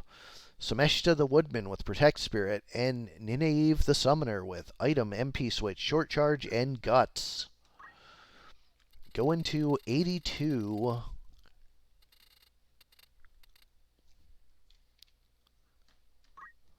Let's go.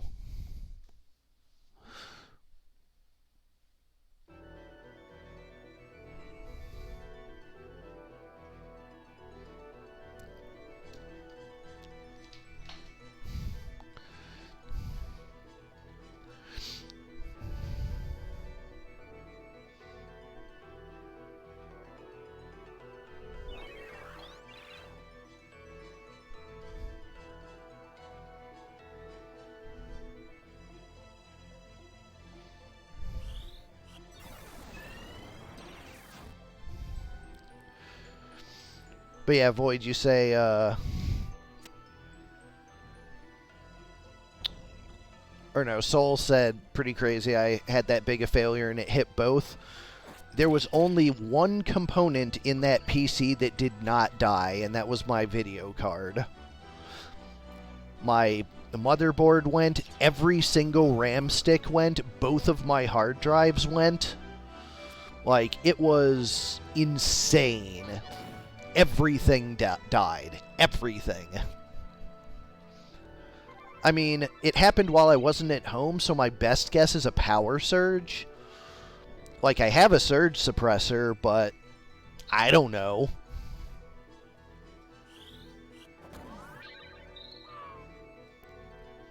Yeah, I was also surprised that the most expensive component in the PC kept working. Like, of all things to have not die, the thing that costs half the price of the whole thing.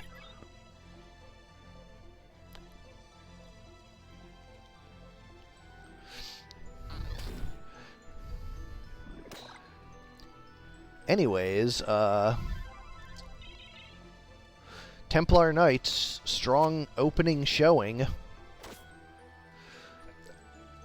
MP switch on the Summoner.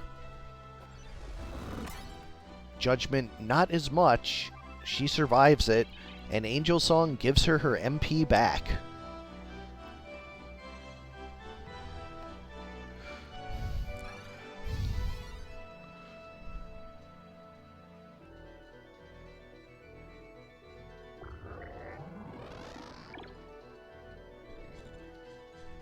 Decent little Muramasa there.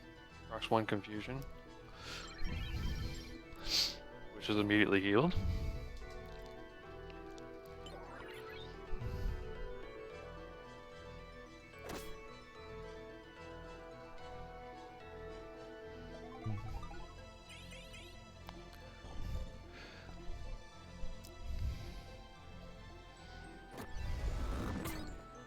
Tree goes down. Templar Knights and Seeing Stars, right? Yep, Seeing Stars in purple, Templar Knights in green. Yeah, I like both these themes. Alas, only one will emerge from tonight. And at the moment, Templar Knights are looking to be the favorite. Sure.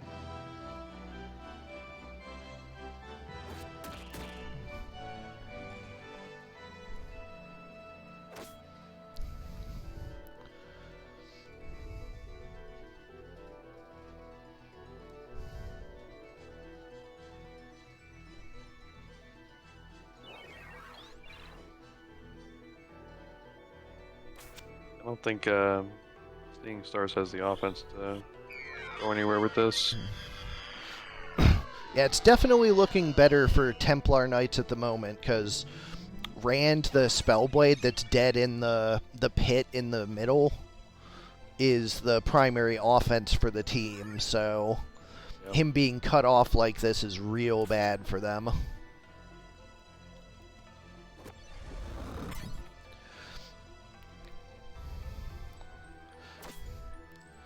Although that is one durable bard.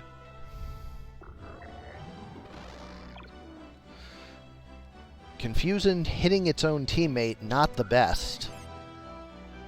He tries to use a borrowed time on the bard. I don't know if that's like the best taunt ever or the dumbest confused decision, or maybe both.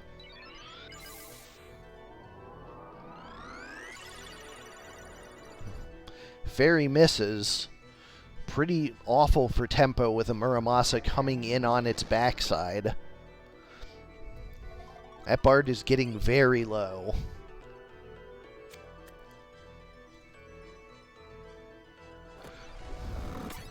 Judgment breaks him out of confusion, and Auto Potion heals most of the damage. That worked out really well for him. Interesting. Bard is down, although has re-raise. Quick effort out of the summoner. Hi, Knave. Quite a bit of damage. Brings the Spellblade down to critical. Rand is down for good.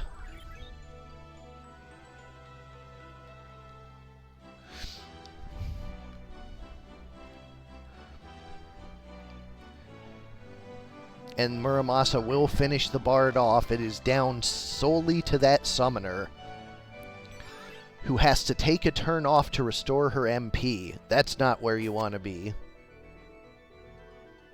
She's not... the end right here. Yeah, not close enough to the crystal to pick it up either. She does get away with an MP switch, and she does have the high ether to do it again. But she has to roll that MP switch every turn until she grabs that crystal. I don't think she moved close enough to get it on her next turn either.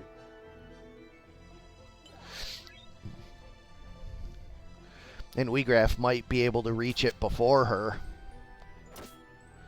Another big MP switch, but the Paladin can capitalize with the Judgment. Down she goes. Game 1 goes to Templar Knights. We'll be going to Small Map 91 next.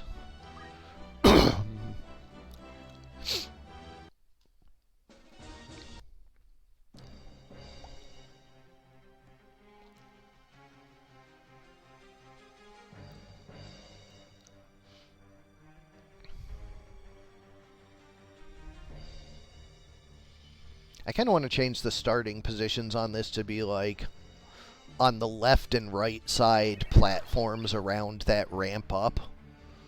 That would be really small. Yeah, it would. Although spread them out so that it's not just like a one cheery map or anything.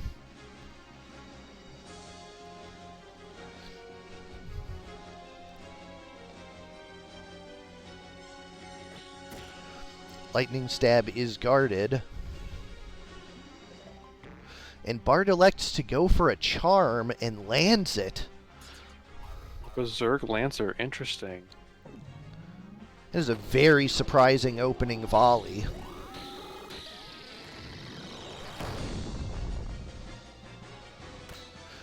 Survives the Zodiac and damage splits. Berserk Lancer stabs his Spellblade in the back. Murasame for the heal, but that's pretty bad for the tempo. Was a good heal, but you're right about the tempo. But the summoner gets hit with Split Punch and hits the MP switch, but gets Death Sentence.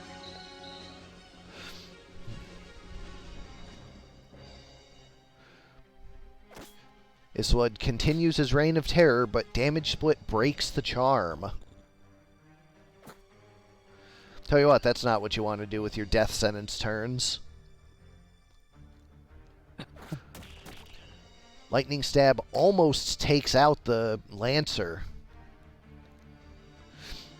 But Rand goes down to a Muramasa from the Sage. They just had some huge damage splits already. Looks like Tom the Bard's poised to bring him back up, though.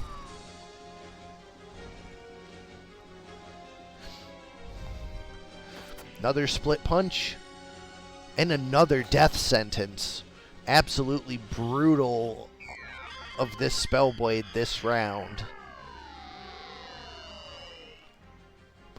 And the full life misses. That's super unfortunate for Seeing Stars.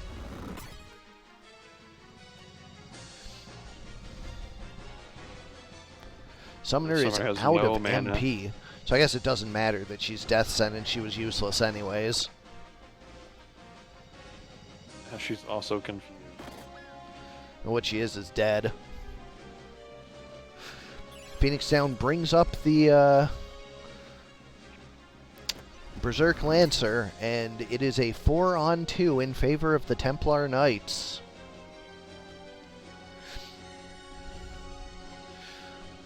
Full life on that Summoner isn't really going to get you very far. She doesn't have MP.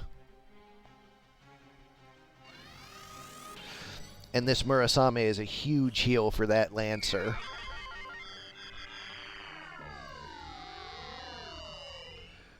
Templar Knights appear to be running away with it.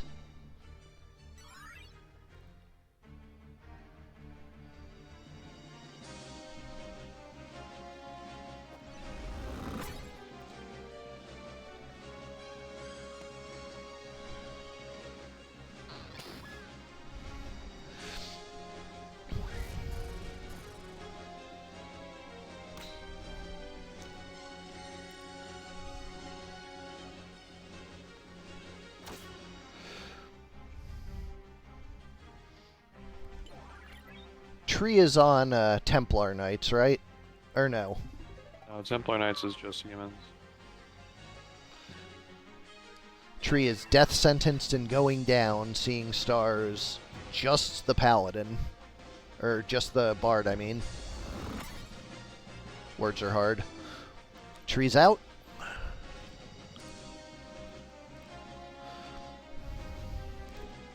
It only has 82 health as well.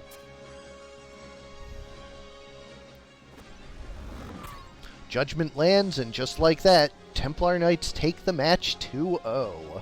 Seeing Stars is eliminated. Alright, everybody. As always, thanks for participating. Thanks for coming out. Big thanks to Omegasuspekt for running on co-commentator for this abnormally long stream.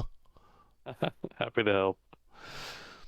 I think that's it. I've got to deal with the Steel Alacrity, and I probably won't look into the brown to blue palette thing. I just really don't care enough, and I've got frame bin stuff to work on to get the status effects displaying, so... I would not say that's something to worry about right now. Right, exactly. It's like a little stretch goal I'll get when I get frame bin in. But anyways, thanks everybody.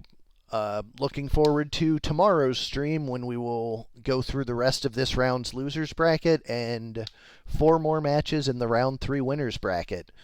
So, good night, and I'll see you all tomorrow. GG's and good night, everybody.